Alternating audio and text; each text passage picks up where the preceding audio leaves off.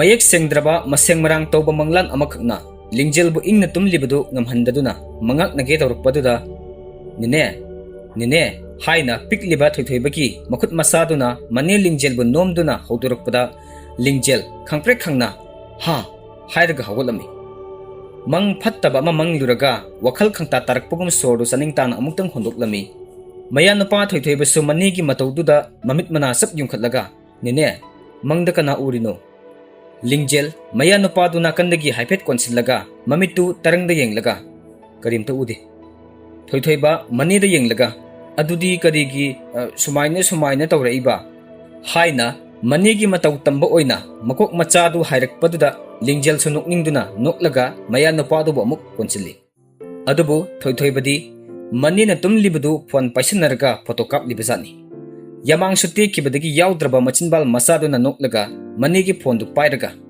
tu aina nang tumingaida photocopy bane hi hairaga noktuna maneda phone du utli lingjel su magi phibam kairaba photo du ubada kolamba makhut ka do sathadoga sauna hairi mase ngang si ngomase magi phone paiba yanaba kadar si ngune mase thoithoibasu phone du puraga me hairaga mamit phakchilam laga maneda muk lakna boy kari boy tanrakna bahaidna senki lingjelna phone du puro haibane mase ngang si nguko thoithoiba maya hi higat laga ai khoi mama da utkeba lingjel di tumlubagi masadu itan tanbaga phamungdagi masidi lengda laurami laktri bro ai di mangara ki manungda laksau ko ama ani laktri bro ahum thoi basu mani du khara kijaduna nokli khara di damak naksil ami roni su lingjel gi ka adu da sanglakpada makoi ani gi matau du uraga kaidongnaragi amo haina hanglami thoi bana mama aikoi nine se yengu launi aina tuminge da photocopy ba roni sangsilakpadu da thoi badagi phone du lingjelna ta mullaga sengang sidi chalusu namagi manakta aigi naktaga sangbirano asumna hairaga angang du da lakna boy kari boy hairami thoi basu manena hairibadu laknaribani khangbagi kaisu hairamde maya atekpaduga amuk noksalaga mamagi manangal da tongkhatlaga puhanki roni na lingjelda nangsu suti ni hairaga nungthil da tumsila dina sado anam hasurani ngasai digi thoinuga purniga na mimi singju sa sena ta horise nangsu yawro law moi ani lakpur haise au ngasai digi nang hagolakpa ngairi bani moisu law ko tholo asumna hairaga masano padu manangal da porga thoki lingjel tumlubagi masadu anam hasu duna leidingaida lingjel pummagal lirebro nang haina mamanda bina korakpadu da lingjel su hoi lai hairaga thoklami makhogi mangoldu da lingjel gi mamanabi thoinuna mimi singju du totlaga lerami atopa mamanabi purni su singju totpadu yengna matin sumduna as haudo mali he haina hairami thoinu su totpa loiraga laknaro he sarase aidi saning bana loire hairaga hukpa horami purni na lingjelda mangyam nungai braba kawbuga ta da kaitumi dubo asumna hairaga mahakpu laknarami lingjel na kumi as adugi nati henangsu YouTube ta isai tarambane ba aduga di phajana sethalerami thoi basu ipik pa makai gi marakta dum yauraga aikoi nine se haujik tumbadane sumai tawraiba hairaga manegi matau tamduna makok hairaga manegi mamanabi singduda marol isu sudana wari saba haujinduna amuk noklaga mamada amuk ngatharami madi yauri ba haibaduni morok yamna sabanina sabadingamda to taba peketa yawbudu makut masaduna ama ani lauraga saraduna mamada amuk ngatha suru nairaga lerami lingjel su singjudu amuk huklaga siangangse mina tumingaida photocopy leramini pura bherane se thoi basu manida noksanduna mamada amuk suru tawraga ngatharaga yamang itek kai noklami thoinuna amuk chiksinjo nahansu lab thaduruk bilerambado Facebook ta viral ke satlam no bakitang ngai bani be manang numito asumna lakna boy kari boy hairami purnina amuk viral ke satlam adi aidi imanabi ne ga haiba ngamjaroi ko haima inama se karimta sadra male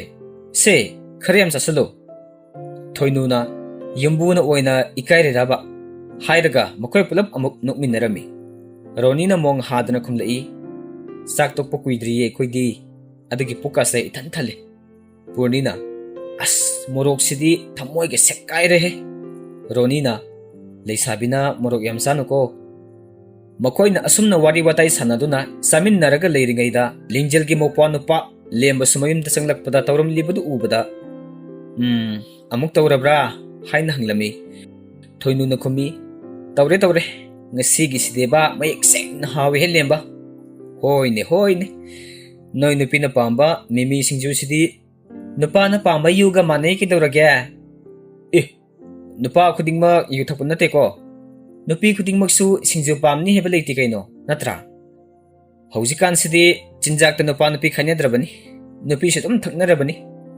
ꯂꯤꯡꯖꯦꯜꯅ ꯃꯈꯣꯏ ꯑꯅꯤꯅ ꯈꯥꯏꯅꯗꯨꯅ ꯂꯩꯕꯗꯨ ꯇꯥꯅꯤꯡꯗꯗꯨꯅ ꯃꯈꯣꯏ ꯑꯅꯤꯗ ꯌꯥꯔꯦꯀꯣ ꯕꯨꯡꯉꯣ ꯅꯪꯁꯨ ꯈꯨꯝꯗꯧꯗ ꯇꯧꯂꯩ ꯑꯉꯥꯡꯅ ꯌꯨꯒꯤ ꯃꯔꯝꯗ ꯌꯥꯝ ꯈꯪꯉꯤꯍꯦ ꯄꯨꯔꯅꯤꯗ ꯑꯃꯨꯛ ꯑꯣꯟꯁꯤꯜꯂꯒ ꯅꯪꯁꯨ ꯑꯉꯥꯡꯁꯤꯒꯅꯦ ꯁꯕꯦꯛ ꯃꯥꯟꯅꯩ ꯏꯕꯦꯝꯃ ꯆꯥꯗꯧꯕꯗꯣ ꯑꯗꯨꯝ ꯆꯥꯎꯕ ꯂꯦꯝꯕ ꯂꯥꯛꯄꯗꯒꯤ ꯊꯣꯏꯊꯣꯏꯕꯗꯤ ꯃꯈꯨꯔꯥꯒꯤ ꯃꯅꯥꯛꯇ ꯑꯃꯨꯛ ꯆꯪꯁꯤꯜꯂꯒ ꯑꯗꯨꯝ ꯅꯩꯔꯒ ꯂꯩꯈ꯭ꯔꯦ ꯂꯤꯡꯖꯦꯜꯅ ꯂꯦꯝꯕꯗ ꯑꯃꯨꯛ ꯅꯪꯒ ꯇꯤꯟꯅꯕꯅꯦꯅ ꯉꯁꯥꯏ ꯅꯨꯄꯥ ꯑꯃ ꯂꯥꯛꯑꯝꯕꯅꯦ ꯅꯪ ꯐꯣꯟꯁꯨ ꯄꯥꯏꯗꯦꯌꯦ ꯀꯅꯥꯅꯣ ꯍꯥꯏꯁꯤꯕꯣ ꯃꯃꯤꯡꯒꯗꯤ ꯈꯪꯗꯦ ꯑꯩꯁꯨ ꯃꯀꯣꯏꯒ ꯈꯔ ꯆꯣꯝꯃꯦ ꯃꯤꯒ ꯋꯥꯡ ꯆꯥꯎꯔꯒ ꯉꯧꯏ ꯀꯀꯥꯒꯨꯝꯕꯗꯨꯅ ꯀꯗꯥꯏꯗꯒꯤ ꯑꯃꯨꯛ ꯇꯤꯟꯅꯔꯤꯅꯣ ꯅꯪꯒ ꯑꯁ ꯀꯀꯥ ꯅꯠꯇꯦꯍꯦ ꯗꯥꯔꯣꯁꯟ ꯑꯣꯏꯔꯝꯅꯤ ꯃꯥꯗꯤ ꯑꯩꯒ ꯊꯦꯡꯅꯔꯦ ꯏꯁꯩꯒꯤ ꯇꯤꯀꯦꯠ ꯌꯣꯟꯁꯤꯜꯂꯛꯄꯒꯤꯅꯦ ꯔꯣꯅꯤ ꯌꯥꯝ ꯈꯪꯅꯤꯡꯅ ꯀꯅꯥꯒꯤ ꯏꯁꯩꯅꯣ ꯍꯥꯏꯁꯤꯕꯣ ꯃꯣꯏꯒꯤ ꯑꯣꯔꯒꯅꯥꯏꯖꯦꯁꯟꯒ ꯌꯥꯝ ꯂꯩꯕꯅꯤ ꯑꯗꯨꯅ ꯃ꯭ꯌꯨꯖꯤꯛ ꯀꯟꯁꯔꯠ ꯑꯃ ꯁꯤꯜꯂꯦꯌꯦ ꯑꯗꯨꯒꯤ ꯇꯤꯀꯦꯠ ꯌꯣꯟꯁꯤꯜꯂꯛꯏꯕꯅꯤꯗꯅ ꯏꯇꯩꯃ ꯆꯠꯅꯤꯡꯕ ꯌꯥꯎꯅꯔꯒꯗꯤ ꯅꯁꯥꯒꯤ ꯄꯩꯁꯥꯗꯣ ꯁꯦꯡꯁꯟ ꯇꯧꯅꯔꯛꯑꯣ ꯂꯤꯡꯖꯦꯜꯅ ꯑꯗꯨꯗꯤ ꯆꯠꯅꯤꯡꯉꯦ ꯏꯁꯩꯗꯤ ꯀꯗꯥꯏꯗ ꯇꯧꯗꯣꯏꯅꯣ ꯗꯦꯠ ꯀꯌꯥꯒꯤꯅꯣꯕ ꯂꯦꯝꯕ ꯃꯥꯒꯤ ꯄꯣꯀꯦꯠꯇꯒꯤ ꯇꯤꯀꯦꯠ ꯄꯨꯊꯣꯔꯛꯇꯨꯅ ꯁꯦ ꯑꯗꯨꯗ ꯂꯣꯏꯅ ꯌꯥꯎꯔꯕꯅꯤ ꯆꯠꯅꯒꯗꯕ ꯑꯣꯏꯔꯒꯗꯤ ꯄꯩꯁꯥꯗꯣ ꯅꯁꯥꯅ ꯈꯪꯅ ꯑꯩ ꯇꯤꯀꯦꯠꯀꯤ ꯄꯩꯁꯥꯒ ꯑꯃꯠꯇ ꯄꯤꯗ꯭ꯔꯤꯕꯅꯤ ꯏꯃꯥꯗꯤ ꯎꯗꯦꯅ ꯏꯃꯥ ꯀꯥꯏ ꯆꯠꯈꯤꯒꯦ ꯏꯆꯦ ꯏꯃꯥꯗꯤ ꯏꯃꯥꯕꯣꯛ ꯍꯣꯏꯗ ꯆꯠꯅꯦꯅ ꯆꯠꯈꯤꯕꯅꯦ ꯉꯁꯥꯏꯗꯒꯤ ꯅꯪꯅ ꯁꯨꯔꯨ ꯅꯩꯔꯤꯁꯤꯅ ꯐꯣꯟꯒꯤ ꯑꯣꯏꯔꯝꯅꯤ ꯀꯣꯛ ꯑꯣꯏꯅ ꯅꯝꯕꯤꯁꯟꯅꯔꯨ ꯂꯥꯎ ꯑꯗꯨꯗꯤ ꯂꯣꯏꯔꯒ ꯐꯣꯟꯗ ꯒꯦꯝ ꯁꯥꯟꯅꯒꯦꯀꯣ ꯀꯀꯥ ꯍꯣꯏꯅꯦ ꯁꯥꯟꯅꯍꯟꯒꯦꯕ ꯑꯁꯤ ꯍꯥꯏꯔꯒ ꯃꯍꯥꯛꯅ ꯂꯤꯠꯂꯝꯕ ꯖꯦꯀꯦꯠꯇꯨ ꯃꯔꯦꯡꯕꯥꯟꯗ ꯌꯥꯟꯁꯤꯜꯂꯒ ꯊꯣꯏꯊꯣꯏꯕꯁꯨ ꯃꯈꯨꯠ ꯁꯝꯕꯤꯔꯒ ꯆꯪꯃꯤꯟꯅꯈꯤ ꯄꯨꯔꯅꯤ ꯂꯤꯡꯖꯦꯜ ꯊꯣꯏꯅꯨ ꯃꯈꯣꯏ ꯑꯍꯨꯝꯗꯤ ꯇꯤꯀꯦꯠ ꯑꯃꯃꯝ ꯄꯥꯏꯔꯒ ꯌꯦꯡꯂꯝꯃꯤ ꯄꯨꯔꯅꯤꯅ ꯁꯤꯗꯤ ꯀꯦꯅꯦꯗꯤ ꯑꯥꯔꯕꯤꯟ ꯄꯨꯁꯄꯔꯥꯅꯤꯁꯨ ꯂꯣꯏꯅ ꯌꯥꯎꯋꯦ ꯑꯩꯅ ꯄꯥꯝꯕ ꯁꯤꯡꯒꯔ ꯉꯥꯛꯇ ꯅꯨꯡꯉꯥꯏꯗꯧ ꯃꯥꯜꯂꯦ ꯑꯩ ꯆꯠꯅꯤꯡꯉꯤꯕꯣ ꯁꯤꯗꯤ ꯊꯣꯏꯅꯨꯅ ꯑꯩꯒꯤꯗꯤ ꯀꯦꯅꯦꯗꯤ ꯈꯨꯃꯟ ꯌꯥꯎꯔꯒꯗꯤ ꯌꯥꯔꯦ ꯂꯤꯡꯖꯦꯜꯅ ꯍꯣ ꯌꯥꯎꯔꯦꯌꯦ ꯔꯣꯅꯤꯗꯤ ꯀꯔꯤꯒꯤꯅꯣ ꯈꯪꯗꯅ ꯎꯪꯗꯨꯅ ꯂꯩꯔꯝꯃꯤ ꯂꯤꯡꯖꯦꯜꯗꯤ ꯆꯥꯕ ꯂꯣꯏꯕꯒꯤ ꯆꯥꯏꯔꯤꯕꯁꯤꯡꯗꯨ ꯂꯣꯏꯁꯤꯜꯂꯒ ꯍꯌꯦꯡꯁꯨ ꯆꯥꯁꯤꯀꯣ ꯍꯌꯦꯡꯗꯤ ꯑꯩ ꯑꯃꯨꯛ ꯇꯧꯕꯤꯒꯦ ꯑꯁꯤ ꯍꯥꯏꯔꯒ ꯃꯆꯤꯟꯗꯗꯤ ꯃꯣꯔꯣꯛ ꯁꯥꯕꯒꯤ ꯍꯨꯍꯥ ꯀꯥꯝꯃꯤ ꯊꯣꯏꯅꯨꯅ ꯌꯥꯔꯦ ꯏꯕꯦꯝꯃ ꯅꯪ ꯅꯍꯥꯟꯒꯤ ꯃꯣꯔꯣꯛꯇꯨꯗꯤ ꯅꯨꯃꯤꯠ ꯅꯤꯅꯤ ꯍꯨꯝꯅꯤ ꯆꯠꯂꯤ ꯄꯨꯔꯅꯤꯅ ꯁꯤꯡꯖꯨ ꯂꯩꯔꯤ ꯏꯁꯩꯁꯦ ꯆꯠꯂꯨꯁꯤꯀꯣ ꯑꯩꯗꯤ ꯐꯨꯔꯤꯠ ꯑꯃ ꯆꯦꯟꯈꯤꯕꯅꯦꯕ ꯑꯗꯨ ꯂꯥꯛꯄ ꯅꯪꯉꯒꯗꯤ ꯁꯪꯒꯥꯊꯣꯛꯀꯦ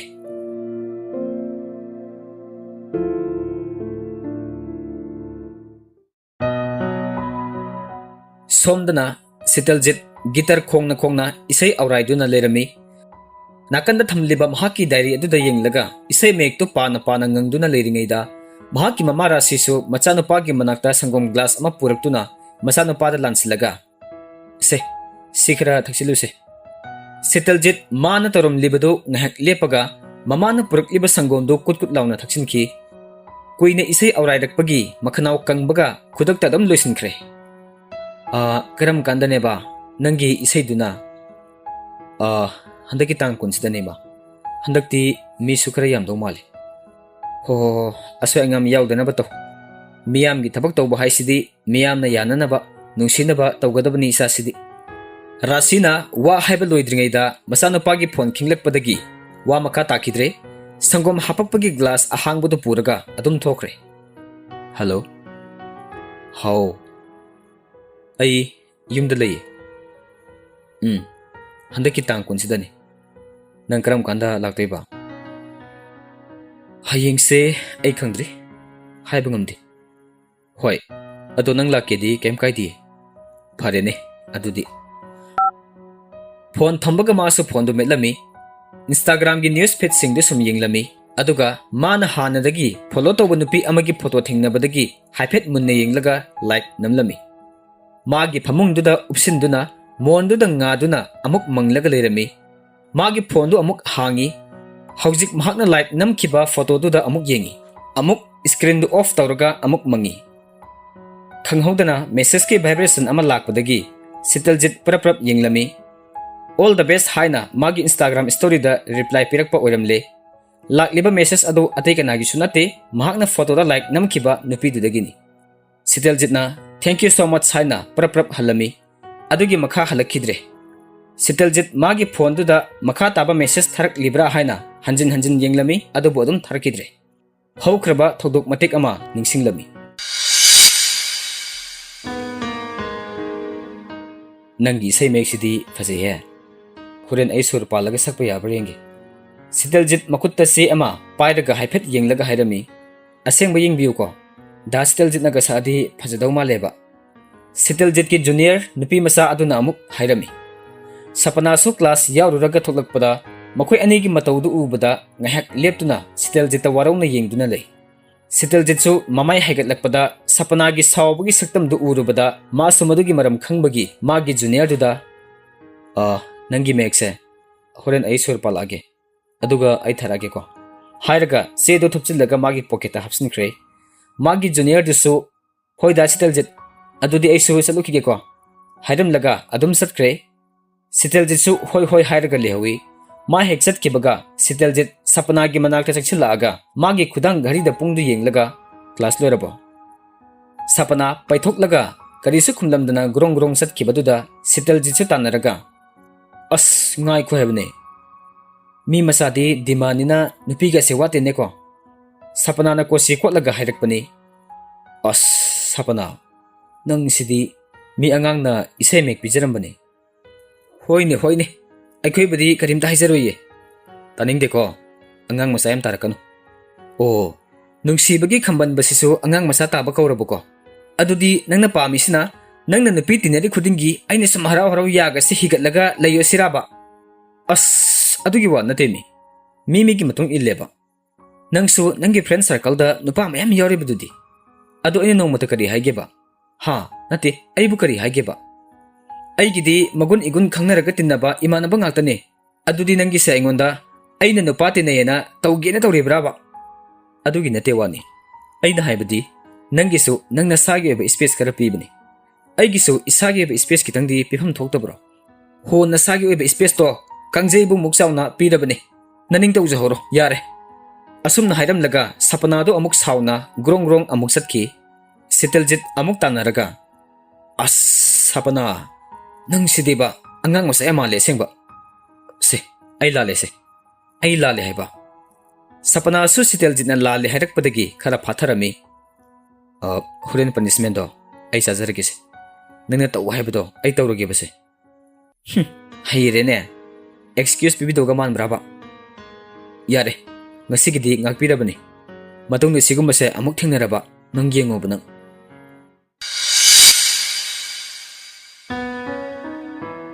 Sitaljit haukiba wari ningsinglubada mamitagi mapisin thakiba khanghode wakhal tarakpada mamittu sotuna lerambaduda amuk taithokjai Mathangi nimita Lingjelga Purniga Thoinuga Makoi college campus ta wari sanaduna phamduna lerami college ki magazine phonge haina makoi su yengnerami aikhoi gi jagoi sabagi dune to as premi se ngo tawrise Purniga Thoinuga magazine du yengminnarga nokna duna lerami Lingjeldi mathanta lamai amamam hang duna yenglami khanghaudana nupa ama isai sakpagi photo ama yawba thingnabadagi Lingjelna kanano sigi nupa sibo haiduna yamna khangningna ngakna mamanabi sinduda hanglami Purniga Thoinuga so yenglaga Thoinuna kanano khangde sidi Purnina amuk cultural mitta isai sakpado oramni Lingjel su yam khangningna aikoi college ta tamro masa Purnina aikoi college ki ex student ni haigum tobane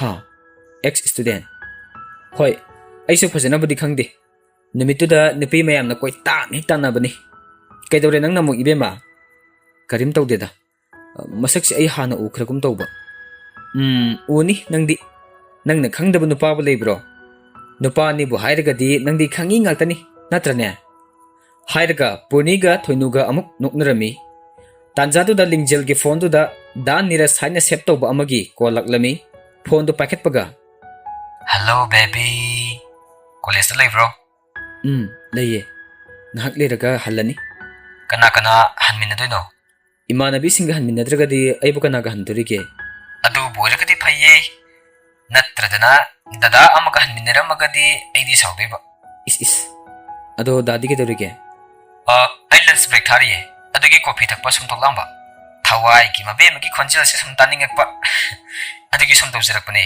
yam kairabo yare ko college lei ko hairaga lingjel su mamanabi ani du da haipet yenglaga ikai minok tawraga hairami hoi ba aiso kangi ke doge aiso office tani leirise ado class ka phajana yauthoga phajana halu ko dudi hoi da su phajana leiro horen halaga call toro hoi thame ko purni ke thoinu go su mangon da yengduna leirami phone hek thamkibaga pulapna ses haina laurai purni na yadeko migi masadi long distance oresu yam hangnei ko lingjel su ikai begi mamai khara ngangsilaga hangnadradi kaino thoinu na muk ado long distance se wadi waram ni ko asingba noi anigi nungsina base yam waram do malibo saknara ga leram doise ahan badadi warame haujiti dum hainakrabnina kaisu bukhandreda purnima gi khudang ghari da pung haipet yenglaga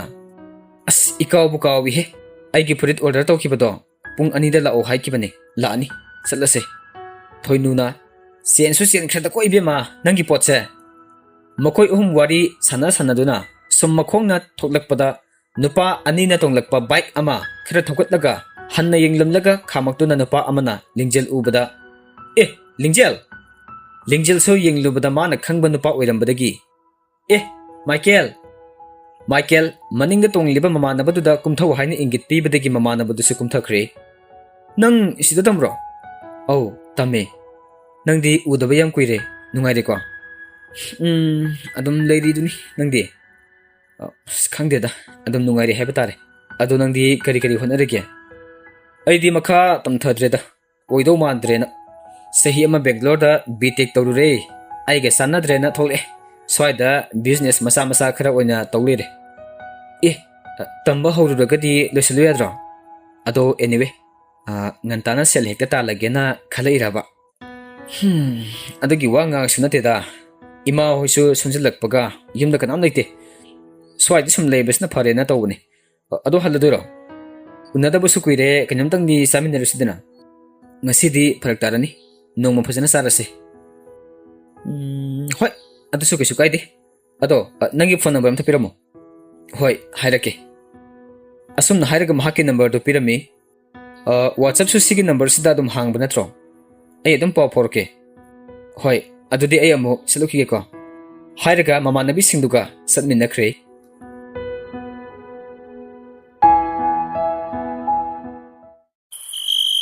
numidangi matamni lingjel gi manglanda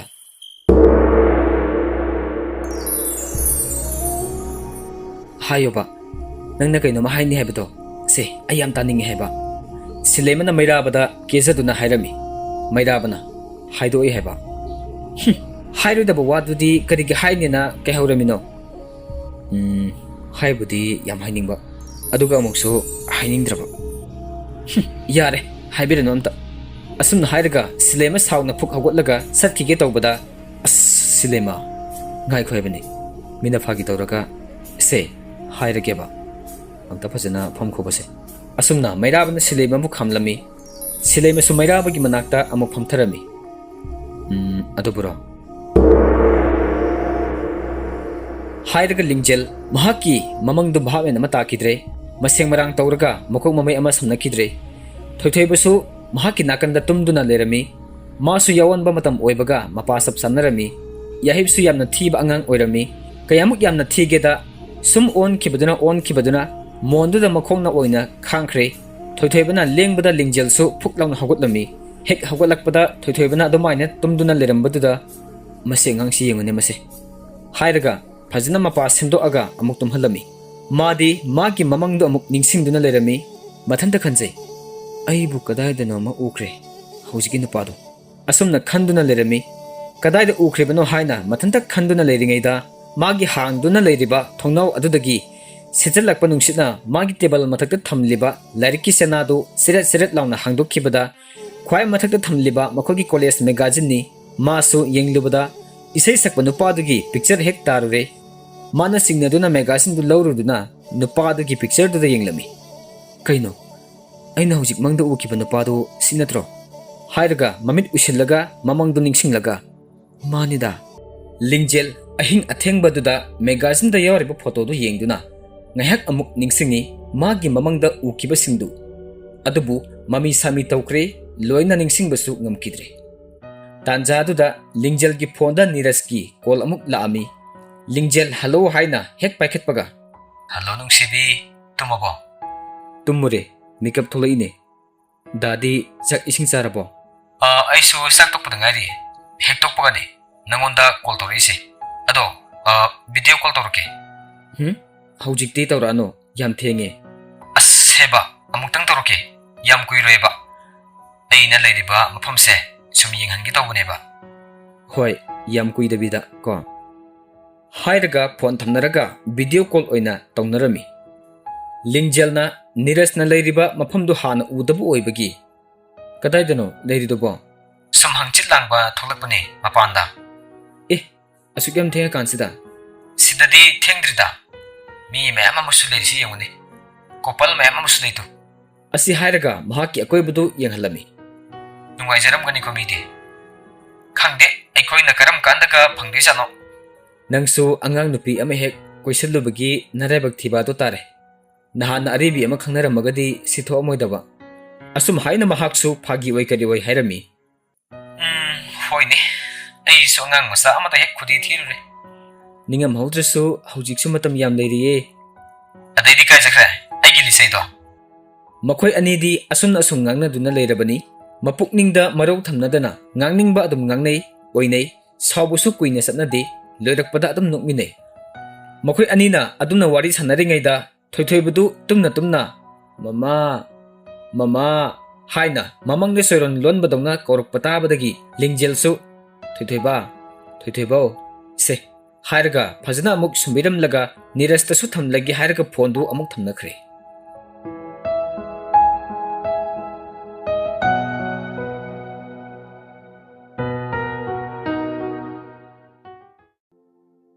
ꯅꯣꯡꯃ ꯏꯁꯩ concert ꯂꯩꯕ ꯅꯨꯃꯤꯠꯇꯨꯗ ꯃꯈꯣꯏ ꯂꯣꯏꯅꯃꯛ ꯀꯦꯟꯅꯗꯨꯅ ꯂꯥꯛꯂꯝꯃꯤ ꯊꯣꯏꯅꯨ ꯂꯤꯡꯖꯦꯜ ꯄꯨꯔꯅꯤ ꯂꯦꯝꯕ ꯑꯃꯗꯤ ꯂꯤꯡꯖꯦꯜꯒꯤ ꯃꯃꯥ ꯊꯔꯤꯛꯀ ꯃꯈꯣꯏ ꯃꯉꯥ ꯄꯨꯟꯅ ꯌꯦꯡꯕ ꯂꯥꯛꯑꯝꯃꯤ ꯃꯐꯝꯗꯨꯁꯨ ꯂꯥꯎꯕꯒ ꯈꯣꯡꯕꯒ ꯂꯥꯡꯅꯕ ꯃꯌꯥꯝꯗꯨꯒ ꯄꯨꯝꯅꯤꯟ ꯅꯤꯜꯂꯤ ꯂꯦꯝꯕꯗꯤ ꯂꯥꯛꯃꯤꯟꯅꯔꯕꯁꯨ ꯃꯥꯒꯤ ꯃꯃꯥꯟꯅꯕꯁꯤꯡꯗꯨꯒ ꯑꯗꯨꯝ ꯄꯨꯜꯂꯒ ꯂꯩꯈ꯭ꯔꯦ ꯁꯤꯡꯒꯔ ꯑꯃ ꯑꯅꯤ ꯏꯁꯩ ꯁꯛꯄ ꯂꯣꯏꯈꯤꯕꯒ ꯂꯤꯡꯖꯦꯜꯒꯤ ꯐꯣꯟꯗꯨ ꯅꯤꯔꯖꯀꯤ ꯀꯣꯜ ꯂꯥꯛꯑꯝꯃꯤ ꯃꯌꯥꯝꯗꯤ ꯏꯁꯩ ꯌꯦꯡꯕꯗ ꯀꯔꯤꯃꯠꯇ ꯆꯪꯗꯦ ꯑꯗꯨꯕꯨ ꯂꯤꯡꯖꯦꯜꯗꯤ ꯐꯣꯟꯗꯨ ꯄꯥꯏꯈꯠꯂꯒ ꯍꯜꯂꯣ ꯍꯜꯂꯣ ꯇꯥꯕ꯭ꯔꯥ ꯂꯤꯡꯖꯦꯜ ꯃꯈꯣꯜ ꯃꯌꯥꯝꯅ ꯅꯤꯟꯃꯟꯈꯤꯗꯨꯅ ꯑꯃꯅ ꯉꯥꯡꯕ ꯑꯃꯅ ꯇꯥꯟꯅꯔꯝꯗꯦ ꯑꯅꯤꯗꯨ ꯇꯥꯟꯅꯗꯕꯗꯒꯤ ꯐꯣꯟꯗꯨ ꯀꯛꯊꯠꯅꯔꯦ ꯑꯗꯨꯒ ꯅꯤꯔꯖꯇꯨ ꯑꯃꯨꯛꯀꯁꯨ ꯀꯣꯜ ꯇꯧꯁꯤꯜꯂꯛꯏ ꯍꯟꯗꯛꯇꯤ ꯂꯤꯡꯖꯦꯜ ꯈꯔ ꯊꯣꯛꯂꯛꯑꯒ ꯐꯣꯟꯗꯨ ꯄꯥꯏꯈꯠꯂꯝꯃꯤ ꯍꯦꯛ ꯄꯥꯏꯈꯠꯄꯒ ꯅꯤꯔꯖꯁꯨ ꯏꯁꯧ ꯂꯥꯡꯁꯤꯜꯂꯛꯏ ꯀꯗꯥꯏꯗꯅꯣ ꯑꯗꯨꯝ ꯂꯥꯡꯉꯤꯗꯨꯕꯣ ꯑꯣ ꯑꯩ ꯏꯁꯩ ꯇꯥꯕ ꯆꯠꯂꯤꯌꯦ ꯑꯦ ꯀꯗꯥꯏꯗ ꯀꯅꯥ ꯀꯅꯥ ꯆꯠꯂꯤꯕ ꯅꯪꯗꯤ ꯑꯩꯉꯣꯟꯗꯒ ꯀꯔꯤꯝꯇ ꯍꯥꯏꯔꯝꯗꯅ ꯑꯩꯈꯣꯏ ꯏꯃꯥꯒ ꯑꯩꯈꯣꯏ ꯂꯦꯝꯕꯒ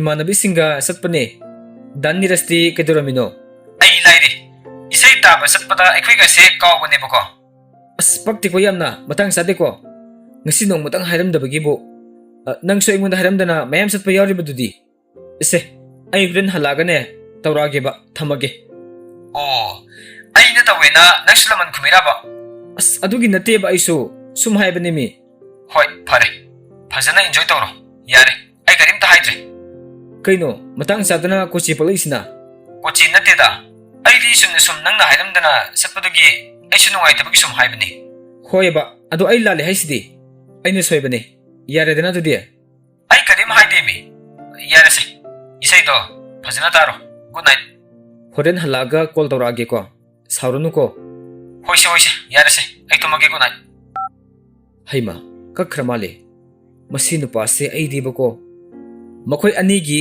ꯋꯥꯔꯤ ꯁꯥꯟꯅꯕꯒꯤ ꯃꯑꯣꯡꯗꯨ ꯅꯍꯥꯟ ꯃꯈꯩꯒ ꯃꯥꯟꯅꯗ꯭ꯔꯦ ꯑꯃꯅ ꯑꯃꯕꯨ ꯋꯥꯔꯧꯅꯕꯒꯨꯝ ꯃꯈꯣꯏꯒꯤ ꯋꯥꯉꯥꯡꯗ ꯃꯃꯤ ꯇꯥꯔꯤ अदुबु लिंगजेल सु मतंग सादे खंदुना फोन दो अमुक हल्लगसु तौकिद्रे सावरगसु मतंग सादे थेमगे न खल्लगसु कोना थेमलगे खन्ना तौकिद्रे असुमना लिंगजेल मखोगी फमफम लोंदा अमुक हल्लई स्टेज लोमदा येंगलुबदा स्टेज मयाई दुदा इसै सक्तुना लेरमलिबा लेपलमलिबा सिंगर मागी खोंजेल लिंगजेल तु ख्याउसुनी ममित कुप्तब मखै मया कादुना येंगी ममितुदी इसै सक्लिबा नुपा दुदा येंगदुना नाकंदा फमलिबा पूर्णीदा पोपप थारगा तु असि नुपासे नहान मेगाजिनदा याउखिबदो नत्रो पूर्णीदी कैसु खंजिलुदे अदबु लिंगजेलना हाइरकपदुदा हाइफेट निंगसिंगलगा औ माले लिंगजेल मसादु लंगटकनबा अमगा लोइनना ममिंगदो करी हाइना लौथोखिगे सितलजित हाइब्रा कैनोम हाइकिए लिंगजेलना यामना खंगनिंगना हंगबदुदा थोइनुना कैदौरगे बेमा नंगनमो लिंगजेलगी ममा थरिकसु सिनेमा ड्रामा इसै नोंमाइदा थवा यामना याउजबिनी मासु सितलजितकी इसैदो नुंगाइना तादुना लेरिङैदा मखोय अहुमना लांगलकपदुदा अस अमता तुमिना लेयुबो नोइबो नुंसिद्रो असिगी इसै असे हाइरगा तान अमुक लौरमी लिंगजेलदी अमता चंगदे मचिंदा सितलजित हाइना सोलमी सोरसनिंग ताना अमुक्तंग होंदोकलगा मागी बेगतगी फोनदु लौथोगा वीडियो मतिक अमा लौरमी इसै सु यामना सकलमदना इसै अनि sak amaga adum changkhre magi isai loibada mayamdu khubak prok prok launa khunarami lingjeldi lepaga bu khurure huisel su khonglure adum khuduna siteljina sangkhiba lambiromda adum yengduna lerami magi mataududa mamanabi ani dusu ingak ngaknaduna yenglami purnina yar henangsu khara khuradi phamtharo tharik makhoida onsilaga haujiki nupa masado makholu yam phajain he anobara फाउनी मा लिंगजेलदी अदुम येंगदुना Laramie इसै लोयरगा थुकलकपदा नुपा Kharga handshake तौनरगा वारी सानाबसु उरमी लिंगजेल नुपा अमा उबदा असिदा मागा कौनरी सिदी नहान अखोइदे इसैगी ticket पीबा लापदुने तांजादुदा थरकी फोनदा रोनीगी call सुलामी hello इमा होय केम वालीगे हलानी कैदोरगे करीमदा नतेदा इमा थोथोयबदो मसा खरा सागतपा अदुगा तामुसु मसिदि हिदाक ngawrga hale wari sanaba yadre onthokpanida hoi इमा होय लागे मसादो केम कना सागतलिनो हिदाक करी लेरि ब्रो हिदाक पुरी लेरि इमा ऐसे इदोमदा तफम खंगद्रे मागी निंगाइसिदा हो लेरमो इमा होय हलागे हाय इबेमा चललसी लेमबदा फोन तो चललसी हायो थोथोयबदो मसांगमद्रेना हौजिक्तिना नमना फोन तौरे मखोइसु इसै मयाइ चलकपदा अदुम थोक्लमी मखोइना गारी खामफम लोमदा लाकपदा सितलजितसु ममानबा खरगा थेंगनबगी वारी वाताई साबा उरमी लिंगजेल अदु अमुक येंगदुना लेरमी लेमबदा टिकेट पिरकपा रोशनदुसु अदवाइदा लेरमी लेमबा उबदा रोशनसु लेमबा दरुसन हायरगा कौनरगा मखुत सुकनरमी कना लाके सितलजितती महाकी गारीदा अदुम काखतख्रे लिंगजेलदी मंगोंदा अदुम येंगदुना ले अखोय मागा अखोय इसे सिंग लाए इमा दारोसन ngasiगी इसे सिलिसे दारोसन होइना ऑर्गेनाइज तौरिने हाइमा इमा दी खंगलुद्रेदना अखोय लेमबदा टिकेट पिर एदुरो नुंगाइन हे ngasiगी इसे से नुंगाइबो इमा होइदी इसे नुंगाइगसे पामजख्रे अदुना अहल ओरसु हेक्ते येंगनिंगी अदो ngasiगी इमा होइसु हालमगे हे करिगिनो इमा इसैदी होबदे सुंगाइदी सिंगर अफावबा मयाम अमसु लेरि सोमद थबक अमा लेरबा दारोसन नोंग मथेंगरसे दारोसन आइसु दारोसन गा ताननिंगबा वाखरले ngasiगी मतंग साद्रे होइने हेक्ता तानसिने अदुदी सलुकिगे दारोसन होय फारे नोंग पुलेसी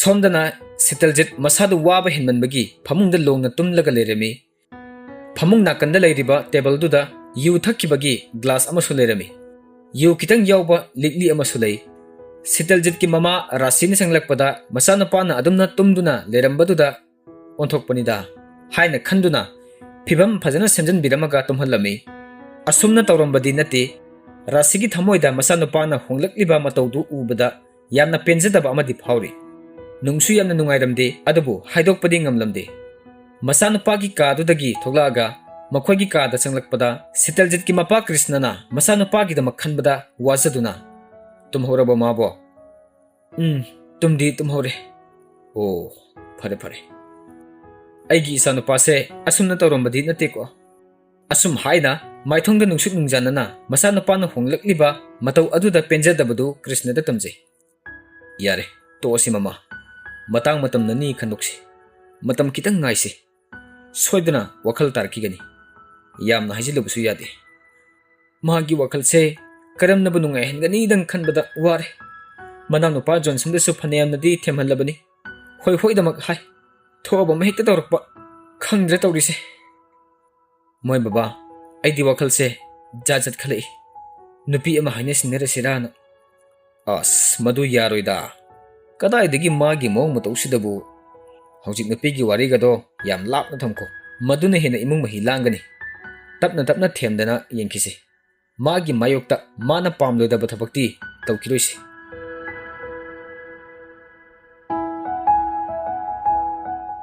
ahing nong yai athengbada khonjel amata phawba tadraba ahingi pung ani tarakpa adwaida Sitaljit mikap haiphe thoklami magi phone pung kya tarabano haina yengbada message ama leiramki yaragadi hayeng ibani se amutang unnase Sitaljit mamit khangching singi message tu da yengi mayek singna uri adu message tu yaragadi hayeng ibani amutang unnase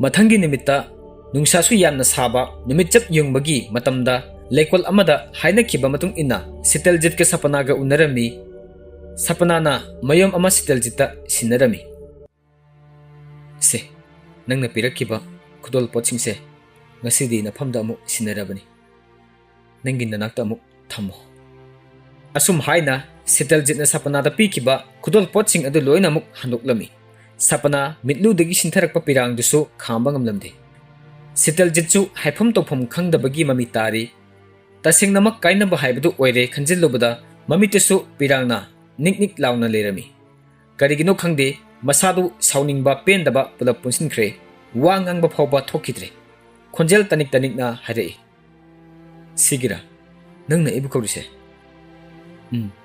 mani masi singsina aigi nakta sum leirabadi aina thange khalliba khongthangsida hegek apanba ama oirapusi yai asumna hairaga khamba ngamda higik launa kapthoraki makhoi ani gi marakta pal ama kha kibagum amana amada kanna phawbu yengba ngamnaramde Sitaljit yam tapna nangna phani khanna satkiba lambida aina nongmata nangonda yetkidaba leiti adubu aina matam amada nangi ni haina nungsina tamkiba kudol simati aina amuk hana lawgadaba napadudi ainate nang hojiksu aibu warawramgani ai khangi adubu thamoisinadi aigi ira leite haiba isana damu yazari maduna nangi wakhalni hau khraba thodoktuda sumnai neraga leiraga kanaba pangkira nangi naral natti hairabasu ibani gi lebak tinakidro aigi thamoi gi wakatse lifam leitabagi wakatsaba khaktani masida kaisu tasalunu kaisu usulunu angawbagi soirolni khando aduga masimasu khango nangna tawjabana nangna dum phangani aina tawjabasu aina dum phangani adubo Sitaljit ki punsinadi ngasi phawbada kanagumba miyai amata landi lankidabani yare to usi kedawrage ai thamoisi puba ngamdre yare pumnamak aigi iralne iral singdo ikok thukta loinamak hapiramo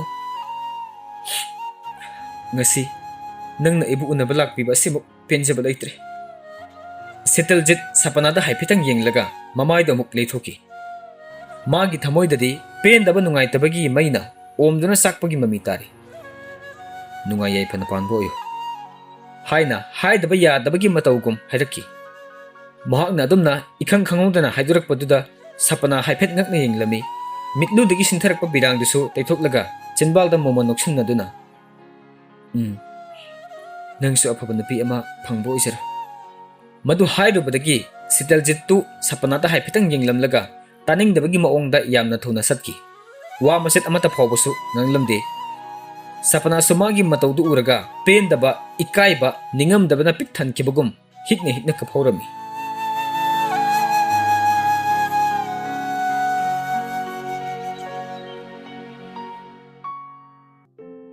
Somdana tharika lingjel ke so sakhumda sak thongminaduna leiringe Roni su sanglakpaduda khara hantharabre bema. Au hidak pithakibadudagi kitangdi hanthabagum tawe ma. Hairaga sak thongmaduda yausilakke tawrami. Yare yauranu salo. Aikhoi tawrage. Isogi manakta oina leiruro. Asobadi kaidaw hawrigi mabo. Aina ko hawi hayo. Salo. Hoi ima. Asumna hairaga Roni makhogi karomda sangkharga. Tamo, imana ko hobani. Airo, kari mo hai sano. Nang ni imada kari mo hari no. Hairaga yamna tan na hakulaglaga kisan lomda sanglami. Kari lergi ma. Hai, kari lergi nate. Pamusida. Imaga wari sasila. Kari wari no ba ige sado isibo. Nasado patlabani na pumnam na mene ha. Kadayadagi pumnam no day ma ikhoy ma sisuba. Thabak chatluraga na halakpa khudingi thakchin jasilaga nasa masangam da bafawba khangdre natra. Ngarang ayukti kaisu tawdabane mi. Karim tawruge. Hawjikang ingang singse yamna naribani. Ay nga saw narakpagi. Imaw nupi asigisu karisu khandaba. Ima kharang ngango yamdi hinmalabane ikhoy tamasokse. Angang nang thajlawra ha. Hai. Angang dadi karige. Hai, ay di bidi hai sini. Nang hindi kari hinmalabani ko. Libar ka do, bara patsaramani nang. Imong sige kari awat apa layri haidana sega maiga tanaraga laygi daba nang na. Imagi bungo, nang siya wakal diyam na yawmande ko nang. Atay ginati, imaw sinaba nungayram gadra haibani nang natoribado bo. Migi imong manung nakangagadi kari hainagigadagiba nang bo. Hoy ba, ay sukangya ba ima? Yada tawrini. Yada taw bangagtani. Nati, kanalawdana nang naasok yam na pam na thauriba yuno haibanida. Napabungso ni Samarik amatam phaw thengbi kiba nati. Nang na adum haina tawraga nanaw nupa asiso yawra agadi karam haina tawdurige ba nangbo. Mi na su kari no yam na haireba ay mai si tampam leitreba ibo. Tharik mapukning khara nungsiba phawraktuna peri tawraga masano pada wakal tana bahairami. Nimidang ahing tumlamdayda lingjel phone metuna leirami. Instagram amuk, Facebook amuk. Seteljet ke profile check toromi aduga Instagram dana follow tosili. Facebook dana friend request hajan ki. Phone ngahak metlaga nirasta call toromi. Ring ngahak chalaga kaktalakpagi busy hairi. Phone packet pa pharak taramani khanduna amuk anna tawkidre. YouTube ta Seteljet na sakiba isai gumba khara taraga lerami. Isai taba horakpaga niras ki call ami. Hello. Aina phone tawbaga kaine. Adugi nati he. Kaino mahibiyura? Kaino. Hairauni. Ay date 10 da tholani. Date 10 haidi next month ke. Hoi, next month ke. Aya, adudi kuidre. Kuidre. Aina phone kaido. Ticket kakpagi transaction khara tawriba. Adugi ni. Adu nangi kaidiraw ba? Nang bu aina haiba leiba ngamgadro. Khari wata no adudi. Hairo, kaidiraw ge.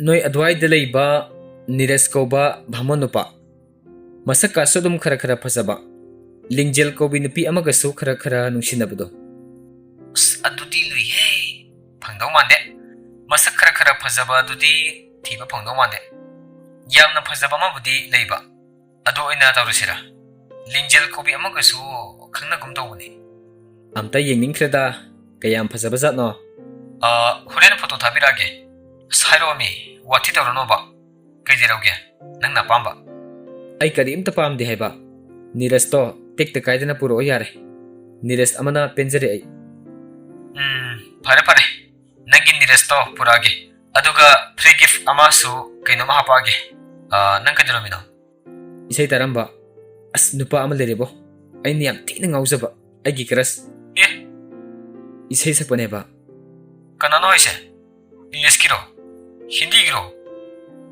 natraga nogi Korean giro yam leidene zungkok phaikuk kaina opa kaina as nate amta Manipuri gi Manipuri gi kana Sadananda Ranbir Thona Swami Kumar ꯑꯁ ꯑꯝꯇ ꯅꯠꯇꯦ ꯃꯤ ꯑꯅꯧꯕꯅꯦꯕ ꯃꯤꯅ ꯀ꯭ꯔꯁꯅꯤ ꯍꯥꯏꯔꯒ ꯑꯅꯧꯕꯗꯤ ꯀꯅꯥ ꯏꯖꯦ ꯃꯩꯁꯅꯥꯝ ꯑꯔꯕꯤꯟ ꯁꯣꯏꯕꯝ ꯑꯃꯠꯇ ꯅꯠꯇꯦꯁꯦ ꯍꯣ ꯁꯤꯇꯜꯖꯤꯠ ꯀꯧꯋꯦ ꯏꯁꯩ ꯌꯥꯝꯅꯗꯤ ꯁꯛꯇ꯭ꯔꯤꯕꯅꯤ ꯑꯗꯨ ꯑꯣꯏꯔꯁꯨ ꯌꯥꯝ ꯉꯥꯎꯋꯦ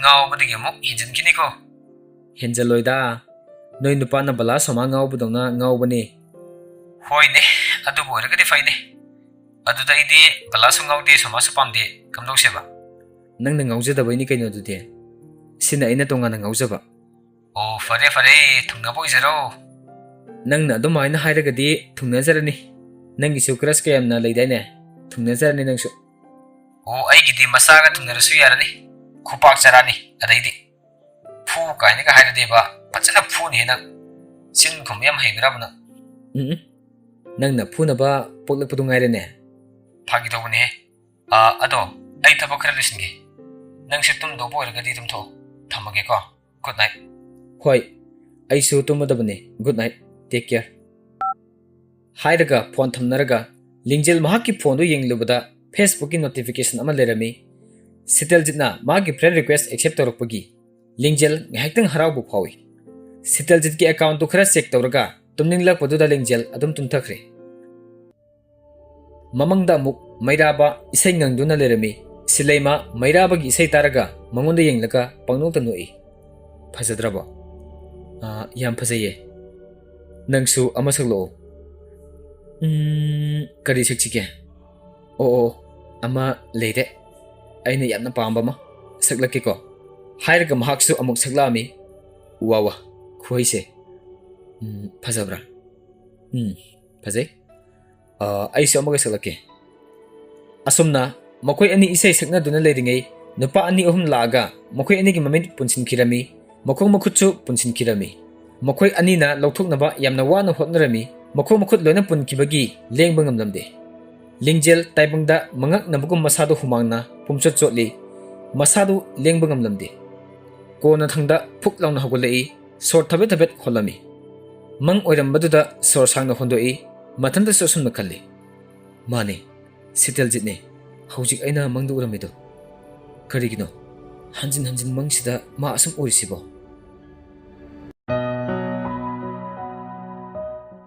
ꯉꯔꯥꯡ ꯑꯩꯒꯤ ꯃꯪꯗ ꯁꯤꯇꯜꯖꯤꯠ ꯎꯔꯝꯃꯤ ꯑꯗꯨꯒ ꯏꯕꯥꯅꯤꯗꯣ ꯀꯗꯥꯏꯗꯅꯣꯃꯁꯨ ꯐꯝꯃꯝꯃꯤ ꯏꯁꯩꯒ ꯁꯛꯃꯤꯟꯅꯔꯝꯕꯁꯨ ꯃꯥꯜꯂꯤ ꯑꯁ ꯀꯥꯎꯔꯦ ꯃꯪꯗꯣ ꯀꯣꯂꯦꯖꯀꯤ ꯀꯦꯝꯄꯁꯇ ꯂꯤꯡꯖꯦꯜ ꯊꯣꯏꯅꯨ ꯑꯃꯗꯤ ꯄꯨꯔꯅꯤ ꯋꯥꯔꯤ ꯋꯥꯇꯥꯏ ꯁꯥꯟꯅꯗꯨꯅ ꯑꯃꯨꯛ ꯂꯩꯔꯝꯃꯤ ꯏꯁꯩ ꯁꯛꯄꯗꯨꯔꯣ ꯍꯥꯏꯁꯦ ꯍꯣꯏ ꯑꯗꯨꯒ ꯑꯩꯗꯣ ꯃꯉꯛꯅꯒꯤꯒ ꯇꯧꯔꯝꯃꯤ ꯍꯥꯏꯕ ꯑꯍꯤꯡꯗꯨꯗ ꯏꯁꯥꯁꯦ ꯂꯣꯏꯅꯃꯛ ꯐꯥꯖꯤꯜꯂꯤꯕ ꯁꯤꯇꯜꯖꯤꯠꯀ ꯏꯕꯥꯅꯤꯁꯤ ꯎꯅꯔꯝꯃꯦꯅ ꯇꯧꯔꯝꯃꯦꯕꯀꯣ ꯑꯗꯨꯒ ꯃꯤ ꯑꯇꯣꯞꯄ ꯈꯔꯁꯨ ꯎꯏ ꯑꯁ ꯀꯥꯎꯔꯦꯗ ꯑꯗꯣ ꯅꯨꯡꯗꯤ ꯅꯨꯡꯉꯥꯏꯍꯦ ꯃꯪꯗꯣ ꯏꯁꯩꯒ ꯁꯛꯃꯤꯟꯅꯔꯝꯃꯦꯕ ꯌꯥꯏꯍꯦ ꯅꯪꯒꯤ ꯃꯪꯗꯨ ꯐꯥꯎꯗꯤ ꯅꯪ ꯃꯥꯒꯤ ꯏꯁꯩꯒ ꯇꯥꯔꯒ ꯇꯨꯝꯃꯝꯅꯤ ꯉꯔꯥꯡ ꯑꯗꯨꯒꯤꯅꯤ ꯃꯪ ꯍꯥꯏꯔꯒ ꯑꯩꯁꯨ ꯅꯍꯥꯟ ꯑꯗꯨꯒꯤ ꯋꯥꯗꯤ ꯃꯪꯗ ꯑꯔꯥꯕꯒ ꯁꯣꯄꯤꯡ ꯆꯠꯃꯤꯟꯅꯔꯝꯃꯤꯅꯦ ꯈꯨꯅꯨꯡꯉꯥꯏꯗꯤ ꯈꯪꯗꯦ ꯁꯤꯇꯜꯖꯤꯠꯁꯦ ꯑꯩꯅ ꯍꯦꯛ ꯎꯕꯗ ꯑꯩꯉꯣꯟꯗ ꯌꯥꯝꯅ ꯐꯦꯃꯤꯂꯤꯌꯔ ꯑꯣꯏꯕ ꯑꯃꯈꯛꯇꯤ ꯐꯥꯎꯍꯜꯂꯤ ꯐꯥꯎꯅꯤ ꯅꯪꯗꯤ ꯅꯣꯏ ꯍꯦꯔꯣꯗ ꯍꯥꯏꯕꯤꯒꯦ ꯑꯩ ꯅꯪꯒꯤ ꯅꯨꯄꯤꯁꯦ ꯈꯔ ꯁꯦꯟꯅꯧ ꯌꯥꯝ ꯈꯠꯂꯦꯅ ꯅꯣꯏ ꯍꯦꯔꯣ ꯊꯣꯛꯂꯛꯀꯗꯧꯔꯦ ꯍꯥꯏꯗꯥꯏ ꯍꯟꯗꯛꯇꯤ ꯑꯩꯈꯣꯏꯒ ꯈꯪꯅꯍꯜꯂꯨꯀꯣ ꯚꯥꯃꯣꯟ ꯅꯨꯄꯥꯅꯦꯁꯨ ꯍꯥꯏꯕꯅꯤ ꯑꯗꯨꯗꯤ ꯊꯧꯔꯥꯅꯤꯌꯦ ꯀꯥꯡ ꯈꯤꯇꯪ ꯉꯥꯏꯔꯦ ꯈꯦꯆ꯭ꯔꯤ ꯊꯤꯜꯍꯜꯂꯛꯑꯣ ꯑꯁ ꯀꯗꯥꯏꯗꯒꯤ ꯈꯦꯆ꯭ꯔꯤꯅꯣꯍꯦ ꯃꯤ ꯂꯥꯏꯁꯪꯒ ꯂꯩꯇꯕ ꯚꯥꯃꯣꯟꯅꯦ ꯌꯨꯝꯅꯥꯛꯇꯪ ꯚꯥꯃꯣꯟ ꯑꯣꯏꯖꯕꯒꯤ ꯋꯥꯅꯦ ꯃꯣꯏ ꯏꯃꯥꯗꯨꯗꯤ ꯃꯩꯇꯩꯅꯦ ꯑꯗꯨꯅ ꯂꯥꯏꯁꯪꯒ ꯂꯩꯇꯕꯅꯤ ꯑꯁ ꯃꯣꯏ ꯃꯃꯥꯗꯣ ꯊꯥꯏꯅ ꯃꯕꯣꯛꯅꯒ ꯌꯥꯝ ꯑꯣꯠꯄꯤ ꯍꯥꯏ ꯅꯨꯡꯉꯥꯏꯇ ꯆꯠꯅꯤ ꯃꯥꯅ ꯋꯥꯔꯤ ꯂꯤꯔꯛꯄꯗ ꯑꯁ ꯇꯜꯂꯤꯀꯣ ꯊꯥꯏꯅꯒꯤ ꯀꯥꯁ ꯁꯤꯁꯇꯦꯝꯒ ꯂꯩꯔꯝꯕꯁꯦ ꯃꯤ ꯑꯃꯒꯒꯤ ꯃꯔꯛꯇ ꯌꯥꯝ ꯅꯨꯡꯁꯤꯅꯍꯟꯗ꯭ꯔꯤꯁꯤ ꯍꯧꯖꯤꯛꯇꯤ ꯃꯤꯁꯤꯡꯁꯦ ꯋꯥꯈꯜ ꯂꯣꯏꯅꯃꯛ ꯇꯥꯟꯅꯔꯕꯅꯤ나 ꯁꯤꯒꯨꯝꯕꯗꯤ ꯀꯌꯥ ꯂꯩꯇ꯭ꯔꯦ ꯌꯥꯝ ꯅꯨꯡꯉꯥꯏ ꯃꯁꯤꯒꯤ ꯍꯥꯏꯔꯒꯗꯤ ꯑꯁ ꯀꯅꯥꯅꯣ ꯑꯃꯨꯛ ꯇꯥꯟꯖꯥꯁꯤꯗ ꯍꯩꯃꯥ ꯃꯥꯏꯀꯦꯜꯅꯦ ꯀꯔꯤ ꯑꯃꯨꯛ ꯂꯩꯔꯖꯥꯠꯅꯣ ꯍꯜꯂꯣ ꯁꯤꯕꯨ ꯑꯩꯈꯣꯏꯒꯤ ꯃꯤꯁ ꯂꯤꯡꯖꯦꯜ ꯅꯠꯇ꯭ꯔꯣ ꯃꯥꯅꯤꯅꯦ ꯁꯥꯔ ꯀꯅꯥ ꯑꯣꯏꯕꯤꯔꯕꯅꯣ ꯑꯣ ꯑꯩ ꯈꯪꯕꯤꯗ꯭ꯔꯒꯗꯤ ꯌꯥꯔꯒꯗꯤ ꯃꯅꯥꯛ ꯅꯛꯅ ꯂꯩꯔꯤꯕ ꯀꯣꯂꯦꯖꯀꯤ ꯀꯦꯟꯇꯤꯟ ꯂꯣꯝꯗ ꯉꯥꯏꯍꯥꯛꯇꯪ ꯂꯦꯡꯁꯤꯟꯕꯤꯔꯛꯀꯦꯔꯥ ꯆꯥꯛ ꯒ꯭ꯂꯥꯁ ꯑꯃꯇꯪ ꯂꯥꯟꯖꯒꯦ ꯅꯪ ꯑꯩꯈꯣꯏ ꯀꯣꯂꯦꯖꯇ ꯂꯩꯕ꯭ꯔꯣ ꯑꯍꯣꯏ ꯂꯩꯖꯩꯌꯦ ꯅꯪꯗꯤ ꯀꯩꯗꯧꯔꯤꯕ ꯂꯥꯛꯆꯔꯤꯕ ꯁꯣꯝ ꯎꯖꯅꯤꯡꯗꯅ ꯁꯨꯝ ꯂꯥꯛꯆꯕ Kainama sasalo. Safam idei letabadawna aikoi college canteen duda. Hoi, laki leramo. Noi canteen da changningbra. Changningagadi changusilao. Aisu imanaba amta unage. Hai, singnei ko. Nangi namanaba se. Yare ko. Bhap phabirano. Mi chumna sum tinaba imanaba ne. Aduna bu noisu chalusi haisini. Adudi asapot lehelo. Ai lake. Yaujan inkraba aduni. Nathanta lehauba tandro. Chatlusi dana. Noi animang chatladi aisu yaw tare dana. Is masak siga. Lao. Makoi ahum su canteen da sanglakpada Michael di mathanta phamduna lerami. Makoi ahum sanglakpaduda. Oi. Mathanta lakadra hairaga are ke khomaga puraga laini madi. Haina murum solami. Makoi su Michael gi manakta adum changsilaga phamjilami. Michael su makoi ubada adum noksalami. Kaidobala inoba. Ekoi college ta nangdi. Lakpa yadro. Koiba laini keno. Is sibu koi phamlo haise. Haiduna lingjel na Michael da lakna boy kari boy maning mamang thatuna hanglami. Purni su dong haigan ba nupini. Hai ge da ngambi tau ge da ngambi ni. Michael gamaga michan na bada mama nabi anidu udringai da mana so Michael da lakna boy kari boy michi khachin badagi Michael su khara ikai duna masadu ithak thakat khiduna lingjel na hanga idu latlatawna. Angang amagi form amagi lobagi lamba. Asum haina khumlami. Purni sumagi mataudu khangbadagi laktadi laknarage khanna yamna haingam tawngamna. Aikhoidi nangna asapot pijanina laaga. Lingjelga thoinugadu purnigi mataududa masidi haina khuningna thilami. Pijadoine kaisa sige. Mamaidudi nupi singduda phajana phawba yengba ngamkidre ithak thakat khre. Noisida kari ahawba phange. Saumin yam hawbane. Saumin chase. Lingjelga thoinugadu amuk purni da yengi. Yani sase. Saumin plate mari khakta. As yarani ye. Plate ani tangna. Aidi saningba oide. Nangna haine do kaino hairo. As karimta natida sum achapo chamine sena ko bonida. O aigi imanabi ani se khangnawo. Mana purni aduga mana thoinu. Magina Michael high school gi friend ne. Mi paisa ga yam paibani he. Mabuk mapawga phakraba. Paide ko mana haisini ni. Aine khangningbadi hairakte. Saumin se sida thamjiramage. Hoi thambiro. Karino khangning baharakti haisibo. Kadim natida single laba. Aikoi swaida leiribase single ngaktani. Lingjel dangne mapu palise. Lingjel bo. Michael ngahak thamoi sokpugum leikre. Thoinudi Michael gi sakpam on kibadu khangbugum tawri. Sarase mayam. Michael ngahak mangluraga wakhal lakpada. Sarase.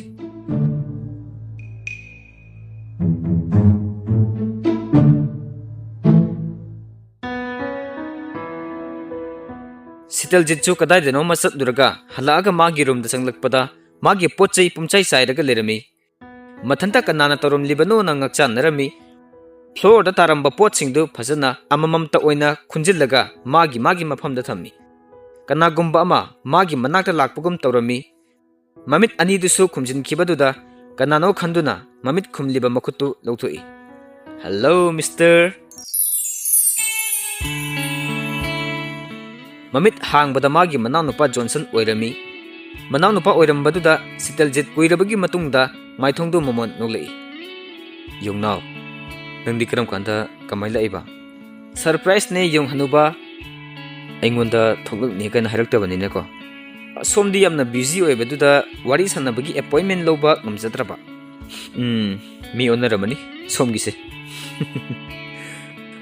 Yarese wati tawleranu. Aigi kailerakpa putro. Natragadi koibaga pubiroi ko. Is handakti ai na oina pubidoine. Ngaiko. Nang nahan gi isaido yam phajai. Kadaidagi aikoi adamayang nupiga loi ngongnare.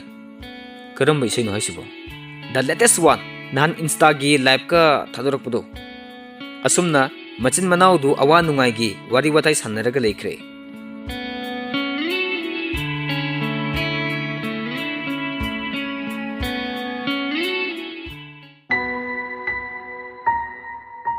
Somdana Lingjeldu Mangi Matangda YouTube ta video mayam ama yengduna leirami nakandana thoithoibusu larik tawraga lei ngaihak larik tawraga thoithoiba mamit noiraga nine ai luisilage yam tumninge nangi homework to loinamak irabo adoi di chatlo mamada sak ililiro matang chana Roni na su kawrei thoithoiba lao sak chathose thoithoibusu au mama hairaga larik khumjilamlaga satkre Lingjel mathanta khalawi karino aina Sitiljit ubada aingunda haifam khangdaba ama phawribasiba aigi mangda ma manba ama toina uribasina karigi Lingjel magi Instagram da sangi Sitiljit hekta yengloi Lingjel mathanta khalli aingunda phawribase karino ai isana su khangchidre aigi mangda toina uribase tasingnamak mahakla Sitiljit ki story ama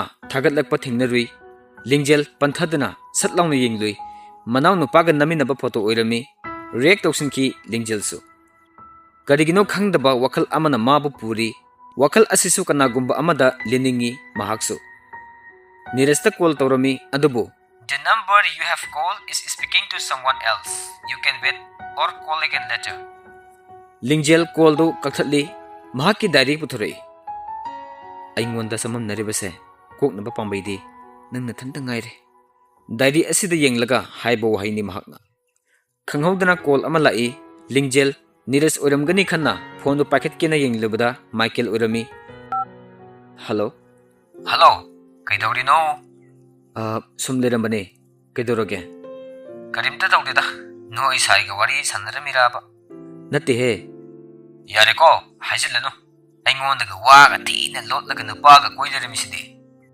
haima mi nupa koibasisu publicity ga satkidro adugi natteda yam thajadabado nang nupa koiramesi somda mi sokchatnaba yawre kanano haisiba ainidana mi somda thamoigi wa phongdokena noi college ta phawba lae aduga namanabi dozen nama purga lae aduga nupa su koire sidabu karamba thamoina khangba ngamdoinoba wari ga di nang su yai he yani nangdi min asengba harisu wari une lorine ba ha ado kanano kariming ko gi banoi gi saidubo aina haraga nangna khangsu khangoi hoine haining drisu kai din o luhongbadi yengo hanjin ikai ba piri bengonda haima ikai ba piba muktarabo ako atei leri nangi imanabi wayam nangangbido aduduna nangse pamiye haibiyoye chalo hai nostro dubu nate kadai degi namanabi no dubu kokta kitang ayo napa maleba karim tawdabani he miyam phabani masagi wa khara ngangan bagine yare ko yare aine adugini pido koi dugi sarukne punsi che chuk charaga lejarage bema phagi tawbani se ai din piga koi jare roimta nang so phangudram nina natra kai heba dudi aseng bani ai din piga koi roiba sak chara se laknaro Michael ai ngaktang leraga tawrage sak charukige imana kawre thamage ko hoi asumna phone du thamlaga Lingjel sakhumlom da sangkhre magi phone du da notification ama lakpagi chiring launa makol thoga nganduna lehawi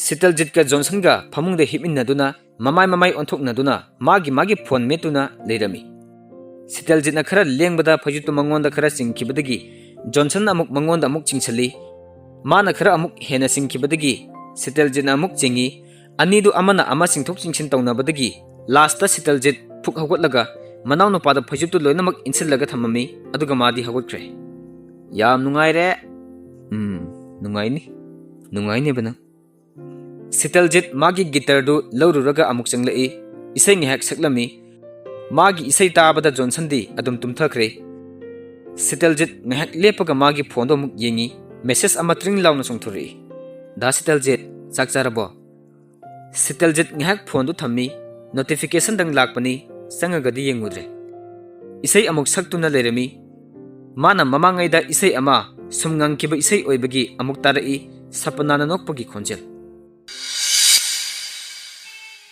ai diswai da dum leininge wakalse yam ingi swade lebese hayeng wai ibani su sumaina nature ga yamna naknaba mafamda lam leiraga leisiko soidrabani adubudi ado aingonda dedicate tawraga ise ama sagdo hojik lo haise hojik natradi kaino nangonda su dedicate tawdeba lore hedudi ado pawba ngamdradi yare to ngai khomi satkino base aina fagi tawbaneba mtangai ko base yare bungo aisu khangi nangna ise kaishnung sibiba nateba is nangna khangbireba se saage base nang si dewe ba angang masayam tai ko nangi ningai sidi ise amadum ningsingle sau laugan bi nang bo sau kinuni nung sibagi adum lakna bani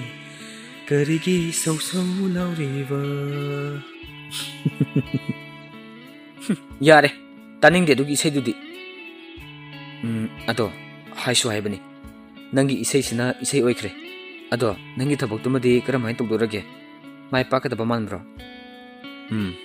oigidabadi male ado khangdri makhoi animak siteljit ki gari du da haipet nga duna mitmang da leiriba mahoksagi phajabado yenglingai khanghaudana nami banungsit humlakpada siteljit chu isai matek ama nganglami sapana su siteljit da haipet nga tharaga momon noksaduna isai do tai aduga magi manakong mayada amuk aroiba parengdo sirol tawduna amuk sakselami siteljit adum mangduna lerami amuksu ningsinglami manakongda wahaising asi ninduna lerami nongma mamanaba ama phone tawruklaga haikiba hello bhai sapana do senkhre haise nang tarabo maga hanadagi tine haina pado amuksu ningsingli sapana na haikiba wahai nang ebu arogan ibani gi lebakta asum thoona tamlami asi hairaga hikna kapkiba siteljit ki nakongda ninduna tari mayam sing asi amuk ningsing lubudagi amuk nauna wahali mapukningda amuk khalami masibu lebakta kaktama taina be yagadra aina nangbu nungsigibadi ngasi sutuma lengbana idana leiri ibani lambi tinadrabasu aina lebkiba khongphamdi kaidangweda khak khonglai nangna tasengnamak lankidaba oirabadi nangna yunak sagai onkhrabasu aidi punsigi yum pandana leiba ngabu oige tumduna leiriba manaw nupada amuk yengi siteljit ising glass ama thaga sor nghaktang sangna hondoklaga magi phone do muk hangami ngasagi message to reply pirami au chare somda lingjel su phone metlaga nokphet tawna leijerami asumna phone metlingai niras ki call la ami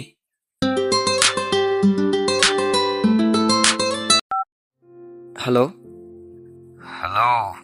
baby kaidorige amuk tawre do kai not tawbadi ha ai na pida phone tawjarak bani kaino hoi mi yare potharong sidi wari sananindraba natra ha nang wari sananindraba natra okay good night I hate you as loire he soise phare potharo okay baby I hate you you too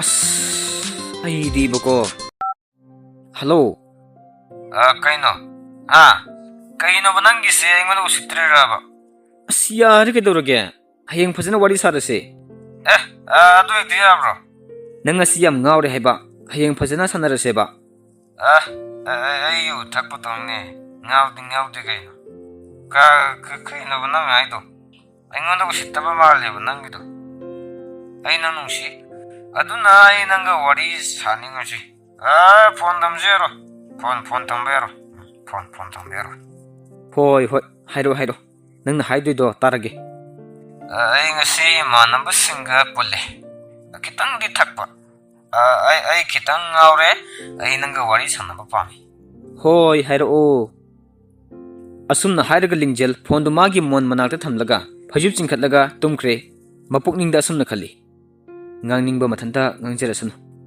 asumna khallaga madi mamit usilaga tumkre magi manglan du damu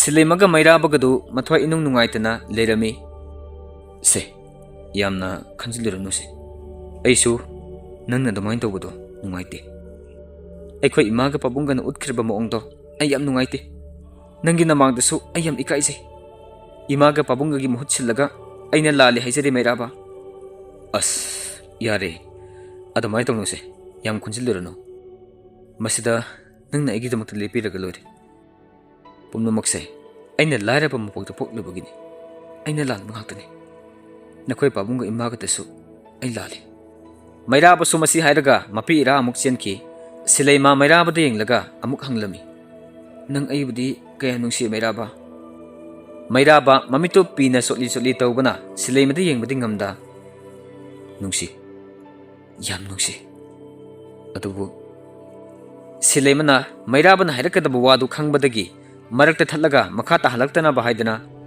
nangi nungsi badudang lengbiganu ataidi aina loinamak phanaba silage imaga pabungana ibani ki mari pamjibasidi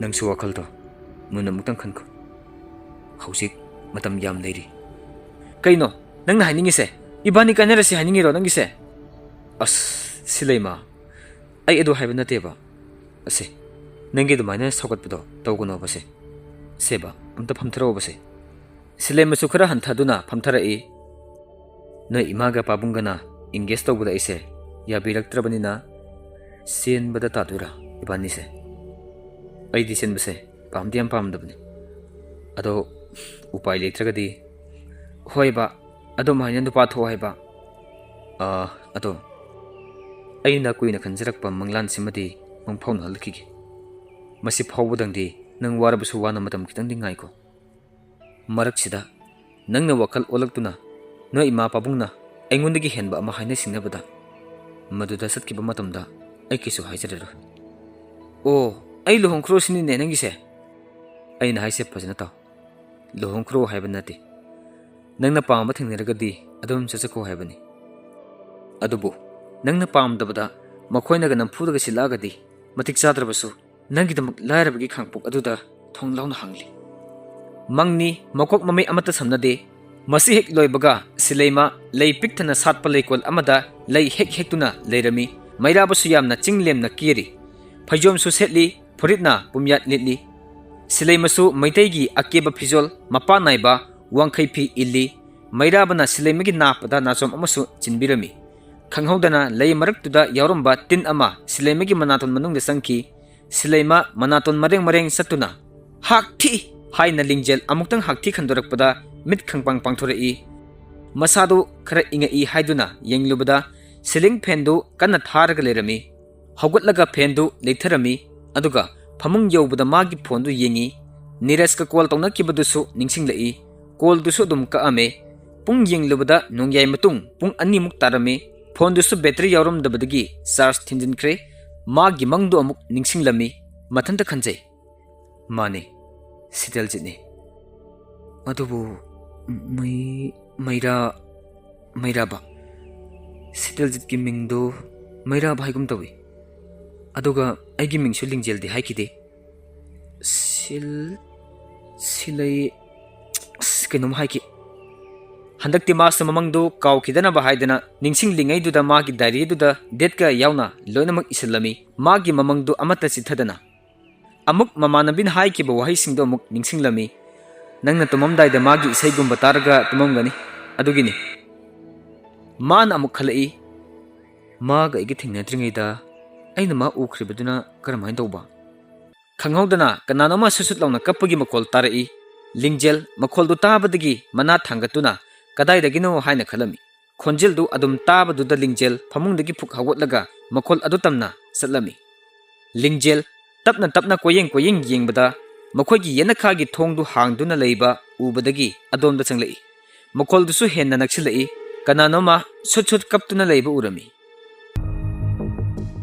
lingjel sangsallaga yenglubada ꯃꯟꯅꯃ ꯔꯣꯅꯤ ꯑꯣꯏꯔꯝꯕꯗꯨꯗ ꯀꯔꯤ ꯇꯧꯔꯒꯦ ꯏꯅꯝꯃ ꯑꯍꯤꯡꯁꯤꯗ ꯔꯣꯅꯤ ꯈꯪꯕꯣꯏ ꯀꯔꯤꯕꯣꯏ ꯃꯄꯤꯗꯣ ꯁꯠ ꯇꯩꯊꯣꯛꯑꯒ ꯀꯩꯁꯨ ꯇꯧꯗꯦ ꯅꯪꯗꯤ ꯇꯨꯝꯗ꯭ꯔꯕꯣ ꯇꯨꯝꯃꯨꯔꯕꯅꯦ ꯏꯅꯝꯃ ꯀꯞꯄꯒꯤ ꯃꯈꯣꯜ ꯇꯥꯕꯒꯤ ꯊꯣꯛꯂꯛꯄ ꯑꯍꯤꯡꯁꯤꯗ ꯀꯩꯗꯧꯕ ꯌꯥꯎꯔꯒꯦꯕ ꯏꯅꯝꯃ ꯂꯤꯡꯖꯦꯜ ꯑꯩꯕꯨ ꯅꯉꯣꯟꯗ ꯀꯔꯤ ꯍꯥꯏꯅ ꯍꯥꯏꯒꯗꯕꯅꯣ ꯑꯁꯨꯝꯅ ꯍꯥꯏꯔꯒ ꯑꯃꯨꯛꯁꯨ ꯁꯨꯠ ꯀꯞꯈꯤ ꯃꯥꯒꯤ ꯃꯇꯧꯗꯨꯗ ꯂꯤꯡꯖꯦꯜ ꯃꯅꯝ ꯀꯞꯂꯤꯕꯗꯨꯒꯤ ꯃꯔꯝ ꯀꯔꯤꯒꯤꯅꯣ ꯈꯪꯅꯤꯡꯕ ꯍꯦꯟꯅ ꯂꯥꯡꯇꯛꯅꯕ ꯐꯥꯎꯔꯝꯃꯤ ꯀꯔꯤ ꯇꯧꯔꯒꯦ ꯍꯥꯏꯌꯨꯁꯦ ꯏꯅꯝꯃ ꯑꯩꯉꯣꯟꯗ ꯆꯤꯡꯅꯒꯅꯨꯁꯦ ꯔꯣꯅꯤ ꯌꯥꯝ ꯇꯞꯅ ꯂꯤꯡꯖꯦꯜ ꯑꯩ ꯅꯣꯏ ꯇꯥꯃꯣꯒ ꯈꯥꯏꯅꯔꯒꯦ ꯍꯥꯏꯅ ꯈꯜꯂꯦ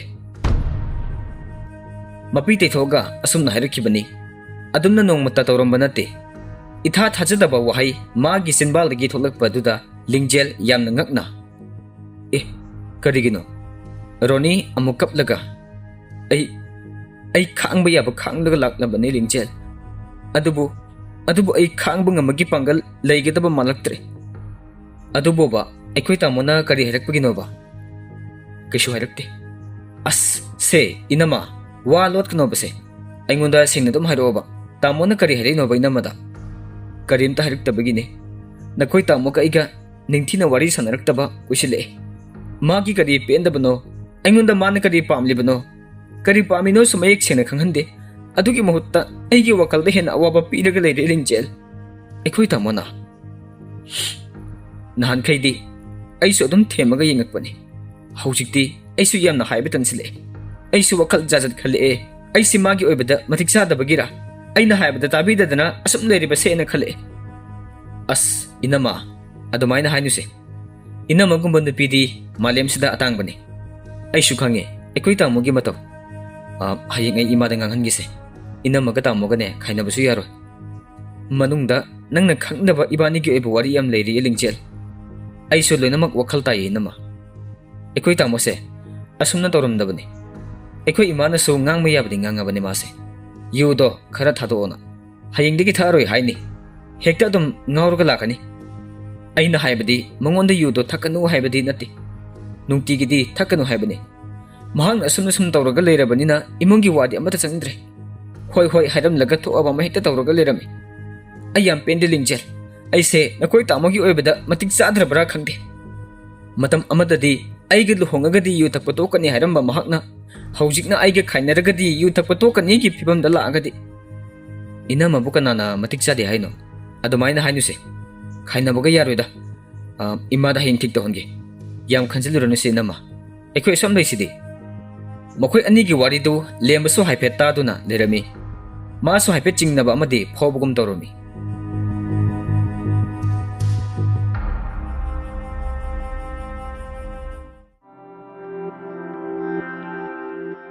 ꯅꯣꯡꯃ ꯀꯣꯂꯦꯖꯇ ꯂꯤꯡꯖꯦꯜ ꯍꯥꯏꯅ ꯄꯨꯔꯅꯤꯗꯨ ꯌꯥꯝꯅ ꯍꯔꯥꯎꯅ ꯍꯥꯊꯨ ꯆꯦꯜꯂꯛꯏ ꯂꯤꯡꯖꯦꯜꯁꯨ ꯃꯍꯥꯛ ꯎꯕꯗ ꯀꯩꯗꯧꯔꯕꯖꯥꯠꯅꯣ ꯁꯤꯅꯃꯣ ꯍꯥꯏꯅ ꯁꯣꯜꯂꯝꯃꯤ ꯄꯨꯔꯅꯤ ꯁꯣꯔꯗꯨ ꯊꯕꯦꯠ ꯍꯣꯜꯂꯒ ꯂꯤꯡꯖꯦꯜ ꯑꯩꯈꯣꯏ ꯗꯤꯄꯥꯔꯠꯃꯦꯟꯇ ꯅꯪꯒꯤ ꯍꯥꯏꯔꯒ ꯋꯥ ꯇꯝꯕꯗꯨ ꯃꯄꯨꯡ ꯐꯥꯕ ꯉꯝꯂꯝꯗꯦ ꯑꯩꯒꯤ ꯀꯩꯗꯧꯔꯒꯦ ꯍꯥꯏꯔꯛꯑꯣ ꯃꯤ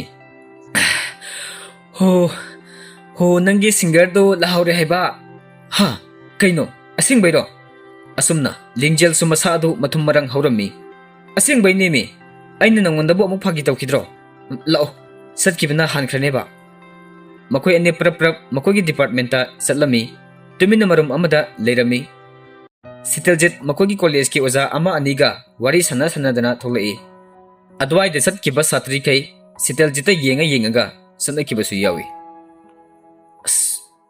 ꯄꯨꯔꯅꯤ ꯃꯥꯒꯤꯁꯤꯕꯨ ꯀꯩꯗꯧꯕ ꯂꯥꯛꯏꯖꯥꯠꯅꯣ ꯈꯨꯂꯦꯝꯁꯦ ꯃꯥꯒꯤ ꯄꯣꯁꯇꯤ ꯇꯥꯏꯌꯦ ꯒ꯭ꯔꯦꯁꯤꯒꯁꯤ ꯌꯦꯡꯉꯝꯃꯒ ꯆꯠꯈ꯭ꯔꯤꯁꯤꯗꯤ ꯁꯥꯔ ꯇꯣꯅꯥꯟꯒꯤ ꯃꯅꯥꯛꯇ ꯆꯪꯕ ꯁꯥꯔꯒ ꯆꯠꯂꯨꯁꯤꯔꯥ ꯀꯔꯤ ꯍꯥꯏꯗꯣꯏꯕ ꯁꯥꯔꯗ ꯑꯗꯨꯒ ꯂꯥꯏꯔꯤꯛꯀꯤ ꯃꯔꯝꯗ ꯍꯪꯖꯤꯟꯅꯗꯣꯏꯕ ꯈꯔ ꯊꯋꯥꯏ ꯌꯥꯎꯕ ꯁꯥꯅꯕ ꯑꯩ ꯎꯔꯒꯗꯤ ꯃꯥꯅ ꯈꯪꯅꯤ ꯁꯥꯔ ꯇꯣꯅꯥꯟꯅꯔꯣ ꯍꯥꯏꯁꯤꯕꯣ ꯅꯠꯇꯦꯍꯦ ꯁꯤꯇꯜꯖꯤꯠꯄꯨꯅꯦ ꯑꯩꯅ ꯍꯥꯏꯁꯦ ꯁꯥꯔ ꯇꯣꯅꯥꯟꯗꯤ ꯑꯩ ꯑꯗꯨꯝ ꯈꯪ ꯂꯩꯔꯦꯗꯨꯗꯤ ꯑꯩꯅ ꯏꯟꯁꯇꯥꯒ꯭ꯔꯥꯝꯗ ꯋꯥꯔꯤ ꯇꯧꯃꯟꯕꯒꯤ ꯈꯪꯉꯕꯅꯦꯕ ꯃꯥꯅ ꯃꯤ ꯌꯥꯝ ꯊꯤꯅ ꯆꯝꯕꯅꯦ ꯃꯥꯁꯦ ꯑꯩꯅ ꯃꯦꯁꯦꯖꯀ ꯊꯥꯕꯁꯦ ꯑꯗꯨꯝ ꯍꯜꯂꯛꯆꯠꯅꯤ ꯂꯨꯝꯃꯒ ꯌꯦꯡꯉꯝꯕꯗꯒꯤ ꯄꯨꯔꯅꯤ ꯂꯤꯡꯖꯦꯜꯒꯤ ꯋꯥꯍꯩꯗꯨ ꯇꯥꯕꯗ ꯃꯈ꯭ꯋꯥꯡꯒ ꯃꯦꯠꯂꯒ Message ka thanarurabo haise?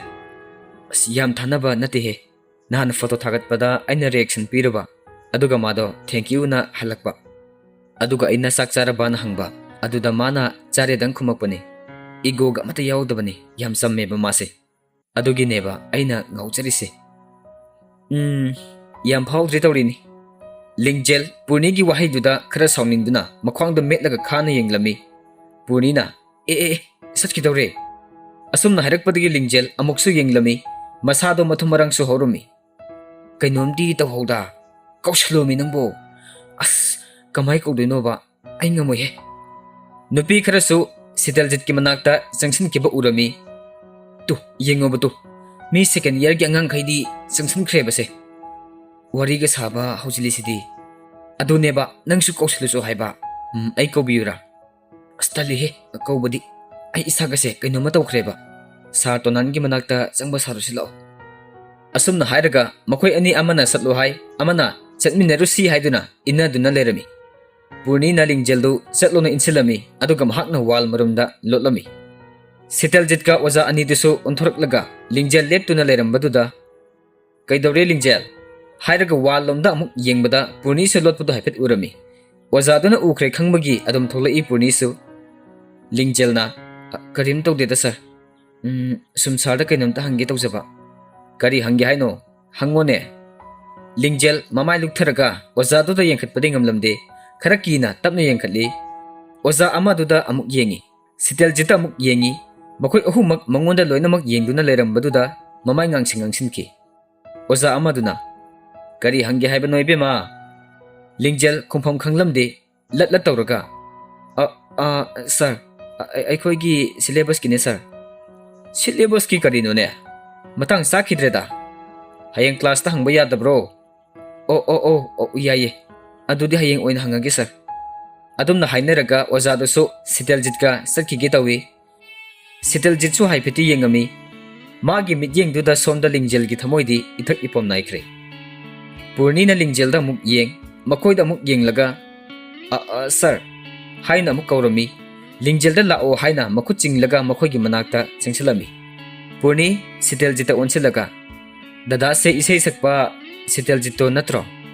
Sitaljit yam lemna nokphe tawraga. Mane. Nahan ikhoi dadagi isei taba lakre. Dada se ikhoi college sida tamamro. Tamame. Ikhoi gi nungsi khraba satrani neibema. Ado dada. Aigi imanabi se dadagi big fan ne. Dadagi isei yam ngaujabane. Thank you.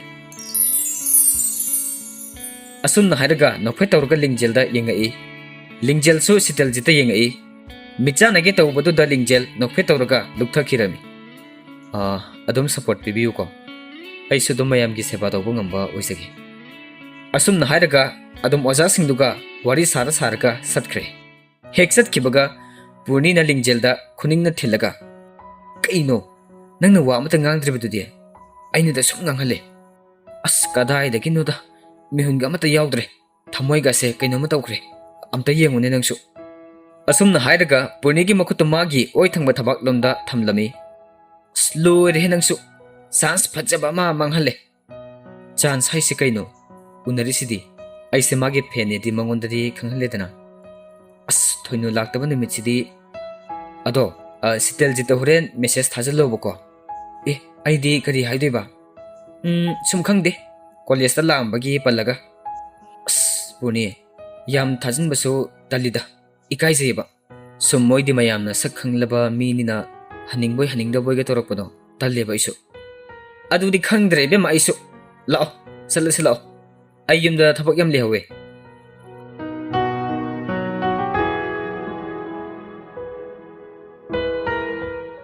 Sitaljit gari thawraga lakpada Roshan ga thainarami.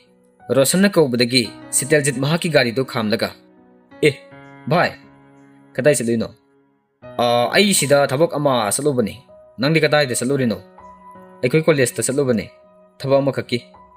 Udabagi yam kuire ko. Kuire. Megi masadi maming chatkibadagi khoi ga se kawbikhre ne ha. Yare ko. Adugi dialog to paktre. Kainoma saki silao swaida.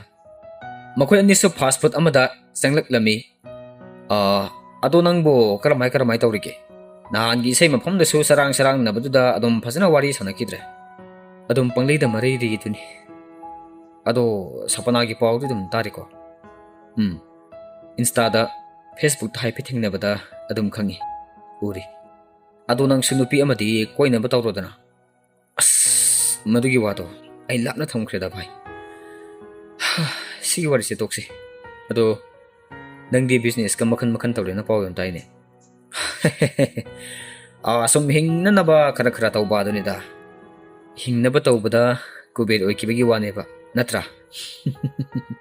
Suwari di bhai nang su. Ado nang bu hauji kana pulige. Kanam ta pundre da. Matam khara di aisu wakal se ing na mutang lerige khale. Madu na di aroy ko. Apang matara ka to kani. Karim ta kanada bani. Ado album ama namthoksidana. Isay no baga leibro. Produce to ay tobirage. Handaki singer kam actor oy thoksidana. Wakal su khara nungai na ba. As ay madugi muti hawsiki oy na di leitrida. Ado mai sum tawle bina di yaroy ne bondo. Ay koy na di sum khanjil dabagi wani. Sahi parak padadi nambo pora bani ne bungo. Hoy ne. Ado ay nguna pautak pibiri banu pa nung siniko. Ay nguna badi am hairi. Nang suhong asi kayo. Ay gidi lay tabang mayawri ni. Layram madi na hana isa ki tuition hay na baga salan ni bungo. Kariwata no. Matam sigin no pa ni haybada chapsara ba. Sel tumsu hayang way saron pawbagi pay raga layra ba itaw na kari umukwali no ba. As kaday dagi no tanang so pangay dahil le. Ko kway dagi maruay ba dohong taw na ba napito laytriye. Nang daw na sakpasaba so natido ay di. As doy re wari di. Asto sige wase. Ay di nung sibagi lambi se. Masidadi amok na nakong se. Tangzilaroy na kankre.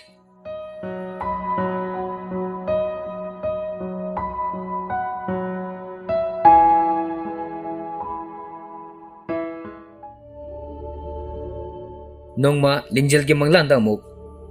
Ay kang handa na nang nanopa ato pagka marilan na ramise. Mayraba kara sauna sile mada hairami. Ay nang nataba ato pa ka na koy naragya mayraba. Kayo no, nang nahaydo bo. Niras ay sikan na no.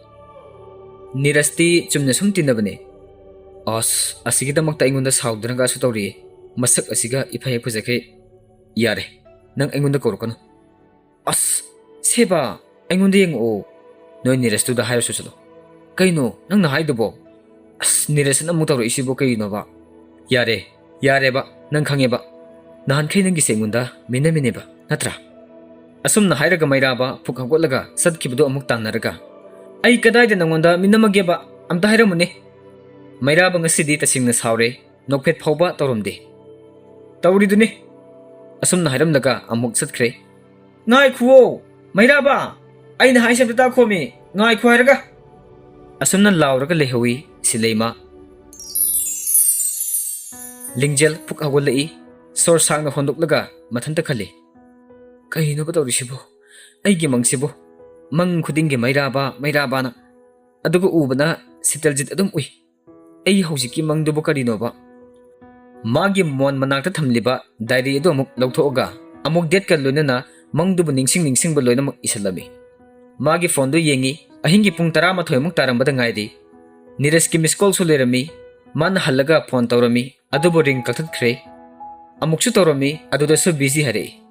Lingjal, WhatsApp ta message on na thay. Ay tumtharu re, call lakpa tahodre. Asum na type tawringay, asum kada khatna say nabagumbagi, makol tarak padagi Lingjal phone do thanan laga, senthoki. Asobudo yu pulda ngawraga, ronibu phubiraga lerami. Pik liba thoy baso, mama mapagi matawduda kaptu na lerami. Dub thabagi makol duda, lembaga tharikaso. Kaidong naragya mo! Hayraga, chensan narai. Roni do masado ga kaptu na lerami. Lingjal, chensan laga, thoy budo konsan biraga, mabung da sauna. Karino mi tamo sa na tawrisibo? Hea nga, nang nakangponte, nang tumilew. Masigi na pise, masi, ang patabo na pinimasi. Nati, imong sina nang wanda kari akay ba tawkrage ba? Ha? Nang nanatibong yudo ga, ting na halaga imong sina tumpam chapam kang na nang halagpa tung ngay daga lay ba? Nang di kay sukang din ꯅꯨꯡꯇꯤꯒꯤ ꯅꯪꯅ ꯇꯧꯔꯤꯕ ꯃꯑꯣꯡ ꯑꯁꯦ ꯂꯩꯀꯥꯏꯁꯤꯗ ꯀꯔꯤ ꯍꯥꯏꯅꯔꯝꯒꯅꯤ ꯃꯤ ꯏꯕꯨꯡꯉꯣ ꯅꯪꯕꯣ ꯃꯣꯏꯒꯤ ꯃꯊꯧꯔꯥꯕ ꯑꯗꯨꯕꯣ ꯃꯣꯏꯒꯤ ꯃꯔꯜꯅ ꯊꯧꯕ꯭ꯔꯥꯕ ꯑꯩꯅ ꯌꯨ ꯊꯛꯄꯗꯅꯦ ꯂꯩꯀꯥꯏꯁꯤꯗꯒꯤ ꯁꯤꯀꯤ ꯑꯃ ꯐꯥꯎꯕ ꯂꯧꯗꯦ ꯑꯗꯨꯅ ꯀꯅꯥꯝꯇ ꯃꯋꯥ ꯂꯧꯗꯦ ꯍꯥꯏꯁꯤꯅꯤ ꯃꯤꯒꯤ ꯏꯃꯨꯡ ꯃꯅꯨꯡꯒꯤ ꯋꯥꯔꯤ ꯇꯥꯕ ꯌꯥꯝ ꯄꯥꯝꯃꯒꯅ ꯃꯥꯏꯀ꯭ꯔꯣꯐꯣꯟ ꯄꯥꯜꯂꯒ ꯂꯥꯎꯗꯣꯔꯤꯕ ꯃꯁꯤꯕꯨ ꯍꯩ ꯃꯤꯅꯨꯈꯥꯡ ꯏꯔꯣꯏ ꯆꯨꯕꯧ ꯅꯪꯒꯤꯁꯤꯕꯨ ꯑꯩꯕꯨ ꯀꯔꯝꯃꯥꯏꯅ ꯉꯥꯡꯅꯗꯣꯏꯅꯣ ꯍꯥ ꯅꯪ ꯀꯔꯝꯃꯥꯏꯅ ꯉꯥꯡꯅꯗꯣꯏꯅꯣꯕ ꯑꯩꯕꯨ ꯅꯪꯕꯣ ꯑꯁꯨꯝꯅ ꯊꯔꯤꯛ ꯃꯁꯥ ꯃꯊꯟꯇ ꯄ꯭ꯔꯣꯛ ꯄ꯭ꯔꯣꯛ ꯆꯥꯛꯆꯕꯒꯤ ꯃꯆꯥꯅꯨꯄꯥꯒꯤ ꯃꯅꯪꯒꯟꯗ ꯗꯨꯞ ꯗꯨꯞ ꯂꯥꯎꯅ ꯊꯥꯔꯝꯃꯤ ꯈꯔꯗꯤ ꯍꯦꯟꯃꯜꯂꯕꯅꯤ ꯇꯥꯃꯣ ꯁꯧꯁꯨ ꯑꯩꯁꯨ ꯌꯦꯡꯒꯦꯅ ꯌꯦꯡꯕꯅꯤ ꯈꯔ ꯈꯛ ꯅꯠꯇꯦ ꯌꯥꯝ ꯊꯤꯅ ꯍꯦꯜꯂꯦ ꯍꯣꯏ ꯑꯉꯥꯡꯅ ꯋꯥ ꯉꯥꯡꯅꯨꯀꯣ ꯑꯁꯨꯝꯅ ꯍꯥꯏꯔꯝꯂꯒ ꯂꯦꯝꯕ ꯀꯥꯗꯨꯗꯒꯤ ꯊꯣꯛꯈ꯭ꯔꯦ ꯇꯥꯃꯣ ꯁꯧꯅ ꯁꯨꯃꯥꯏꯅ ꯅꯨꯡꯇꯤꯒꯤ ꯌꯨ ꯊꯛꯑꯒ ꯍꯜꯂꯛꯑꯒ ꯏꯅꯝꯃꯗ ꯍꯦꯛ ꯙꯝꯀꯥ ꯇꯧꯔꯤꯁꯦ ꯄꯤꯛꯂꯤꯕ ꯑꯉꯥꯡꯁꯤꯒꯤ ꯋꯥꯈꯜꯗꯗꯤ ꯀꯌꯥꯝ ꯁꯣꯛꯑꯝꯅꯤꯗꯣ ꯈꯜꯂꯣ ꯅꯆꯥ ꯀꯃꯇ ꯅꯨꯡꯁꯤꯗ꯭ꯔꯕ꯭ꯔꯣ ꯇꯥꯃꯣ ꯁꯧꯕꯣ ꯑꯩꯅ ꯀꯗꯥꯏꯗ ꯙꯝꯀꯥ ꯇꯧꯔꯒꯦ ꯍꯥ ꯑꯕꯣꯛ ꯁꯥꯕꯤ ꯑꯩꯅ ꯀꯗꯥꯏꯗ ꯙꯝꯀꯥ ꯇꯧꯔꯒꯦ ꯍꯥꯏꯔꯒ ꯙꯝꯀꯥ ꯅꯠꯇ꯭ꯔꯣ ꯉꯁꯥꯏꯗꯒꯤ ꯇꯧꯔꯤꯕꯗꯨꯕꯣ ꯊꯨꯒꯥꯏꯕꯒ ꯀꯧꯈꯥꯏꯕꯒ ꯅꯪ ꯈꯪꯅꯤꯗꯅ ꯅꯪ ꯑꯩ ꯔꯣꯅꯤ ꯂꯥꯎ ꯏꯃꯧꯁꯤꯗꯤ ꯏꯃꯥꯒ ꯇꯨꯝꯁꯤꯜꯂꯣ ꯌꯨꯔꯥꯏ ꯆꯨꯕꯁꯦ ꯃꯊꯟꯇ ꯁꯣ ꯂꯣꯜꯂꯒꯅꯦ ꯊꯝꯒꯦ ꯉꯁꯤꯗꯤ ꯏꯁꯨꯒꯗꯣ ꯄꯨꯊꯣꯔꯛꯎ ꯈꯪꯉꯣꯏꯗ꯭ꯔꯗꯣ ꯃꯥ ꯑꯆꯧꯕꯗꯤ ꯌꯨ ꯉꯥꯎꯕꯒꯤ ꯋꯥꯈꯜꯒ ꯑꯃꯠꯇ ꯇꯥꯗꯅ ꯂꯩꯈ꯭ꯔꯦ ꯃꯈꯣꯏꯁꯤꯡꯗꯨꯁꯨ ꯃꯄꯥꯟꯗ ꯊꯣꯛꯈ꯭ꯔꯦ ꯂꯩꯌꯨ ꯅꯪ ꯂꯩꯌꯨꯀꯣ ꯑꯁꯨꯝꯅ ꯍꯥꯏꯔꯒ ꯃꯄꯥꯟꯗꯒꯤ ꯊꯣꯡ ꯂꯣꯟꯁꯤꯜꯂꯒ ꯊꯝꯂꯝꯃꯤ खर खंगनबी याररोय का अमे हेलबनी मा रोनी नंग इमा का तुमसिरा नचनुपी के तुमगेरा थोइथोइबगा अखोय हुम पुलप तुमुरगे इमा लाओ थोइथोइबा नेनेगा तुमुरसे असुमना हायरगा मखोय अहुम लिंगजलगी कारोमदा अमुक चंगई इनमा सिदा नुंगाइना तुमथोसे अखोय तामसौसे मागी निसासे खर हल्लगा हयेंग वखल खर दी ताजरानी लिंगजेल इमागा नंग लेरमद्रदी अई नहाने इपामदा चलमनी नखोय अनिना अइबु फनेयामदी कनबिरबनी अस से इनमा अदो माइना हायगनु अइसु नुपीने इमासु नुपीने इनमसु नुपीने नुपी अमगी अवाबा नुपी अमन अदुम खंगफम थोपनी करिमता खलुरनुसे सिदा नुंगाइना तुमथोसे हयेंग वाइ अइना चाउरगा अखोय बाबासि नोंमैना कापथतोइनिमा थोइथोइबा हायहाइदे अदो माइना हायगनु बाबादा दो माइना हायबा फतेको से तुमथोसे अखोय थोइथोइबदी मरमोकपनी हयेंग स्कूल चटपा थेंगनबने से असुमना हायरगा थोइथोइबदु तुम्हलमी रोनीसु अदुम तुमथखरे लिंगजेल मागी फोनदु येंगलबदा महाकना थारंबा मेसेज तु सेंड तौरमदना अदमक लेरमी अदुगा नीरज की मिसकॉल तरा मुक्सु लेरमी मेसेज तु send तौखरे ngahak madugi wakhal ga sangde message hek tha kibaga call tore Neeraj तु फोन दु सचत पायु यात्रो हा तुम्बु सिगे तुम्ब्राबा आई मानबगा party तौरी ngasi de khara ngawre mabungi sin urubada ngairi mana muk adumna tawsilakpaduda lingjel kadisu haide phone du phat kalthale aduga sor sangna khondorei Neeraj अमुकसु call तौरई लिंगजेल वा अमता nganingbusu poktraduna phone du kakthalaga switch off tawsilaga thamlaga amuk hiptharami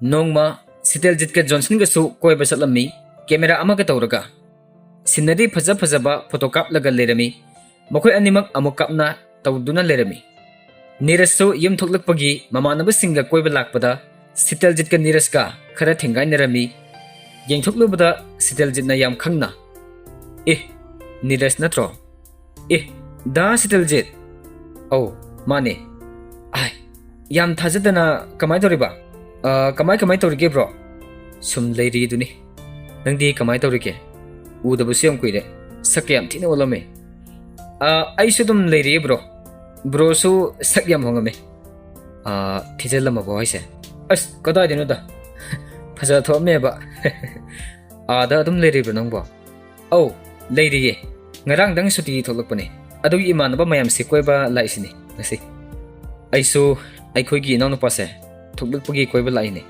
अदो Nongma पुलसे नंगसु enjoy तौरुरो या ये पुनसिन नोंगमा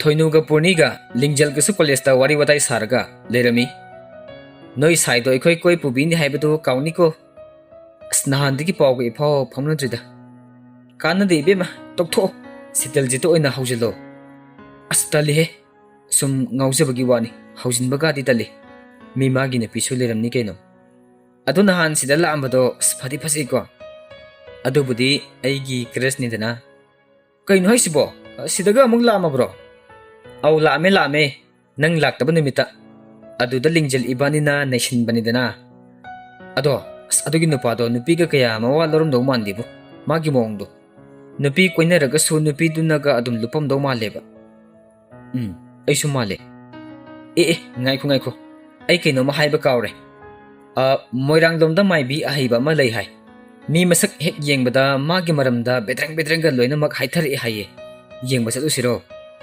ꯑꯦ ꯑꯗꯨꯗꯤ ꯀꯤꯖꯗ꯭ꯔꯣ ꯍꯌꯦꯡ ꯁꯤꯔꯅꯤ ꯀꯥꯏꯅ ꯍꯥꯏꯔꯛꯑꯗꯤ ꯀꯤꯗꯧ ꯃꯥꯜꯂꯦ ꯃꯣꯏꯔꯥꯡ ꯀꯗꯥꯏꯋꯥꯏꯗꯅꯣ ꯊꯣꯏꯅꯣ ꯆꯠꯂꯨꯁꯤ ꯌꯥꯏꯌꯦ ꯃꯐꯝꯗꯣ ꯑꯩꯁꯨ ꯑꯦꯛꯖꯦꯛꯇꯤ ꯈꯪꯗ꯭ꯔꯦꯕꯀꯣ ꯑꯩꯈꯣꯏꯒꯤ ꯏꯅꯝꯃ ꯑꯃꯅ ꯍꯥꯏꯔꯛꯄꯅꯦꯕ ꯑꯩ ꯐꯖꯅ ꯍꯪꯉꯒ ꯍꯥꯏꯔꯛꯀꯦ ꯆꯠꯂꯨꯁꯤꯀꯣ ꯂꯤꯡꯖꯦꯜ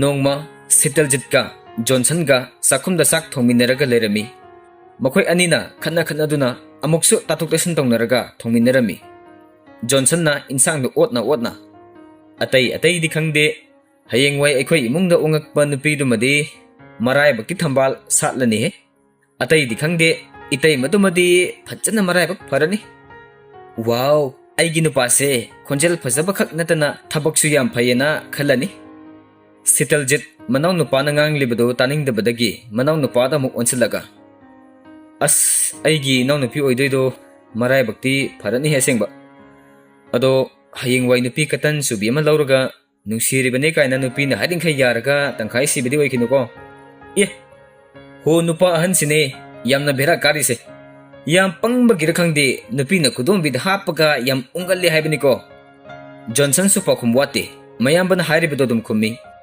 ꯁꯤꯇꯜꯖꯤꯠꯅ ꯍꯥꯏꯕꯒ ꯋꯥ ꯃꯈꯥ ꯇꯥꯗ꯭ꯔꯤꯉꯩꯗ ꯔꯥꯁꯤ ꯆꯪꯉꯛꯇꯨꯅ ꯂꯣꯏꯗ꯭ꯔꯤꯕ꯭ꯔꯅꯍꯦ ꯅꯈꯣꯏ ꯑꯅꯤꯒꯤꯗꯨꯕꯣ ꯀꯗꯥꯏ ꯆꯥꯛꯇꯨꯃꯗꯤ ꯏꯃꯥ ꯊꯤꯕꯤꯔꯒꯦ ꯍꯥꯏꯔꯒ ꯃꯥꯁꯨ ꯆꯪꯁꯤꯜꯂꯝꯃꯤ ꯁꯤꯇꯜꯖꯤꯠꯅ ꯏꯟꯁꯥꯡꯁꯦ ꯃꯍꯤ ꯈꯤꯇꯪ ꯑꯣꯏꯁꯤꯜꯍꯟꯈꯤꯒꯦ ꯍꯥꯎꯒꯗ꯭ꯔꯥ ꯈꯪꯗꯦ ꯑꯩꯒꯤꯁꯤꯃꯗꯤ ꯏꯃꯥ ꯑꯗꯣ ꯑꯩꯈꯣꯏꯒꯤ ꯄꯥꯈꯪ ꯑꯔꯤꯕꯒꯤꯁꯤꯃꯗꯤ ꯐꯖꯅ ꯍꯥꯎꯔꯅꯤ ꯀ꯭ꯔꯤꯁꯅꯁꯨ ꯆꯥꯛꯈꯨꯝꯗꯨꯗ ꯆꯪꯂꯛꯑꯒ ꯏꯟꯁꯥꯡ ꯃꯅꯝ ꯇꯥꯕꯗ ꯂꯩꯕ ꯉꯝꯗ꯭ꯔꯦꯅꯦ ꯏꯄꯥꯗꯤ ꯂꯣꯏꯗ꯭ꯔꯤꯕ꯭ꯔꯅꯦ ꯅꯣꯏꯒꯤꯗꯨꯕꯣ ꯅꯃꯥꯁꯨ ꯃꯅꯝ ꯇꯥꯕꯁꯤꯗ ꯂꯩꯕ ꯉꯝꯗꯗꯅ ꯆꯦꯜꯂꯛꯑꯃꯤꯔꯥ ꯅꯨꯄꯤꯒꯤ ꯊꯕꯛ ꯅꯨꯄꯥꯒꯤ ꯊꯕꯛ ꯈꯥꯏꯗꯕꯤꯗ ꯏꯃꯨꯡꯗ ꯑꯉꯝꯕ ꯊꯕꯛ ꯃꯇꯦꯡ ꯄꯥꯡꯅꯕꯒꯤ ꯋꯥꯈꯜꯂꯣꯟ ꯄꯨꯊꯣꯔꯛꯄꯁꯤ ꯑꯩꯒꯤ ꯏꯆꯥꯅꯤ ꯍꯥꯏꯕꯗ ꯏꯄꯥ ꯄꯦꯜꯂꯤꯀꯣ ꯖꯣꯟꯁꯟꯅ ꯁꯤꯇꯜꯖꯤꯠꯇ ꯍꯥꯏꯐꯦꯠ ꯌꯦꯡꯂꯒ ꯀꯣꯁꯤ ꯀꯣꯠꯂꯒ ꯀꯗꯥꯏꯗꯩꯅꯣꯗ ꯕꯕꯥ ꯌꯥꯝ ꯍꯔꯥꯎꯕꯁꯨ ꯎꯠꯂꯨꯅꯨꯀꯣ ꯄꯨꯖꯥꯔꯤ ꯑꯗꯨꯝ ꯑꯣꯏꯖꯔꯒ ꯂꯩꯖꯔꯒꯦ ꯍꯥꯏꯔꯛꯄ ꯃꯤꯁꯨ ꯌꯥꯎꯏ ꯁꯤꯁꯨ ꯅꯨꯡꯉꯥꯏꯕ ꯃꯈꯜ ꯑꯃꯅꯤ ꯀꯩꯅꯣ ꯃꯤꯅ ꯐꯪꯖꯒꯦ ꯉꯝꯄꯣꯟꯇꯦ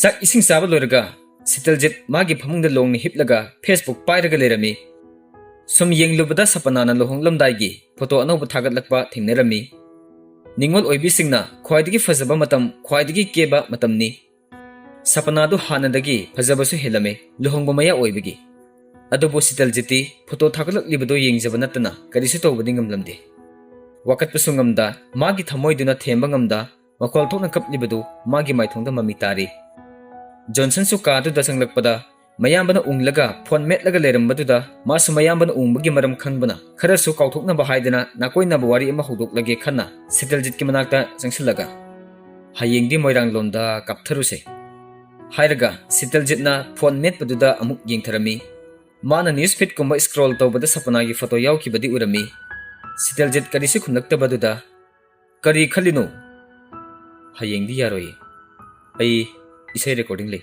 ꯍꯪꯆꯤꯠ ꯑꯣꯏꯅ ꯆꯠꯂꯨꯁꯦ ꯍꯣꯏꯗ ꯌꯥꯝ ꯕ꯭ꯌꯨꯖꯤꯅꯤꯅ ꯃꯤꯒꯤ ꯃꯆꯥꯗꯤ ꯁꯤꯇꯜꯖꯤꯠ ꯃꯥꯒꯤ ꯐꯦꯁꯕꯨꯛꯀꯤ ꯅ꯭ꯌꯨꯁ ꯐꯤꯠꯇ ꯁꯨꯝ ꯌꯦꯡꯕꯗ ꯖꯣꯟꯁꯟꯒꯤ ꯐꯣꯇꯣ ꯑꯃ ꯊꯦꯡꯅꯔꯨꯕꯗ ꯀꯅꯥꯅꯣ ꯁꯤꯗ ꯃꯁꯛ ꯌꯥꯝ ꯊꯤꯕ ꯑꯃ ꯌꯥꯎꯔꯝꯃꯤꯁꯤꯕꯣ ꯑꯁꯨꯝꯅ ꯍꯥꯏꯔꯒ ꯃꯍꯥꯛꯅ ꯃꯅꯥꯎ ꯅꯨꯄꯥꯕꯨ ꯂꯛꯅꯔꯝꯃꯤ ꯖꯣꯟꯁꯟꯁꯨ ꯍꯥꯏꯐꯦꯠ ꯌꯦꯡꯂꯛꯄꯗ ꯃꯥ ꯑꯣꯏꯔꯝꯕꯗꯒꯤ ꯁꯤꯗꯤ ꯍꯦꯔꯣꯗꯨꯅꯤꯅꯦ ꯖꯣꯟꯁꯟ ꯍꯟꯗꯛꯇꯤ ꯈꯔ ꯁꯦꯔꯤꯌꯁ ꯑꯣꯏꯅ ꯍꯥꯏꯔꯛꯏ ꯇꯥꯃꯣ ꯅꯪ ꯑꯁꯦꯡꯕ ꯆꯦ ꯁꯄꯅꯥꯒꯤ ꯋꯥꯈꯜꯗꯣ ꯀꯥꯎꯊꯣꯛꯄ ꯇꯝꯃꯣ ꯅꯨꯄꯤ ꯑꯃ ꯀꯣꯏꯅꯕ ꯇꯧꯔꯁꯦ ꯃꯥꯁꯨ ꯃꯌꯥꯝꯕꯒꯤ ꯋꯥꯈꯜ ꯑꯣꯟꯅꯕ ꯑꯃꯗꯤ ꯅꯨꯡꯉꯥꯏꯅꯕ ꯉꯥꯏꯍꯥꯛ ꯂꯛꯅ ꯈꯣꯠꯅꯗꯨꯅ ꯇꯧꯔꯕꯁꯨ mayambana khallibadu khangbagi masu hek hek nungaijaramde mangau thizerabasu pumnamak masu khangli uri man adumna hairakpaduda Sitaljit su ngahyak kumpham khanglamde Johnson khara amuk phagi ta thoga yadrada tamona nupa sum manslaktreba aina haidi nasak thiba sunate nangonda kadi awat pa yawrigeba haujik phaw nupi phangdadana leredubo aduna tragana ai thibirora machin manau de pura sanaba marupni amana amada hainingba wa loinamak haiduknei koisu koinade Sitaljit nokphet tawraga noina ai nupi yam ko hiningisina kadiginoba yam luhung haningise kadiginoba asuk yam nungaiba pakang punsisibu hekta loisun yabro haira iduga sahi duga yam sanadrabado pakang ari bagi mingthol dubo yam nungaibro kanana aibu pakang ari bani haino ai koi angang oijari saktang ne angang malido sahi du de angang oidrabato ngai kone luhung aroi haiba decision duna karam kandagi loruminoba aina kan kiba wakal ne kainuni haisibo nupi ama katang kaina bagi adui nateda aigi goal memse ese tawna boina honakige goal dudi punsina loidri makai adum leiredaba goal du phangnaba satminnagadaba partner amadi darkar leitabrane partner natraga suyai aigi goal se ese tawbuda mi khudingmak nungai hendoriba ha mi khudingma yes ai kisu khalaro aina nungsijaba migi nungai bu urga aishu nungai batamdagi is yam father tere saraba mother di natrabanina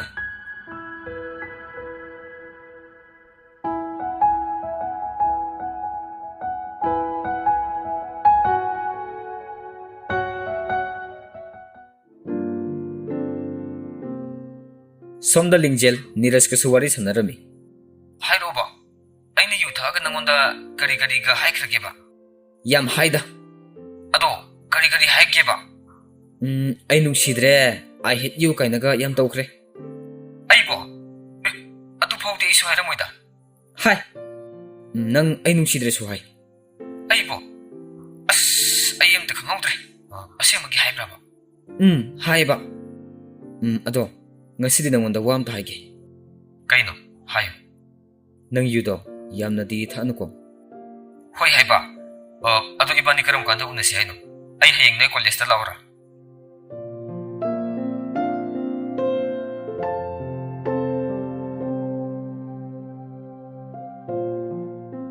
nongma Roshan ga lembaga Sitaljit ka phaminarga wari sanarami bhai Sitaljit aigi nausi khangno lemba kobani lemba nangna hainingido noi da Sitaljita hango sumai tawbane bhai inaw no pasi isai mek kumbasu yam ibani aduda isai mek ama nangonda sakaningina haiba nahandagi isai tabada ainiam pamjabu khonjel haigadra kari haigadabno khangdre atai singer singda thingnadaba ama yawba aduda mayek sidadana sa agadi phajagadaba manba yayi yengse isai mek se sidali jare aisu yam haidana izakibadi natti sum pamzero bagineda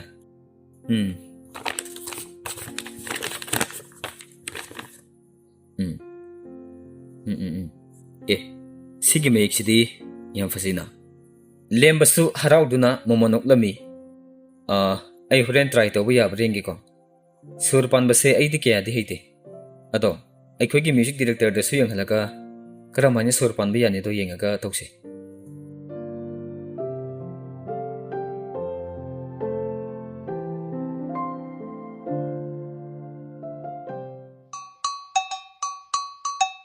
Lingjel Purniga Thoinuga Ngairingaida Michael Gari Thojalaga Khami Hello my crush nang amung laaba lai nasung lang kita makta as paktre bunga nang drama yawgi ga yawkro ai na ngangi sei phagi amuk tarabra ngai khu he phagi su phagi nebu ngasi de sengba ma de heramu kaino sengba haisibo ai na nahandagi hairibo wase ko na wari liba lorga sita kanagi nupino da dum tahalaboko yare ko nang ama awai bam tangang de tanja tu da Purniga Thoinuga su tholakpada Lingjel khara laptak na lepadu ubadagi Lingjel lao Michael ubada Purnina ꯑꯁꯤꯗꯤ ꯅꯍꯥꯟꯒꯤ ꯅꯨꯄꯥꯗꯨꯅꯤ, ꯆꯠꯂꯨꯁꯤ ꯂꯥꯛꯑꯣ ꯍꯥꯏꯔꯒ ꯂꯥꯛꯑꯣ ꯍꯥꯏꯔꯝꯕꯗꯒꯤ ꯃꯈꯣꯏ ꯑꯣꯏꯅ ꯆꯪꯁꯤꯜꯂꯛꯏ꯫ ꯃꯥꯏꯀꯦꯜꯅ ꯈꯜꯂꯝꯃꯤ, ꯑꯁꯤꯒꯤ ꯆꯠꯅꯄꯤꯁꯤ ꯑꯃꯨꯛ ꯂꯥꯛꯑꯦꯅꯦ꯫ ꯂꯤꯡꯖꯦꯜ, ꯑꯩ ꯆꯠꯂꯒꯦꯕ, ꯑꯗꯣ ꯅꯪ ꯑꯁꯦꯡꯕ ꯑꯃꯗꯤ ꯍꯥꯏꯔꯝꯃꯣꯕ꯫ ꯑꯁꯦꯡꯕꯗꯣ ꯑꯩ ꯍꯥꯏꯔꯒꯦꯁꯦ, ꯂꯤꯡꯖꯦꯜꯅꯗꯤ ꯅꯪ ꯁꯨꯛꯅꯨꯡ ꯍꯦꯛ ꯅꯨꯡꯁꯤꯔꯛꯑꯔꯣꯏ, ꯑꯩ ꯑꯣꯏꯅ ꯅꯨꯡꯁꯤꯔꯒꯦ ꯂꯥꯛꯑꯣ ꯍꯥꯏꯅ ꯄꯨꯔꯅꯤꯅ ꯗꯣꯡ ꯗꯣꯡ ꯍꯥꯏꯔꯝꯃꯤ꯫ ꯇꯥꯟꯖꯥ ꯑꯗꯨꯗ ꯅꯤꯔꯖꯀꯤ ꯀꯣꯜꯁꯨ ꯂꯥꯛꯑꯝꯃꯤ꯫ ꯔꯤꯡ ꯂꯥꯛꯄꯗꯨꯗ ꯇꯨ ꯃꯣꯏ ꯁꯥꯏ ꯀꯣꯜ ꯇꯧꯔꯛꯑꯦ ꯇꯨ꯫ ꯂꯤꯡꯖꯦꯜ ꯀꯣꯜ ꯄꯥꯏꯈꯠꯂꯒ, ꯍꯜꯂꯣ, ꯑꯩ ꯀꯣꯂꯦꯖꯇ ꯂꯩꯔꯤꯌꯦ, ꯅꯪ ꯌꯧꯔꯛꯑꯕꯣ? ꯊꯣꯛꯂꯛꯑꯣꯔꯥ, ꯑꯩꯈꯣꯏ ꯏꯃꯥꯟꯅꯕꯤꯁꯤꯡꯁꯨ ꯅꯪꯒ ꯈꯪꯅꯅꯤꯡꯉꯦꯅ ꯉꯥꯏꯔꯤꯌꯦ꯫ ꯂꯤꯡꯖꯦꯜ, ꯅꯪ ꯁꯥꯎꯔꯅꯨ, ꯑꯩ ꯊꯕꯛ ꯑꯃ ꯆꯠꯇꯕ ꯌꯥꯗꯕꯒꯤ ꯆꯠꯂꯦ, ꯑꯩ ꯍꯌꯦꯡ ꯑꯣꯏꯅ ꯂꯥꯛꯑꯁꯨ ꯂꯥꯛꯑꯒꯦ꯫ ꯂꯤꯡꯖꯦꯜ ꯈꯔꯗꯤ ꯅꯨꯡꯉꯥꯏꯇꯕ ꯐꯥꯎꯔꯝꯃꯤ, ꯑꯗꯨ ꯑꯣꯏꯔꯕꯁꯨ ꯀꯔꯤꯗꯤ ꯍꯥꯏꯔꯨꯒꯅꯤ꯫ ꯍꯣꯏ, ꯐꯔꯦ, ꯀꯣꯟꯅ ꯎꯅꯔꯁꯦ, ꯊꯝꯃꯒꯦ꯫ ꯑꯁꯨꯝꯅ ꯍꯥꯏꯔꯒ ꯀꯣꯜ ꯊꯝꯈ꯭ꯔꯦ꯫ ꯊꯣꯏꯅꯨꯅ, ꯀꯩꯗꯧꯔꯦ ꯍꯥꯏꯅꯣ? ꯃꯥ ꯂꯥꯛꯑꯔꯣꯏ ꯍꯥꯏꯔꯣ? ꯊꯕꯛ ꯑꯃ ꯆꯠꯂꯦ ꯍꯥꯏꯔꯛꯑꯦ, ꯃꯥꯅ ꯂꯥꯛꯅꯤꯡꯕ ꯃꯇꯝꯗ ꯂꯥꯛꯆꯔꯅꯤ꯫ ꯐꯥꯒꯤ ꯃꯥꯜꯂꯒ ꯑꯁꯦꯡꯕꯒꯤ ꯅꯨꯄꯥꯒ ꯀꯣꯏ ꯂꯩꯔꯝꯃꯤꯅꯦ ꯁꯤ ꯅꯨꯄꯤꯁꯦ꯫ ꯑꯦ! ꯂꯤꯡꯖꯦꯜ ꯃꯊ꯭ꯋꯥꯏ ꯈꯔ ꯅꯨꯡꯉꯥꯏꯇꯕꯒꯤ ꯇꯨꯃꯤꯟꯅ ꯂꯩꯔꯝꯃꯤ, ꯋꯥ ꯑꯃꯇ ꯉꯥꯡꯗꯦ꯫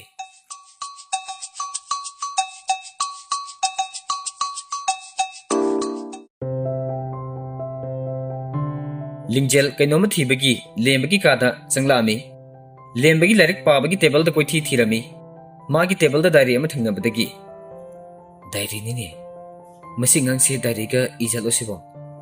ꯀꯩꯒ ꯑꯣꯏꯖꯥꯠꯅꯣ?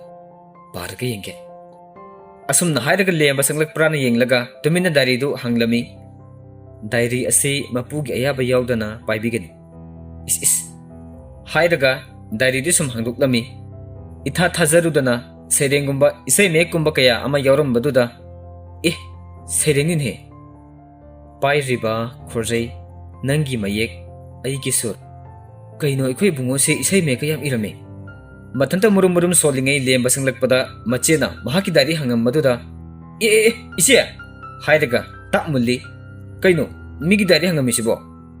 ꯀꯩꯅꯣ ꯅꯪꯗꯤ ꯁꯩꯔꯦꯡꯒ ꯌꯥꯝ ꯏꯔꯝꯃꯤꯅ? ꯁꯩꯔꯦꯡ ꯅꯠꯇꯦꯗ, ꯏꯁꯩ ꯃꯌꯦꯛꯅꯤ, ꯁꯨꯝ ꯄꯪꯏꯗ ꯏꯕꯅꯦ ꯄꯥꯝꯕꯒꯤ꯫ ꯑꯩꯅ ꯀꯅꯥꯝꯇꯗꯗꯤ ꯍꯥꯏꯗꯕꯅꯦꯕꯀꯣ, ꯍꯟꯗꯛꯁꯨ ꯑꯩꯅ ꯏꯕ ꯏꯁꯩ ꯃꯌꯦꯛ ꯑꯃ ꯑꯣꯗꯤꯑꯣ ꯑꯦꯜꯕꯝ ꯑꯣꯏꯅ ꯅꯝꯗꯣꯔꯤꯕ꯫ ꯑꯗꯨꯒ ꯅꯪꯗꯤ ꯑꯩꯈꯣꯏꯗꯒ ꯀꯔꯤꯝꯇ ꯍꯥꯏꯗꯕ? ꯁꯨꯝ ꯀꯣꯟꯅ ꯔꯤꯂꯤꯁ ꯇꯧꯔꯀꯥꯟꯗ ꯍꯥꯏꯒꯦꯅ ꯇꯧꯕꯅꯦꯕ꯫ ꯑꯣꯗꯤꯑꯣ ꯑꯦꯜꯕꯝ ꯀꯅꯥꯅ ꯁꯛꯇꯣꯏꯕ? ꯅꯨꯄꯥꯒꯤꯔꯣ ꯅꯨꯄꯤꯒꯤꯔꯣ?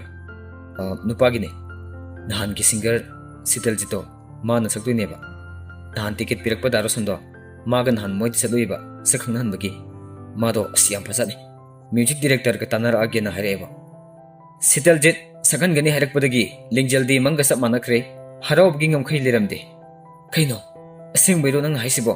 ꯁꯤꯇꯜꯖꯤꯠꯅ ꯁꯛꯍꯟꯗꯣꯏꯔꯕ? ꯍꯥꯏꯔꯒ ꯃꯥꯗꯤ ꯋꯥꯈꯜꯗꯨ ꯃꯊꯨꯝ ꯃꯔꯥꯡ ꯍꯧꯈ꯭ꯔꯦ꯫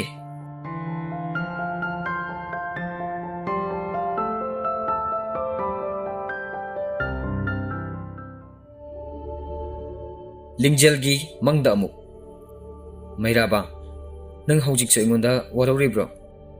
ꯅꯪ ꯅꯤꯔꯖꯀ ꯂꯥꯞꯊꯣꯛꯅꯕ ꯉꯝꯂꯣꯏ, ꯅꯠꯇ꯭ꯔꯥ? ꯃꯥꯗꯤ ꯑꯩꯒꯤ ꯄꯤꯁꯛ ꯄꯤꯛꯂꯤꯉꯩꯗꯒꯤ ꯇꯤꯟꯅꯔꯛꯄ ꯃꯔꯨꯞꯅꯤ, ꯑꯩꯅ ꯀꯔꯝ ꯍꯥꯏꯅ? ꯑꯣ ꯐꯔꯦ, ꯑꯗꯨꯗꯤ ꯅꯤꯔꯖ ꯑꯃꯁꯨꯡ ꯑꯩ ꯑꯃ ꯈꯜꯂꯣ꯫ ꯑꯩ ꯅꯪꯉꯣꯟꯗꯒꯤ ꯂꯥꯞꯊꯣꯛꯈ꯭ꯔꯣ ꯍꯥꯏꯕ꯭ꯔꯥ, ꯅꯠꯇ꯭ꯔꯒꯅ ꯅꯪꯅ ꯃꯥ ꯂꯥꯞꯊꯣꯛꯀꯦ ꯍꯥꯏꯕ꯭ꯔꯥ? ꯅꯤꯔꯖꯀ ꯑꯩꯒꯗꯤ ꯁꯨꯞꯅꯇꯪꯒꯤ ꯃꯔꯨꯞ ꯑꯣꯏꯕ ꯅꯠꯇꯅ ꯑꯇꯣꯞꯄ ꯃꯔꯤ ꯑꯃꯇ ꯂꯩꯅꯗꯦ ꯃꯤ ꯃꯩꯔꯥꯕ꯫ ꯑꯣ ꯑꯗꯨꯗꯤ ꯅꯤꯔꯖ ꯑꯁꯨꯝꯅ ꯀꯧꯔꯝꯃꯤ꯫ ꯅꯤꯔꯖ ꯊꯣꯛꯂꯛꯏ꯫ ꯍꯥꯏꯌꯣ, ꯅꯈꯣꯏ ꯑꯅꯤꯒꯤ ꯃꯔꯤꯁꯤ ꯀꯔꯤꯅꯣ?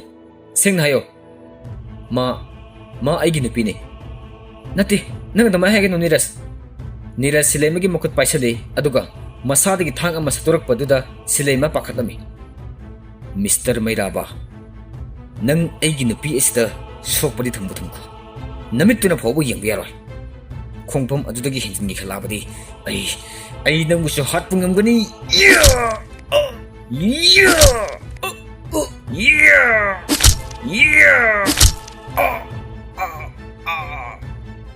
ꯁꯤꯂꯩꯃꯅ ꯃꯩꯔꯥꯕ ꯍꯥꯏꯅ ꯀꯟꯅ ꯂꯥꯎꯔꯛꯄꯗꯨꯗ ꯇꯥꯏꯕꯪ ꯐꯥꯎꯅ ꯂꯤꯡꯖꯦꯜꯁꯨ ꯃꯩꯔꯥꯕ ꯍꯥꯏꯅ ꯀꯟꯅ ꯂꯥꯎꯗꯨꯅ ꯄꯨꯛ ꯍꯧꯒꯠꯂꯛꯄꯗ ꯊꯔꯤꯛꯁꯨ ꯀꯩꯗꯧꯔꯒꯦ ꯍꯥꯏꯅ ꯆꯦꯟꯁꯤꯜꯂꯛꯏ꯫ ꯂꯤꯡꯖꯦꯜ ꯁꯣꯔ ꯊꯕꯦꯠ ꯍꯣꯜꯂꯝꯃꯤ꯫ ꯁꯦꯕ, ꯀꯩꯗꯧꯔꯒꯦꯕ ꯅꯪꯕꯣ?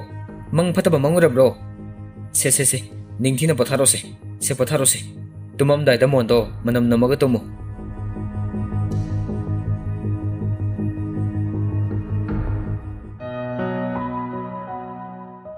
Rasiga Krishnagashu wari sanaduna lerami. Nupi masadusu mathang tha pankhalakpada luhongkidora male. Khangdreda mama. Magi maraibak aduni. Laibakta sum thona tamambagini. Hai, nasanupagi nupi haine singnabagi haibadumadi karamai tawkhre. Hainaribanini. Phajakraba nupi masadusu. Masasu matik jare. Aduda haudukpa ngamdadana leiribasini. Nupi masadugi imungnadi aikhoi ibungase pambanadi loirabani. Aduda nasanupana hairakadoido aisu khangi. Hai, mama. Yamnasu taksilukinu. Magi thabak simatangdi mai pakisanu. Aduga tapna haudukse.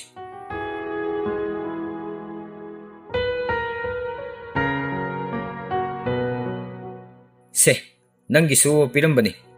Hairaga Roshan invitation card ama table mathakda thamlami. Satrabasu angang tharagada kaino madi thilalusu. Sital jitsu khangi Sapanagi wedding invitation ni haiba wa makha taramde. Horendo kaisam pato aina thingnarasi. Lembaga igesu kaisam pato aina laage. Aisu chalage. Asumna hairaga Roshan chatkibaga Sital jit Sapanagi wedding invitation du pairaga yengduna lehui. As aidi luhongbase yam ikai do malingu.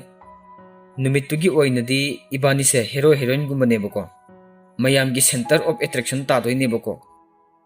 Ado phadi phasani. Aidi dum yenga lekhi do mali. Is aidi ham nokning do malingu. Karige. Ado ibani karigumba kaina bathodi aidi am wani. Luhongsu luhonggadaba mante. Nangonda leire. Ibani ki kainada baduri. Aigi oinadi lepliba khongphom sidaki hongdaru. Settle jet khanghaudana mamitagi sintharakpa pirang do amuk teithoklami.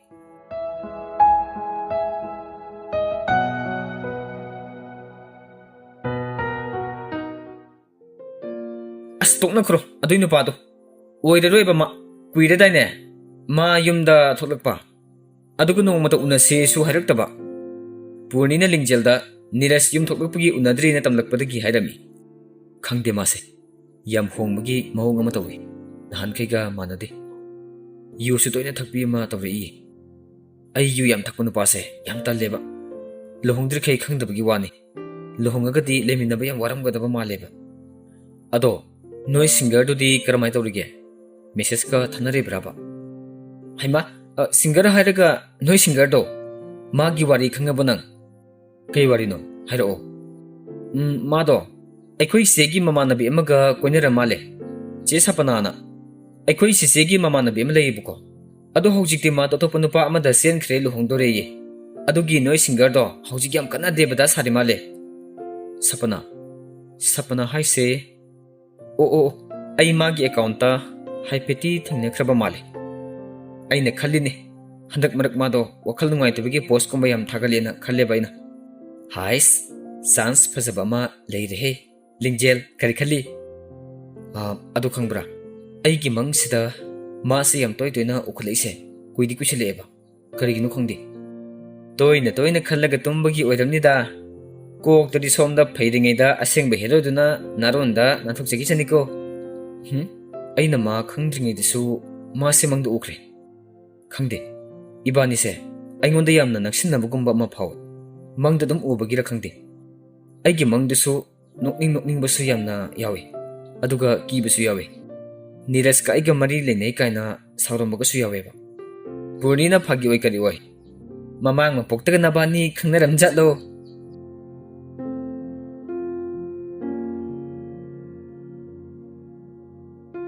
Numidangda sese sasilo hairaga tharik namasu nupa thuthebada sak inbirami.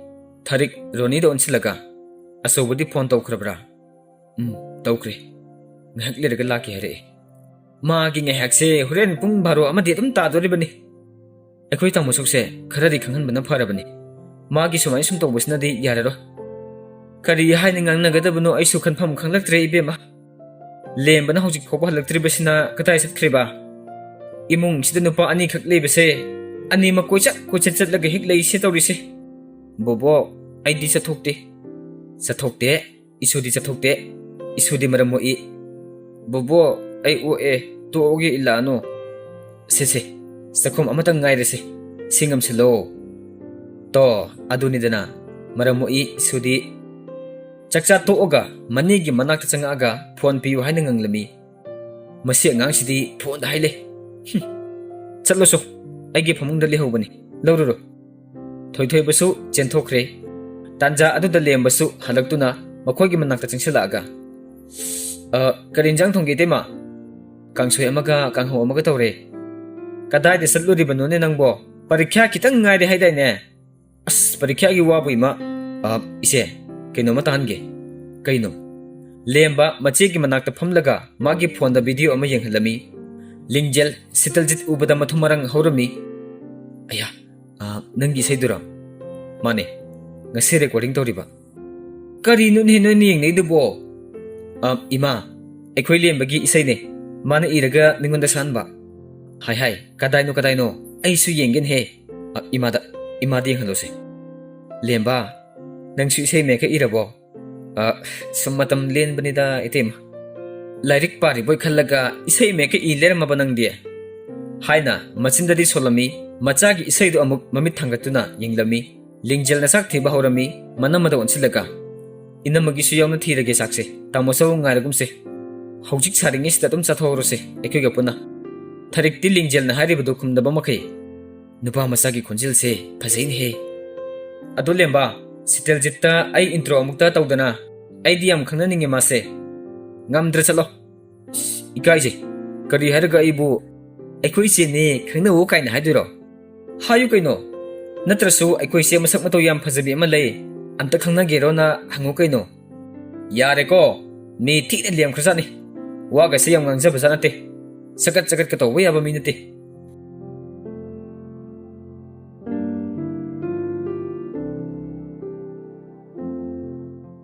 Ahing khara thingjila kanda lingjel mapanda hangchit langduna lerami maga sap manana Sitaljitsu mapanda hangchit langduna lerami magidi wakhal khanbasu yauribani lingjel Neeraj ki kolami.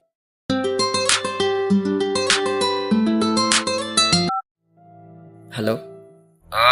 Kaino nangna pamise. Kaidawragi amo. Kaino banana pamise. Nang aige pau phone ningdraba natro. Yare. Good night. Karino ba nang nahiningisibo? Yare. Good night. Ai thambi. Masigi nupa si yengu ko. Pai. Masi ay amuk tawgi ba masi?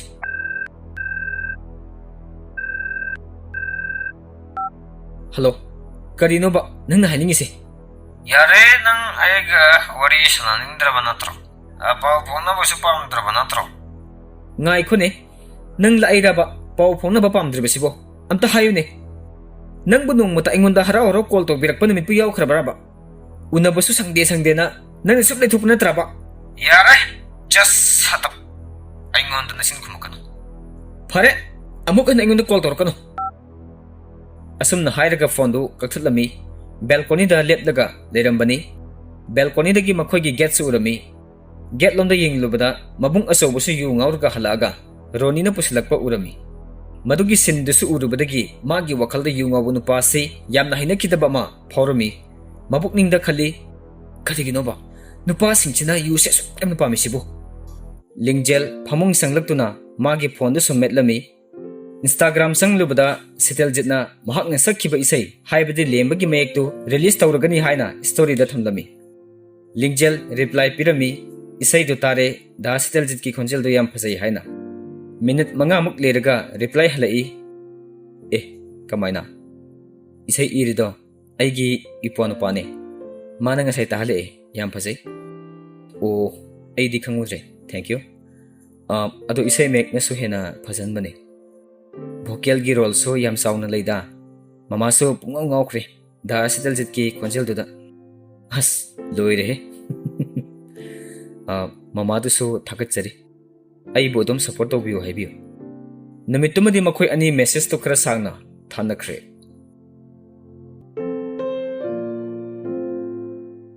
Neeraj ka lingjel gado nongmadi unarami Neeraj na mayum de hek thoklakpadagi amuk to phawbo unadri nimit asina ahan bani kaigi nonang na paidra amuk lerisna se ꯅꯪꯒꯤ ꯑꯩꯅ ꯂꯩꯔꯛꯄꯅꯤ ꯂꯤꯡꯖꯦꯜ ꯅꯤꯔꯖꯅ ꯄꯤꯔꯛꯂꯤꯕꯗꯨ ꯂꯧꯗꯕꯤꯗ ꯄꯣꯝꯃꯒ ꯑꯗꯨꯃꯛ ꯂꯩꯔꯝꯃꯤ ꯁꯦ ꯂꯧꯔꯣꯁꯦ ꯂꯤꯡꯖꯦꯜ ꯃꯁꯥꯗꯨ ꯏꯁꯥꯎ ꯁꯥꯎꯅ ꯅꯤꯔꯖꯅ ꯄꯤꯔꯛꯂꯤꯕꯗꯨ ꯂꯧꯔꯒ U ꯊꯛꯄ ꯀꯔꯝ ꯀꯥꯟꯗ ꯇꯣꯛꯇꯣꯏꯅꯣ ꯑꯁ ꯉꯝꯗ꯭ꯔꯦꯅꯦ ꯇꯧꯔꯤꯁꯦ ꯑꯗꯣ ꯁꯣꯏꯗꯅ ꯇꯣꯛꯑꯅꯤ ꯅꯪꯉꯣꯟꯗ ꯄꯨꯂꯞ ꯇꯣꯛꯎ ꯍꯥꯏꯕꯗꯤ ꯅꯠꯇꯦ ꯇꯣꯏꯅ ꯊꯛꯀꯅꯨ ꯉꯥꯎꯅꯕ ꯊꯛꯀꯅꯨ ꯈꯛ ꯍꯥꯏꯕꯅꯤ ꯅꯪꯅ ꯌꯨ ꯉꯥꯎꯔꯒ ꯐꯣꯟ ꯇꯧꯔꯛꯄꯗꯣ ꯑꯩ ꯌꯥꯝ ꯍꯩꯅꯗꯦꯕ ꯅꯪꯅ ꯂꯩꯔꯛꯏꯗꯣ ꯑꯩꯅ ꯍꯥꯏꯁꯤ ꯇꯧꯅꯤ ꯍꯥꯏꯔꯀꯥꯟꯗ ꯂꯧꯒꯦ ꯑꯁ ꯃꯤꯅ ꯑꯁꯨꯛ ꯋꯥꯅ ꯂꯩꯔꯛꯑꯒ ꯃꯥꯅꯒ ꯆꯥꯎꯁꯤꯜꯂꯦ ꯍꯣ ꯊꯛꯑꯔꯣꯏꯌꯦ ꯊꯛꯑꯔꯣꯏ ꯁꯨꯛꯊꯛ ꯍꯦꯛ ꯊꯛꯑꯔꯣꯏ ꯑꯣ ꯆꯤꯟꯗ ꯈꯛꯇꯪ ꯐꯅꯨꯋꯣ ꯊꯕꯛ ꯑꯣꯏꯅ ꯎꯠꯂꯛꯑꯣ ꯌꯨ ꯊꯛꯇꯕ ꯑꯃ ꯊꯤꯔꯒꯦ ꯍꯥꯏꯕ꯭ꯔꯣ ꯑꯗꯣ ꯐꯪꯉꯣꯏꯅꯦ ꯍꯧꯖꯤꯛ ꯃꯇꯝꯗ ꯌꯨ ꯊꯛꯇꯕ ꯅꯨꯄꯥꯗꯤ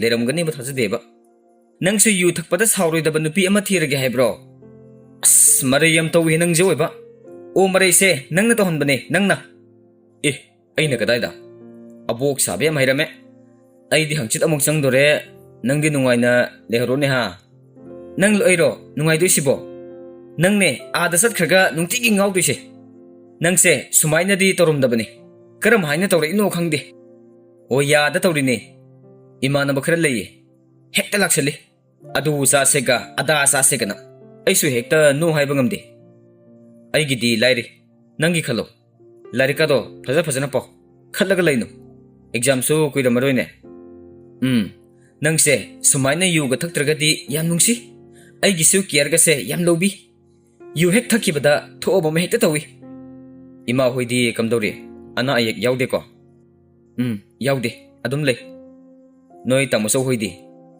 ꯇꯥꯃꯣꯆꯧꯁꯨ ꯍꯥꯃꯨ ꯃꯥꯒꯤ ꯍꯧꯅꯕꯤ ꯇꯧꯔꯤ ꯏꯅꯝꯃꯁꯨ ꯋꯥꯔꯦ ꯃꯥ ꯉꯥꯡꯅꯅꯕ ꯍꯣꯠꯅꯕꯗ ꯏꯃꯥꯅꯁꯨ ꯉꯥꯡꯕ ꯌꯥꯕꯗꯤ ꯉꯥꯡꯂꯕꯅꯤ ꯃꯥꯁꯦ ꯑꯗꯨꯕꯨ ꯍꯣꯏ ꯍꯣꯏꯗꯤ ꯑꯗꯨꯝ ꯍꯥꯏꯒꯅꯤ ꯊꯣꯛꯈ꯭ꯔꯒ ꯊꯣꯛꯑꯕ ꯑꯃ ꯍꯦꯛꯇ ꯇꯧꯅꯤ ꯅꯪꯒ ꯆꯞ ꯍꯦꯛ ꯃꯥꯟꯅꯩ ꯑꯦ ꯑꯩꯒ ꯑꯗꯨꯗꯤ ꯍꯥꯏꯅꯨꯍꯦ ꯑꯩꯗꯤ ꯍꯌꯦꯡꯋꯥꯏ ꯑꯗꯨꯃꯥꯏꯅꯒꯗꯤ ꯇꯧꯔꯣꯏꯍꯦ ꯑꯩꯗꯤ ꯏꯕꯥꯅꯤ ꯂꯨꯍꯣꯡꯉꯗꯤ ꯗ꯭ꯔꯛ ꯑꯃꯠꯇ ꯐꯥꯎ ꯊꯛꯄꯤꯔꯣꯏ ꯑꯧ ꯌꯥꯝ ꯃꯥꯜꯂꯦ ꯑꯩꯈꯣꯏ ꯇꯥꯃꯣꯆꯧꯁꯨ ꯍꯥꯟꯅ ꯁꯨꯃꯥꯏꯅ ꯇꯧꯔꯝꯕ ꯅꯠꯇꯦ ꯑꯗꯨꯅ ꯅꯨꯄꯥ ꯅꯣꯏꯁꯦ ꯊꯥꯖꯕ ꯉꯝꯗꯦ ꯄꯥꯈꯪ ꯑꯣꯏꯔꯤꯉꯩꯗꯅ ꯑꯃ ꯌꯨꯝ ꯄꯥꯜꯂꯒꯅ ꯀꯔꯤ ꯑꯣꯏꯕ ꯇꯝꯕ ꯉꯝꯗꯦ ꯖꯨꯋꯥꯔꯗ ꯄꯩꯁꯥ ꯊꯥꯕꯒꯨꯝꯕꯅꯦ ꯂꯥꯏꯕꯛ ꯌꯦꯡꯅꯕ ꯐꯕ ꯐꯠꯇꯕ ꯏꯔꯥꯏꯕꯛ ꯑꯣꯏꯕꯒꯤ ꯃꯑꯣꯡꯅꯤ ꯑꯦ ꯅꯪꯁꯨ ꯑꯗꯨꯐꯥꯎꯗꯤ ꯍꯥꯏꯃꯟꯗ꯭ꯔꯣ ꯍꯥꯏꯃꯟꯗꯦ ꯋꯥꯠꯂꯤꯕꯅꯦ ꯁꯤꯐꯥꯎꯕ ꯅꯨꯄꯥꯒꯤ ꯅꯨꯄꯥ ꯑꯃꯍꯥꯅꯤ ꯄꯥꯈꯪ ꯑꯣꯏꯔꯤꯉꯩꯗꯅ ꯑꯩꯈꯣꯏꯒꯤ ꯏꯇꯨꯡ ꯀꯣꯏꯏꯟ ꯏꯟꯅꯕ ꯑꯩꯈꯣꯏꯅ ꯍꯥꯏꯕ ꯌꯥꯔꯗꯧꯕꯗ ꯃꯥꯟꯕ ꯂꯨꯍꯣꯡꯉꯕ ꯃꯇꯨꯡꯗꯅ ꯇꯪ ꯇꯥꯕ ꯑꯃ ꯈꯪꯂꯕꯅꯦꯅ ꯊꯑꯣꯏꯕꯤꯗꯕ ꯑꯗꯨ ꯑꯩꯗꯤ ꯇꯧꯗꯦꯗꯅ ꯇꯝꯕ ꯉꯝꯗꯦ ꯏꯅꯝꯃꯒꯤ ꯃꯔꯥꯏꯕꯛ ꯑꯩꯉꯣꯟꯗ ꯊꯣꯛꯂꯣꯏ ꯍꯥꯏꯅꯤꯡꯉꯥꯏ ꯂꯩꯇꯦ ꯑꯩꯅ ꯅꯨꯡꯉꯥꯏꯇ꯭ꯔꯤꯁꯦ ꯄꯤꯛꯂꯤꯕ ꯊꯣꯏꯊꯣꯏꯕꯒꯤ ꯀꯣꯛꯇ ꯃꯄꯥꯁꯦ ꯌꯥꯝ ꯐꯠꯇꯅ ꯎꯔꯛꯂꯤꯕꯁꯦ ꯃꯥꯒꯤ ꯃꯃꯥꯡꯗ ꯇꯥꯃꯣꯆꯧꯅ ꯏꯅꯝꯃꯒ ꯂꯥꯎꯅꯕ ꯈꯠꯅꯕ ꯀꯌꯥ ꯑꯁꯤ ꯎꯕꯗꯒꯤ ꯑꯉꯥꯡꯁꯦ ꯋꯥꯈꯜ ꯂꯩꯅꯥ ꯂꯥꯛꯀꯗ꯭ꯔꯥꯅ ꯐꯥꯎ ꯈꯜꯂꯛꯑꯕꯅꯦ ꯑꯩ ꯌꯥꯝꯅ ꯈꯜꯂꯨꯅꯨꯗ ꯀꯔꯤꯝ ꯇꯧꯔꯣꯏ ꯅꯣꯏ ꯇꯥꯃꯣꯆꯧꯁꯨ ꯇꯞꯅ ꯍꯥꯏꯌꯨ ꯃꯥꯁꯨ ꯋꯥꯈꯜ ꯇꯥꯖꯔꯛꯀꯅꯤ ꯂꯦꯝꯕꯗꯤ ꯀꯃꯥꯏ ꯇꯧꯔꯤꯒꯦ ꯃꯥꯕꯣ ꯅꯍꯥꯟꯁꯨ ꯀꯩꯁꯥꯝꯄꯥꯠꯂꯣꯝꯗ ꯎꯔꯝꯃꯤꯅꯦ ꯃꯥꯗꯣ ꯃꯥꯁꯨ ꯑꯗꯨꯝ ꯂꯩꯔꯤ ꯃꯥꯁꯨ ꯗꯣꯛꯇꯔꯅ ꯇꯧꯕꯗ ꯆꯍꯤ ꯑꯃꯗꯤ ꯃꯥꯡꯉꯤ ꯃꯊꯪ ꯆꯍꯤꯗꯗꯤ ꯖꯦꯅꯔꯦꯜ ꯂꯥꯏꯟ ꯑꯣꯏꯅ ꯇꯝꯍꯟꯅꯕ ꯃꯤꯡ ꯆꯟꯕꯤꯔꯁꯦꯅ ꯍꯥꯏꯅꯔꯤ ꯄꯥꯕꯨꯡꯅ ꯃꯥꯕꯨ ꯗꯣꯛꯇꯔ ꯑꯣꯏꯕ ꯄꯥꯝꯂꯝꯂꯕꯁꯨ ꯃꯥꯒꯤ ꯂꯥꯏꯟꯒ ꯆꯥꯟꯅꯗꯦ ꯃꯥꯗꯤ ꯑꯥꯔꯠꯅ ꯍꯦꯟꯅ ꯄꯥꯝꯕꯒꯨꯝ ꯇꯧꯏ ꯏꯊꯥ ꯊꯥꯖꯗꯅ ꯍꯟꯗꯛꯁꯨ ꯑꯩꯈꯣꯏꯗꯒ ꯍꯥꯏꯗꯣꯛꯑꯝꯗꯅ ꯃꯁꯤ ꯉꯥꯡꯁꯦ ꯏꯁꯩꯒ ꯅꯝ ꯂꯩꯔꯝꯕꯩ ꯋꯥꯅꯤ ꯑꯦ ꯂꯦꯝꯕ꯭ꯔꯣ ꯍꯥꯏꯁꯦ ꯍꯣꯏ ꯃꯌꯦꯛꯇꯣ ꯃꯥꯅ ꯏꯕ ꯁꯛꯄꯅ ꯑꯩꯅ ꯍꯥꯏꯕ ꯑꯩꯒꯤ ꯀ꯭ꯔꯁꯇꯣ ꯃꯥꯅ ꯁꯛꯍꯜꯂꯒ ꯑꯦ ꯀꯅꯥꯅꯣ ꯅꯪꯒꯤ ꯀ꯭ꯔꯁ ꯍꯥꯏꯁꯤꯅ ꯑꯃꯨꯛ ꯑꯩꯅ ꯅꯍꯥꯟ ꯍꯥꯏꯗꯨꯗꯤ ꯑꯁ ꯈꯪꯗ꯭ꯔꯕꯣ ꯈꯪꯉꯝꯃꯣꯏ ꯅꯪꯗꯤ ꯃꯅꯤꯄꯨꯔꯤ ꯏꯁꯩꯁꯨ ꯇꯥꯗꯕꯅꯤꯅ ꯁꯤꯇꯜꯖꯤꯠ ꯀꯧꯕꯅꯦꯕ ꯁꯤꯡꯒꯔ ꯑꯅꯧꯕꯅꯦꯕ ꯏꯁꯩ ꯌꯥꯝꯅ ꯁꯛꯇ꯭ꯔꯤꯕꯅꯤ ꯁꯤꯇꯜꯖꯤꯠ ꯍꯥꯏꯁꯦ ꯁꯤꯇꯜꯖꯤꯠ ꯌꯨꯝꯅꯥꯝꯗꯣ ꯅꯠꯇ꯭ꯔꯣ ꯑꯦ ꯑꯩꯗꯤ ꯀꯩꯗꯧꯕꯒꯤ ꯈꯪꯉꯣꯏꯗꯣꯏꯕ ꯑꯗꯨꯗꯣ ꯑꯩꯒꯤ ꯀ꯭ꯔꯁꯅꯦ ꯌꯥꯝ ꯊꯤꯅ ꯉꯥꯎꯖꯩ ꯍꯥꯏꯕ ꯈꯪꯉꯤꯍꯦ ꯑꯗꯨꯗꯤ ꯊꯥꯏꯅ ꯑꯩꯈꯣꯏ ꯍꯥꯏ ꯁ꯭ꯀꯨꯜ ꯇꯝꯃꯤꯟꯅꯔꯛꯑꯦ ꯑꯩꯈꯣꯏꯒꯤ ꯁꯦꯅꯤꯌꯔꯅꯦ ꯅꯍꯥꯟꯗꯁꯨ ꯊꯦꯡꯅꯔꯝꯃꯤꯅꯦ ꯕ꯭ꯔꯣ ꯑꯃꯨꯛꯇ ꯄꯨꯟꯁꯤꯗꯅ ꯀꯥꯏꯅ ꯇꯧꯔꯛꯏꯅꯦ ꯑꯦ ꯅꯪꯒ ꯈꯪꯅꯕ꯭ꯔꯣ ꯃꯥꯗꯣ ꯑꯗꯨꯒ ꯅꯍꯥꯟꯈꯩ ꯑꯩꯉꯣꯟꯗ ꯍꯥꯏꯗꯕ ꯑꯩꯒ ꯅꯣꯡꯃ ꯊꯦꯡꯅꯍꯜꯂꯨꯀꯣ ꯊꯦꯡꯅꯔꯒ ꯅꯪ ꯀꯩꯗꯧꯒꯦ ꯍꯥꯏꯅꯣ ꯑꯩꯗꯤ ꯍꯪꯆꯤꯠꯁꯨ ꯑꯃꯨꯛ ꯆꯪꯉꯅꯤ ꯀꯣꯟꯅ ꯃꯊꯪ ꯊꯣꯛꯂꯛꯄꯗ ꯊꯦꯡꯅꯍꯟꯒꯦ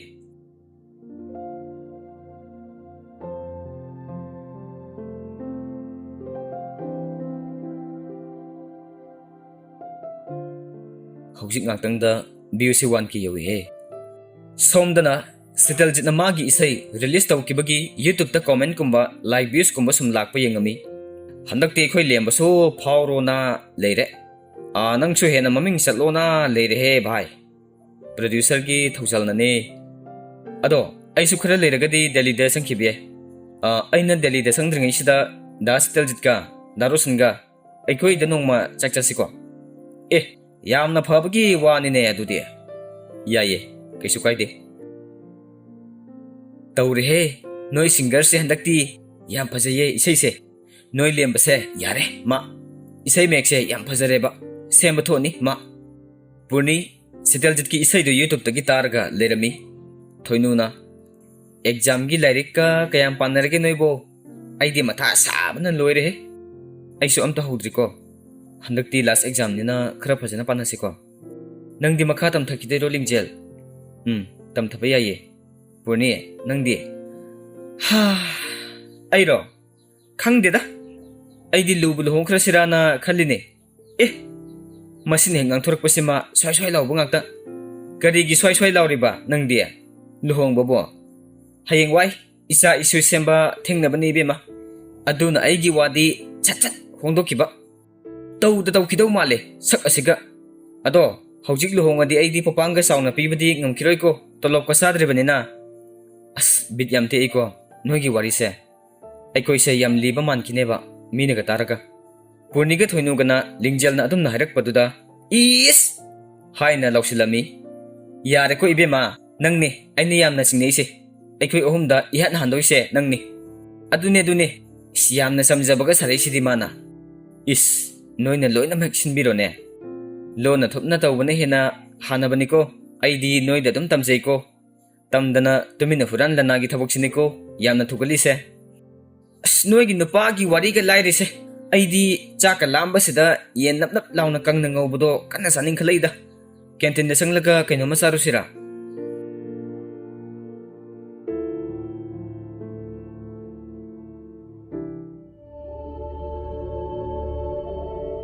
Lingjel gi manglanda amuk. Nangla silay mahai se. Ay nangga wa ama samthok na bapami. Nupi ama na silay mada hairami. Kadi matang dano. Nang mairabagi matang da kayam khangage. Kaino nang haisibo. Ay nakhangba ba khangena. Mairaba se nang naingondagi munbagi hak leite. Kaino nang na haidobo. Nang kanano. Mairaba ka iga nungsinnarakpadi kuirena. Aingondagi nang namun kiba natro. Nang nakhangna mairaba ka ibani mari lenerami haisi nang khangdro. Masina matek ama oikraga atopasin amada mairaba ka silaymaga amuk unarami. Nangga nungsinarami hai. Sapanaro. Madi karigi nangonda damain haireba. Madi luhongkrabane. Khangdi aisu. Ayam sauningi. Nang na sumaina torombase. Kuire he. Aidi maga tokna kiba. Silayma hikna kaplami. Silayma. Adamai tokno haibase. Ay nang nungsi haiba. Silayma adum kaptuna lerami. Mairabana thenduna konsinbirami. Tanja duda nirasu kadomdagino khangde phaujilaga. Lila se nungairene ko. Mairaba. Nangga igasi tinaribani ko. Tinana aingonda singaribane nangise. Natra. Karino nang haribadubo. Hai huran bi. Nang wangang. Nang huran pau phungnarambadagi haujik sigi phibam si yokiba natro. Nang yam ngamba nupine. Lingjel phuklauna hagola ami khantarubada masada akiba masu phawrami. Kaino aina tawribasibo. Nirasu Siteljitsu mangda pakuda ukulaisibo. Hanagum magi diary da magi mamang singdu isalami mathanta amuk khalami. Aingonda phawribase karino ai isa fawba wakal taslaktre. Aigi mangsing asina Siteljit pu hena naksinabagum phawholi. Masigi wakal sing ase karino na khalubasina hena amuksu nungtigi magi manakta sum singsinbagum tawri. Aingonda phawholi base karino haibaduni aina khangning base.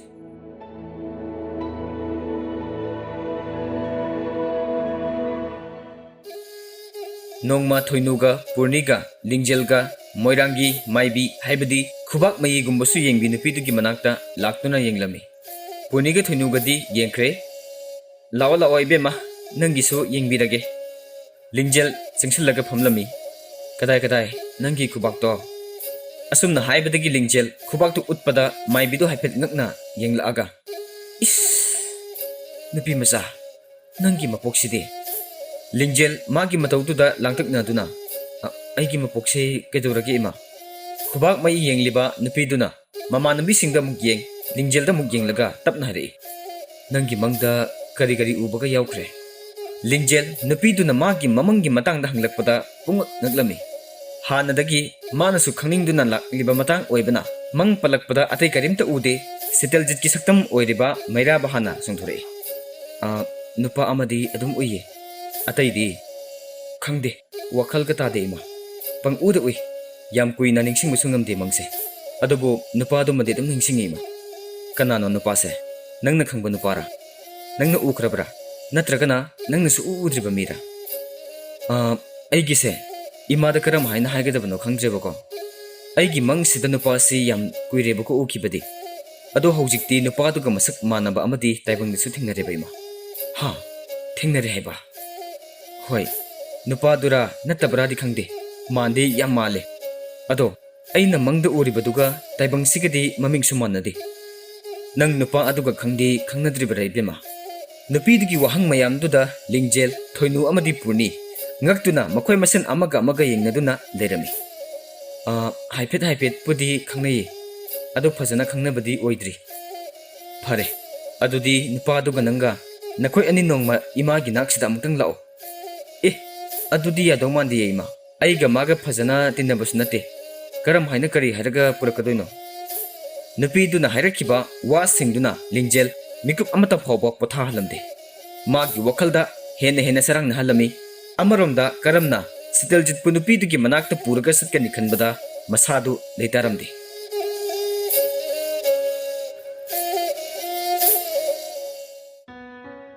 Makoi gi exam matam soirami exam matam oibagi phone su phajana paikidaba kuisile Siteljit ki matang desu karimata khangkidre hanna phoba yengludre exam aroiba nimituda thoinuga purniga makoi ohumsu wari sana duna thoklaklami purnina ai akhoi indom jahoida adum haikrage angangi birthday lei ai satlamage ko satluro lingjel ibani hanminna horage numitu nongsu mangli toromi purni su satkre thoinuna as ngasigi weather sidi nongsu do mali yumda thuna halobana farani phajub singkhalaga drama yengaga leirobana farani adum haina ngangna satlingai makogi college ki nupa amana thoinu nangi ai phabana hangobane nangi phone do mana khulle haibra kainoma haihobane aigi phone hairaga magi bag te yengbada magi phone do yaurumdre tanjatu da nongsu khongalai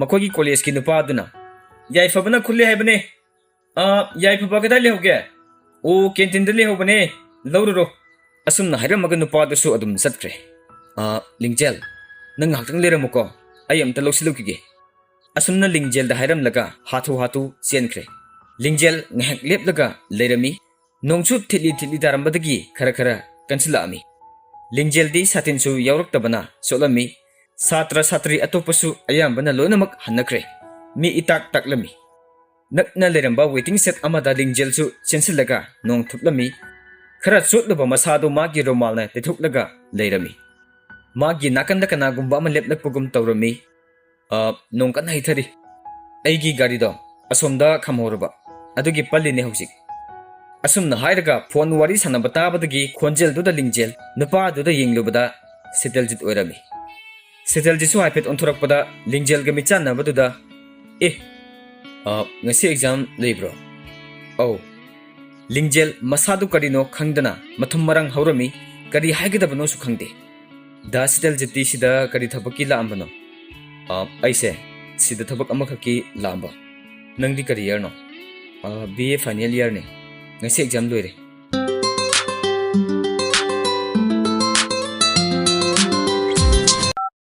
hello lingjel nang kadai de lege ai waiting set ta nong thupi ai do thabak ama satkira baleire nang han gi so halamona haigi tobane lingjel Siteljit ki matang da tamning bana di loirami adubu tambadi yadabana hoi asumna hairaga adum thamkre onthorak pada Siteljit leramdre Mana yenglubada nongsu kitangdi patharamle. Thili damuk churami. Siteljit gari thogdoraga. Kanaga hanminadoino. Nathanta oiragadi ai thilamagi lao. Asum haina magi gari ki thongnawdudagi lauruklami. Masu yamna chamna haijarakpani. Lingjel masadu pura thakatna. Yaraniye. Nongse pak hankidaw mande lao.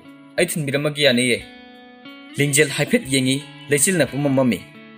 Siteljitna hanjin harakpaduda masada mathamoidadi mathumarang hobana loire.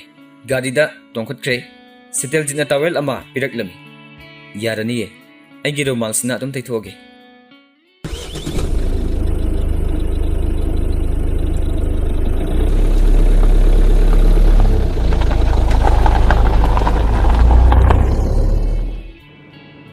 Noigise kadondagi salagana hena nake. Asigi golai sida hajilo. Asina nakpani. Lembage hekpo unarira. Ai ge hekpo unaba ipon pani. Nongmai khoida chaksa silao. Nahan lembana su hairami. Lembado yamna telen le bangang. Sema thokani. Khangdeda. Angang oringe digi madi art se. Adum khradi pamlakpani. Lingjel maibina hairakiba wapumdu ningsingla ami. Hodok ningbadi phorami. Hodok luraga kari khan kigani karamna hodokani khanbada wakhal tarambe. Adubu matang di yamna chare na khalami. Matungda sumaina unagani unaroisu tamba ngamadi na te khalami. Lingjel tapna laibak yenglage khanna hairei. Ado kanyum thangeba lana di khanuko. Kaino hekta hayo. Da Siteljit kanong matapok amatang chatni rupa yagadra. Siteljit sumana adumna hairak paduda mathanta mapukningda khalami. Kaino sinipisibo. Aina gari ke tonghanbasida madi wakhal gase ayura jala. Kadadino haisibo. Kai tapokno. Tapak amagine. Mi amatang unaruse yagadra.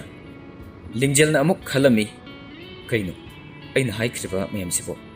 Mana seranturan amuk khalamdana. Lingjel mathanta amuk ikai jarakpadagi. Kona oiragaso yaye. Hauski nate. Yengse. Siteljit nasu khalli. Berani. Managa oina khaisle. Aina di isam samna mathanta nong thubhobaduda nungaitena hairuraga arem thoki kausilami. Kadai waino noigise. Sidagi khara satlaga. Lingjel na ta-aga thilhalami nongsu hangkre. Yarani ai swai tadam kumhorage.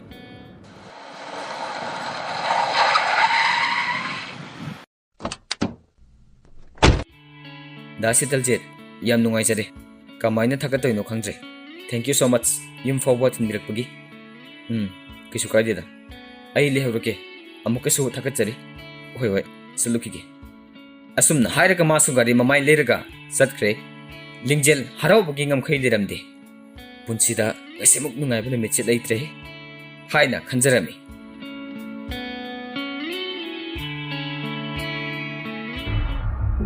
Kariginoba nangna ingona phone hanjin tawreisibo. Nangi haktakta aigi nupan aibu miraiba horaklabane. Aise yum amagi mau oirabane haiba nang khangiba natro. Mauda nate. Isagisu mama oirabane. Nangna number silaga ingona dam chakachakat phone tawreisi karigino. Roni na lona asumna phone na wari sanabada lembana targa lerami. Nangna pamisi karibano. Nangna pamisi kainoba. Ai nanga amuktangdi unaba pami. Ai nanga amuk hana unaba ngamnaroi. Nang ingona sukyamna yetlibasi karigino. Yetba tabaki wado thamko. Nang se matam amagi aigi Roni ne. Aina yamna nungsijakiba. Aingonda namthak tawromba kilamandi aina soidramagi kumkigani. Madudi haukraba wari ne. Aduga ai nangonda sudan kide. Namthak su tawkide. Ibani gi wari di loisinkrabane. Masida hanjin nangna ingonda yetlibasi karigino. Ai nangka nongmatang oirabasu unaba pami. Madugi matam henkre. Ai hojik yum amagi mau oirabane. Matam yawraktri. Aina nangbudi mikuk pudingi senaduna lai haibasimadi khangjilu. Hojik su nanga yamna naknaba mi amaga aiga dinari. Mangondagi nangi pawdum lauri khangi.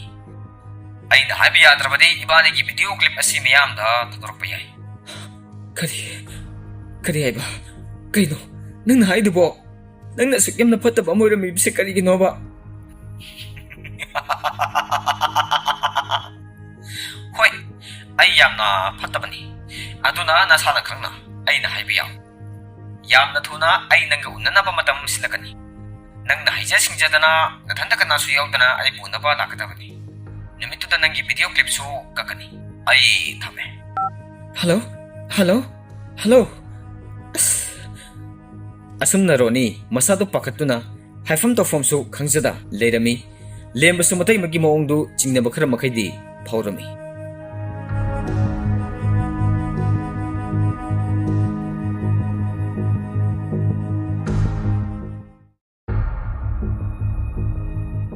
Nupi Korim Nena, Taurise, Bitkasam Yosulatra. Noi Noigi Nupi Dudi, Swide Loina Lena Banina, Paye. Unaning matamda unaba, Koi Basatmina Ning Matamda, Satminaba. Equigidi, video called Mami the Unaraga lady. Nearest Masi Hidaga, glass the Yoriba you pack to Maya Hijinki. Masumagirum the Mamanaba Singa party Tauraga, lady me. Mamanaba Amana. Sakcha wo. Nahana Swide again Nupi Ama Koyu hide. Yam loyal Loibas Harim Nena, Talihai Aduso. Hector Talane Bo. Noi na di Kangdriba. Yam nung siya ko saido. Noi saido, Aduso dam nung sinaraso. Soy de Yam Kangna Ragalore. Mana Kangdo Sulate. Adudi sito botadro, Mangonda. Sito bonateda. Nungay batambane, Natra. Nang Sukang bro. Nang na sida leraga, Mana Karidori. Kanaga Satli. Nang na loy na kang nate kana de bhai aikoi sai gi mama nabi yam thi na nei bi amale adu khang na gero sum ngehak dil len bi oina sakka de thi nei bani he magi phone puthuraga nupi amagi account changlaga nearest photo utlaga se yengu se post ta se noi sai ga kana na hin ge ba yengu ne asum na hairaga photo du yenghalami nearest so dum yenglami Tanjatu da Niras Lingjilgi Kolami. Niras Paikatlaga, Karangauraga. Hello, Ayu Tei. Asum Nahirak Paduda, Lingjel Sukras Hauraga. Oh, Pare, Adudi Tamagi. Asum Nahirga Pondo Kaki. Niras Kimamanabana. Pachadro. Adu Aikoi Saigi, Mamanabi Nebuko. Nanga Kangna Lagiba. Somda Lingjeldi, sounding Bana Masadu Lurami. Masiginu Pase. Kangni bama, Pauga mata Pauro bama, Karakangi, Blood Ocean gave a Kangnima. Instagram the Sumsang Lubada, Siteljit online labor urami, Kainomadi hiding ba Poromi maso. Da Siteljit, Chakjarabo, Asumna message Tazalami, Siteljitsu laptop ta Tabak Amatorami, message Lakpagi, notification Lakpaduda, Sanglami. Hek pa baga mamana. Ibungo, Chaksarsila oh, hoi, Laima. Asum na hairaga magi phone du thamkhraga laptop tu su off toromi somdana lingjelna Siteljitna reply pirakpura haina ngai duna lerami changlaga yenglubada message to madi send toromi adubu reply di piraktre ngai hak kaidawrabano haina khalami ngai haktang amuk ngai raga yengi adum halakidre lingjelna khalami ai ki tawse mana hainadaba forum gadaba mansle yamna tawbu ngambi oina uramani aina khallisidi mana khangbanati Aina Pamadi, Margaret Nabadu Kakni, Sumaina Lana Lokradi, Aisu Ikaisile. Aina Kalibase, Nasidagi Kandanaba Honaragi, Manakai no mo ina Kalamani.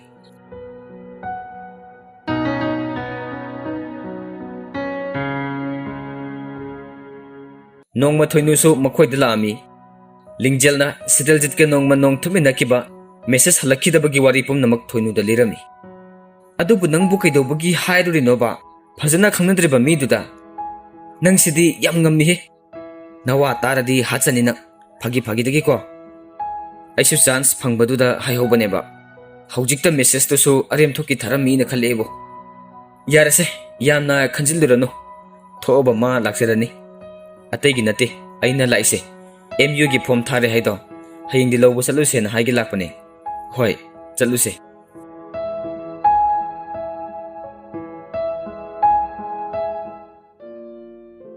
Numidang the Tarika Lingjelga, Sak insang Tominaraga Ledingi, Lem Susanglaga.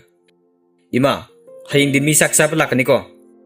Kana Latuino Haisibo. Yambani Kaglakani.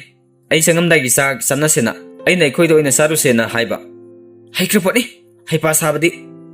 Ado ise, ꯅꯪꯅ ꯌꯦꯟ ꯊꯣꯡꯕꯤꯒꯗꯕ ꯍꯣ ꯉꯝꯗ꯭ꯔꯦ ꯑꯩ ꯍꯌꯦꯡ ꯊꯕꯛ ꯂꯩ ꯃꯤ ꯊꯣꯏꯅꯨꯒ MUꯗ ꯆꯠꯇꯣꯏꯅꯤ ꯅꯣꯏ ꯃꯁꯦꯜ ꯊꯣꯡꯅꯖꯧ ꯀꯩꯅꯣ ꯅꯪꯁꯨ ꯅꯧꯄꯥ ꯅꯨꯄꯥꯁꯦ ꯆꯪꯉꯝꯗꯥꯏꯒꯤ ꯆꯥꯅꯕꯅꯤ ꯍꯥꯏꯔꯒꯗꯤ ꯈꯤꯇꯪ ꯊꯣꯡꯕꯤꯌꯨ ꯀꯩꯅꯣ ꯅꯪꯒꯤ ꯑꯍꯩꯕꯤꯗꯨ ꯎꯠꯊꯣꯛꯆꯧ ꯍꯥꯏꯕꯅꯤꯗ ꯂꯥꯛꯇꯣꯏꯁꯦ ꯑꯆꯝꯕ ꯑꯝꯇ ꯅꯠꯇꯦꯗ ꯊꯣꯡꯖꯅꯤ ꯑꯗꯣ ꯅꯪꯒꯤ ꯑꯥꯗ ꯄꯨꯅꯕ ꯄꯣꯠ ꯑꯋꯥꯠ ꯑꯄꯥꯗꯣ ꯌꯦꯡꯉꯨꯀꯣ ꯃꯊꯪꯒꯤ ꯅꯨꯃꯤꯠꯇ ꯂꯤꯡꯖꯦꯜ ꯏꯁꯧ ꯂꯥꯡꯅ ꯏꯟꯁꯥꯡ ꯊꯣꯡꯂꯒ ꯂꯩꯔꯝꯃꯤ ꯄꯨꯡꯒꯁꯦ ꯂꯣꯏ ꯊꯦꯡꯉꯝꯃꯅꯦꯕ ꯅꯣꯏꯒꯤ ꯍꯣꯠꯅꯔꯤꯉꯩꯗ ꯂꯦꯝꯕꯁꯨ ꯃꯆꯦꯅ ꯏꯁꯧ ꯂꯥꯡꯕꯗꯨ ꯇꯥꯔꯒ ꯅꯣꯛꯑꯒ ꯐꯣꯝ ꯂꯧꯕꯕꯨ ꯉꯁꯤ ꯆꯠꯇ꯭ꯔꯁꯨ ꯌꯥꯕꯗꯨꯕꯨ ꯍꯣ ꯂꯥꯁ ꯗꯦꯠꯇꯣ ꯃꯇꯝ ꯀꯨꯏꯗ꯭ꯔꯦ ꯏꯕꯨꯡꯉꯣ ꯀꯔꯤ ꯈꯪꯗꯅ ꯃꯥꯅ ꯊꯣꯏꯊꯣꯏꯕ ꯂꯤꯡꯖꯦꯜꯒꯤ ꯐꯣꯟ ꯄꯨꯔꯒ ꯆꯦꯜꯂꯛꯏ ꯅꯦꯅꯦ ꯐꯣꯟ ꯂꯥꯛꯑꯦ ꯑꯁꯨꯝꯅ ꯍꯥꯏꯔꯒ ꯐꯣꯟꯗꯨ ꯄꯤꯔꯝꯃꯤ ꯍꯜꯂꯣ ꯊꯣꯏꯅꯣ ꯑꯁꯨꯝꯅ ꯍꯥꯏꯔꯒ ꯊꯣꯛꯈ꯭ꯔꯦ ꯊꯣꯏꯊꯣꯏꯕꯅ ꯋꯥ ꯃꯅꯝꯁꯤꯗꯤ ꯅꯨꯡꯁꯤꯍꯦ ꯅꯪ ꯍꯣꯔꯦꯟ ꯃꯇꯨꯡ ꯀꯌꯥ ꯆꯥꯅꯤ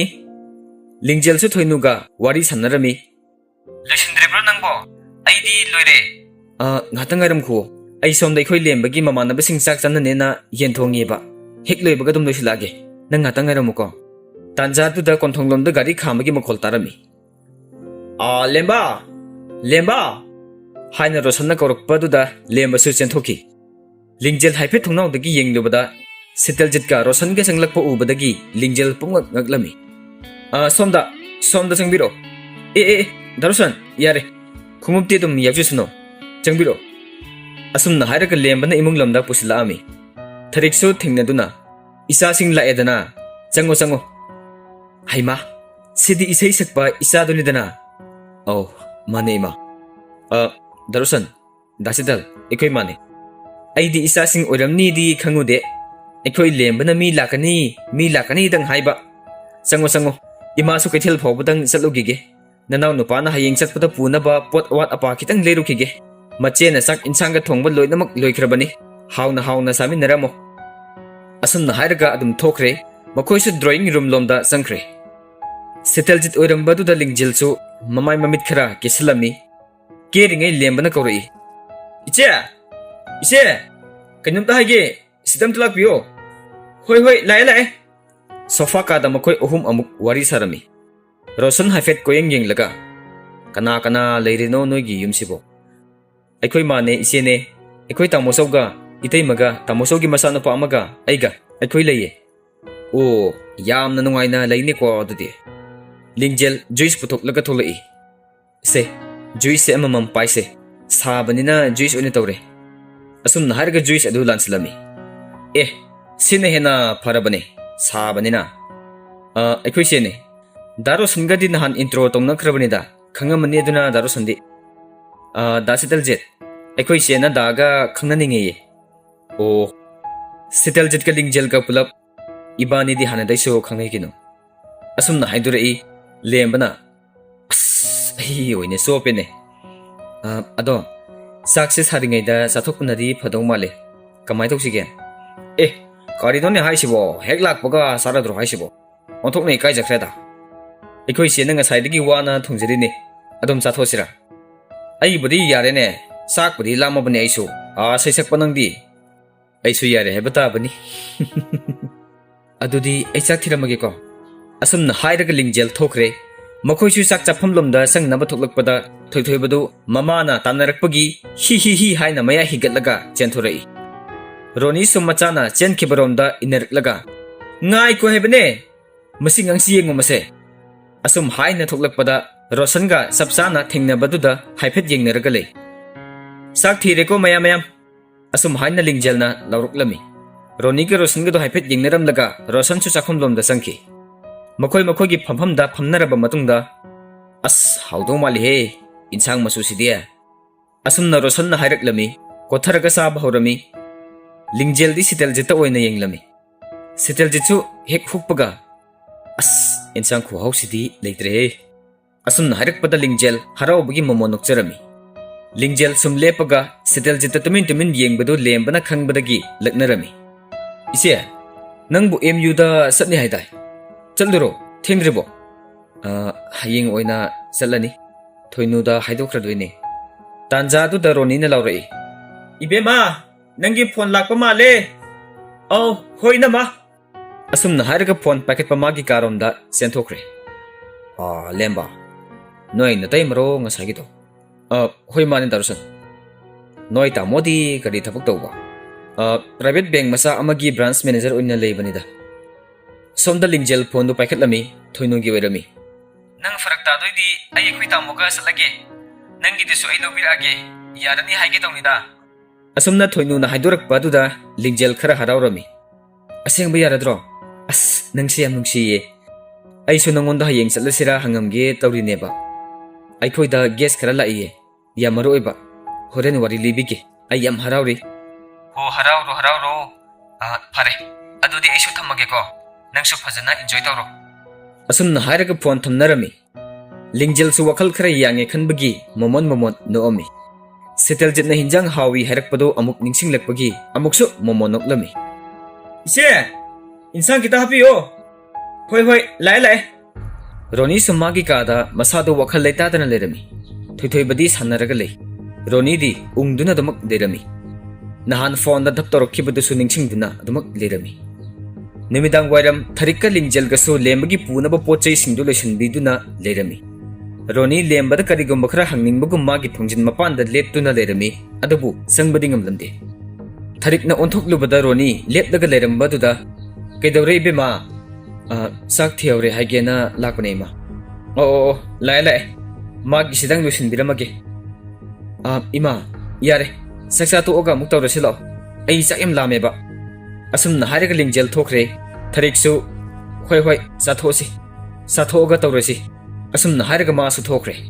Adubu Roni di lembada karigumba ma hangningbagi maungda adum lepdaga lerami. Lemba supuk hawatlaga satke tawbada Roni na lemba haina khamlami kaidoroge tema. Roni makhata na hangba ngamlamdre. Wa oina leithoklaga karimta nateda. Nangi poche awat apa paisa nang sawatlaga su itay mata koidana dum haido haike tawbani. Yarani da itema lone sure. Asumna hairaga lemba su thokre. Roni mana hangingliba dudi hangaudabagi nungaitaba amadi masada dum phawrumi. Saka toklaga phamungda changnarakanda lingjel siteljit online lerakpagi message tharami. Kaidawrigi da siteljit ikan kanadana message halai isai ama aurairambane. Si hana tharaga amuk ngasai insang do yam hawkre. Asumna amuka tharai. Lingjel message to paraga momonoklami. Tan chanarubagi oiramnida. Thongba hibigi oiramni. Ado nangdi kaidawramino? Sumderamba. Ado ngasidi ay yam harawe. Aige favorite person amada aina thongba hinjang ama pijakibase. Ngasigi nimitse kauba ngamdong mande. Atopa mayam amasu lakpa yaida. Ngasi kaknate. Ado nang ngasai MU sakpa kaina haido MA do MU da tamge hera. Sum thajingi tawba. Kai subject no? English da. Yam pai thajilo. Aisu MU da research tawri. Aseng bayro. Adudi aina MU da tamadi da siteljit ka thingnaba yare. Yare. Ado aidi music department ni. Makoi ani message sum thanarambadagi lingjel di dum tumthakre. Mamang duda muk kaidorage ungade. Silemana mairabana unglaga leibadu ubada nungaitabadagi hanglami. Kaishu dawde. Aise aigi goal se sip to bangamgadaba mandre. Aina pamliba aise afawa singer mo oiba habese. Aigi family na kanamatana support tawbidre. As adugi bo nangi support tawba ai leisidi nang afawa singer ama oidaba yadabane. Handaki mapok sigidi phangani haiba ai thajadre. Khalluraga ai thawai am nungaite. As ima hoina art ki magundo fajana khangdabagi oramni se. Kona phawraga moisu soidanamaki khangakini. Yam khanjilirano yarese. Adugi saruk ibani gi oina khallo. Ibani gi di kari amu khandoino. Lohonggadabada ngaire kaina ibani de. Lingjel makeup tholai. Magi phone da pung kaya tarabano haina yenglubada Purni gi message ama lerami. Changlaga yenglubada sise noi hero du natro haina photo ama tharaklami. Lingjel download tawraga yenglubada Neeraj ka nupi amaga naminaba photo oirami. Neeraj na nupi du ki lengban waida haipet kolaga kapa photo ni. Screenshot nupi du na thagalakpa photo ni. Lingjel madu hek ubada masada nungaitaba ama phawrami. Thaso thazarudi. Lingjel ꯅꯤꯔꯖꯇꯤ block ꯊꯝꯈꯤꯕꯒꯤ ꯅꯨꯄꯤꯗꯨꯒꯤ ꯃꯃꯤꯡꯗ ꯆꯪꯂꯒ ꯃꯥꯒꯤ account ꯆꯪꯂꯨꯕꯗ ꯅꯤꯔꯖꯀ ꯃꯈꯣꯏ ꯑꯅꯤ ꯅꯝꯃꯤꯟꯅꯕ ꯀꯣꯏꯕ ꯆꯠꯃꯤꯟꯅꯕꯒꯤ photo ꯃꯌꯥꯝ ꯊꯦꯡꯅꯔꯝꯃꯤ꯫ ꯑꯗꯨꯕꯨ ꯂꯤꯡꯖꯦꯜ ꯀꯔꯤꯁꯨ ꯍꯪꯂꯔꯣꯏ, ꯃꯈꯥ ꯇꯥꯅꯁꯨ ꯄꯥꯎ ꯐꯥꯎꯅꯔꯔꯣꯏ ꯍꯥꯏꯅ ꯈꯜꯂꯝꯃꯤ꯫ ꯑꯗꯨꯕꯨ ꯀꯨꯏꯅ ꯅꯨꯡꯁꯤꯅꯔꯛꯄꯒꯤ ꯍꯧꯅꯁꯥ ꯈꯟꯒꯅꯨ ꯍꯥꯏꯕꯗꯤ ꯌꯥꯗꯦ, ꯅꯨꯡꯉꯥꯏꯇꯕ ꯑꯃꯗꯤ ꯑꯗꯨꯃꯛ ꯐꯥꯎꯔꯝꯃꯤ꯫ ꯅꯣꯡꯃ ꯄꯨꯔꯅꯤꯒ ꯊꯣꯏꯅꯨꯒꯁꯨ ꯃꯈꯣꯏꯗ ꯂꯥꯛꯂꯝꯃꯤ꯫ ꯄꯨꯔꯅꯤꯅ "ꯌꯥꯔꯦ, ꯈꯜꯂꯨꯔꯅꯨ ꯑꯗꯨꯒꯤ ꯋꯥꯈꯜꯗꯣ, ꯑꯗꯨꯒꯤ ꯁꯔꯨꯛ ꯅꯣꯏꯒꯤ ꯁꯤꯡꯒꯔꯗꯣ ꯑꯗꯨ ꯑꯣꯏꯅ ꯍꯦꯛꯇ ꯍꯧꯖꯤꯜꯂꯣ ꯌꯥꯔꯦ꯫ ꯁꯤꯗꯅꯦꯕ ꯑꯩꯅ ꯅꯨꯄꯥꯒ ꯑꯃꯠꯇ ꯀꯣꯏꯖꯅꯤꯡꯗ꯭ꯔꯤꯁꯦ꯫ ꯑꯩ ꯀꯔꯤꯝꯇ ꯈꯟꯗꯦꯁꯦ, ꯃꯥꯅ ꯐꯅꯤ ꯈꯟꯕꯗꯣ ꯆꯠꯆꯈꯤꯕꯅꯤ꯫ ꯀꯨꯏꯔꯦ ꯑꯩꯅ ꯃꯥ ꯕ꯭ꯂꯣꯛ ꯄꯤꯈꯤꯕ꯫ ꯃꯥꯁꯨ ꯅꯣꯡꯃꯇ ꯍꯣꯏꯅꯤ ꯃꯥꯏꯅꯤ ꯍꯥꯏꯔꯛꯇꯕꯒꯤ ꯑꯩꯁꯨ ꯀꯌꯥꯝ ꯀꯨꯏꯅ ꯂꯩꯕ ꯉꯝꯒꯦꯗꯣ ꯌꯦꯡꯉꯨꯕꯅꯤ꯫ ꯑꯁ ꯌꯥꯔꯁꯦ, ꯈꯜꯂꯨꯔꯅꯨ꯫ ꯑꯗꯨꯒꯤ ꯁꯔꯨꯛ ꯁꯤꯡꯒꯔꯗꯣ ꯑꯗꯨꯗ ꯃꯥꯏ ꯑꯣꯟꯁꯤꯜꯂꯨ꯫ ꯅꯍꯥꯟ ꯂꯥꯏ ꯌꯦꯡꯂꯨꯕꯗ ꯅꯪꯒ ꯂꯥꯛꯃꯤꯟꯅꯧ ꯍꯥꯏꯔꯛꯈꯤꯗꯥꯏ, ꯑꯗꯨ ꯆꯠꯅꯕ ꯀꯣꯛ ꯑꯣꯏꯅ ꯊꯥꯗꯧ꯫ ꯑꯁ ꯇꯜꯂꯦꯗ, ꯕꯤꯠꯀ ꯌꯧꯁꯤꯜꯂꯛꯇ꯭ꯔꯦꯕ ꯑꯗꯨꯁꯨ꯫ ꯅꯍꯥꯟ ꯍꯥꯏꯐꯦꯠ ꯍꯧꯗꯣꯛꯂꯨꯕꯗꯒꯤ ꯑꯅꯤꯔꯛ ꯁꯨꯅ ꯍꯥꯏꯕꯒ ꯉꯝꯗꯧ ꯃꯥꯟꯗ꯭ꯔꯦ ꯑꯩ ꯑꯗꯨꯒꯤ ꯋꯥꯗꯣ꯫ ꯑꯁ ꯑꯃꯨꯛꯁꯨ ꯍꯥꯏꯖꯤꯜꯂꯣ, ꯆꯥꯟꯁ ꯐꯪꯉꯗꯤ꯫ ꯆꯥꯟꯁ ꯃꯥꯡꯍꯟꯒꯅꯨꯀꯣ꯫ ꯂꯥꯁꯇ ꯑꯩꯗꯤ ꯅꯪꯁꯦ ꯃꯉꯣꯟꯗ ꯇꯥꯗꯧꯗꯨ ꯃꯥꯟꯁꯤꯜꯂꯛꯑꯦꯀꯣ ꯐꯥꯒꯤꯗꯒꯤ꯫ ꯅꯁꯛ ꯑꯅꯤꯗꯨꯁꯨ ꯀꯗꯥꯏꯗꯅꯣꯃ ꯈꯔ ꯃꯥꯟꯅꯔꯤ꯫ ꯅꯍꯥꯟ ꯅꯣꯏꯗ ꯆꯥꯛ ꯆꯥꯕ ꯂꯥꯛꯑꯝꯃꯤ ꯍꯥꯏꯗꯨꯗꯤ꯫ ꯍꯩꯃꯥ, ꯑꯁꯦꯡꯕꯒꯤ ꯂꯥꯛꯑꯝꯃꯕ꯭ꯔꯣ? ꯍꯣꯏ ꯂꯥꯛꯑꯝꯃꯦꯌꯦ꯫ ꯃꯣꯏ ꯂꯦꯝꯕꯅ ꯀꯧꯔꯤ ꯃꯥꯜꯂꯦ꯫ ꯃꯤꯅ MU ꯆꯠꯁꯤ ꯍꯥꯏꯕꯒ ꯀꯟꯊꯣꯔꯛꯑꯦ, ꯒꯦꯁ ꯂꯥꯛꯑꯦꯅ꯫ ꯃꯥꯅ ꯌꯦꯟ ꯊꯣꯡꯉꯒ ꯄꯤꯖꯈꯤ ꯍꯥꯏꯁꯤꯗꯤ꯫ ꯋꯥꯎ, ꯋꯥꯔꯤꯁꯦ ꯌꯧ ꯂꯩꯔꯝꯃꯦ ꯇꯧꯔꯤꯁꯦ꯫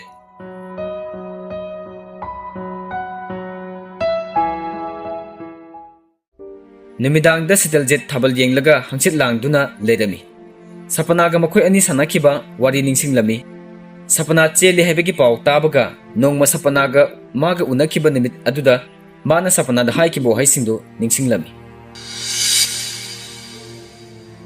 ꯑꯣꯏꯅꯤꯡꯕ ꯑꯣꯏꯁꯅꯨ, ꯃꯍꯥꯛꯅ ꯅꯪꯕꯨ ꯃꯣꯏꯊꯦꯝ ꯇꯧꯔꯒ ꯐꯥꯕ ꯑꯣꯏꯔꯕꯁꯨ, ꯅꯪꯅ ꯅꯁꯥꯅ ꯌꯥꯅ ꯆꯦꯟꯕꯕꯨ ꯑꯣꯏꯔꯕꯁꯨ, ꯅꯪꯒ ꯃꯥꯒꯗꯤ ꯂꯨꯍꯣꯡꯗꯧꯔꯦꯗꯅ꯫ ꯑꯩꯅ ꯅꯣꯡꯃ ꯍꯥꯏꯈꯤꯗ꯭ꯔꯣ, ꯀꯔꯤꯒꯨꯝꯕ ꯏꯕꯥꯅꯤ ꯀꯥꯏꯅꯔꯕꯁꯨ ꯑꯩꯅꯗꯤ ꯃꯔꯝ ꯑꯣꯏꯔꯒ ꯀꯥꯏꯅꯔꯣꯏꯅ꯫ ꯑꯩꯅꯗꯤ ꯅꯍꯥꯛꯁꯦ ꯊꯃꯣꯏ ꯁꯦꯡꯅꯗꯤ ꯅꯨꯡꯁꯤꯖꯈꯤꯕꯅꯤ꯫ ꯑꯗꯨꯕꯨ ꯑꯩꯅ ꯈꯟꯈꯤꯕꯗꯨꯃꯗꯤ ꯑꯩ ꯈꯛ ꯍꯣꯡꯂꯣꯏ꯫ ꯑꯩꯗꯤ ꯄꯨꯟꯁꯤꯒꯤ ꯌꯨꯝ ꯄꯥꯜꯂꯔꯣꯏ꯫ ꯑꯩꯒꯤ ꯅꯨꯡꯁꯤꯕꯗꯤ ꯀꯅꯥꯗꯁꯨ ꯑꯃꯨꯛ ꯍꯟꯅ ꯄꯤꯔꯔꯣꯏ꯫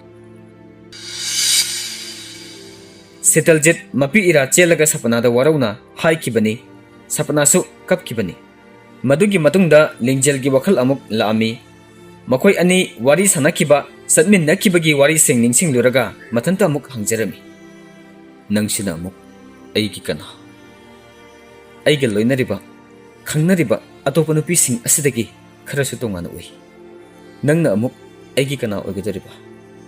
ꯆꯧꯀ꯭ꯔꯤꯗ ꯐꯝꯂꯒ ꯉꯥꯏꯍꯥꯛ ꯃꯃꯤꯠ ꯎꯏꯁꯤꯜꯂꯒ ꯄꯣꯊꯥꯔꯝꯃꯤ꯫ ꯃꯃꯤꯠ ꯍꯦꯛ ꯎꯏꯁꯤꯟꯕꯒ ꯂꯤꯡꯖꯦꯜꯅ ꯃꯃꯣꯟ ꯅꯣꯛꯄꯗꯨ ꯎꯔꯝꯃꯤ꯫ ꯃꯃꯤꯠ ꯑꯗꯨ ꯄꯥꯡꯊꯣꯔꯛꯏ, ꯑꯃꯨꯛꯁꯨ ꯎꯏꯁꯤꯜꯂꯤ꯫ ꯂꯤꯡꯖꯦꯜꯅ ꯗꯥ ꯁꯤꯇꯜꯖꯤꯠ ꯀꯧꯕꯗꯨ ꯑꯃꯨꯛ ꯇꯥꯔꯛꯏ꯫ ꯁꯤꯇꯜꯖꯤꯠ ꯐꯨꯛ ꯍꯧꯒꯠꯂꯛꯏ꯫ ꯀꯩꯅꯣ ꯑꯩꯅ ꯈꯜꯂꯤꯕꯁꯤꯕꯨ? ꯃꯁꯤꯕꯨ ꯑꯣꯏꯊꯣꯛꯄ ꯌꯥꯒꯗ꯭ꯔꯥ? ꯑꯁꯨꯝ ꯍꯥꯏꯅ ꯃꯊꯟꯇ ꯃꯨꯔꯨꯝ ꯁꯣꯜꯂꯝꯃꯤ꯫ ꯀ꯭ꯔꯤꯁꯅꯁꯨ ꯍꯥꯏꯐꯦꯠ ꯊꯣꯛꯂꯛꯄꯗ ꯃꯆꯥꯅꯨꯄꯥꯗꯨ ꯃꯊꯟꯇ ꯑꯗꯨꯗ ꯂꯩꯔꯝꯕꯗꯨꯗ, ꯀꯩꯅꯣ ꯅꯪꯗꯤ ꯍꯧꯖꯤꯛ ꯐꯥꯎꯕ ꯇꯨꯝꯗ꯭ꯔꯤꯕ꯭ꯔꯣ? ꯇꯨꯝꯃꯅꯤ ꯕꯕꯥ, ꯁꯨꯝ ꯉꯥꯏꯍꯥꯛꯇꯪ ꯍꯪꯆꯤꯠ ꯂꯥꯡꯉꯝꯕ꯫ ꯊꯦꯡꯉꯦ, ꯇꯨꯝꯅꯕ ꯇꯧꯔꯣ꯫ ꯑꯁꯨꯝꯅ ꯍꯥꯏꯔꯒ ꯃꯍꯥꯛꯁꯨ ꯆꯪꯈ꯭ꯔꯦ꯫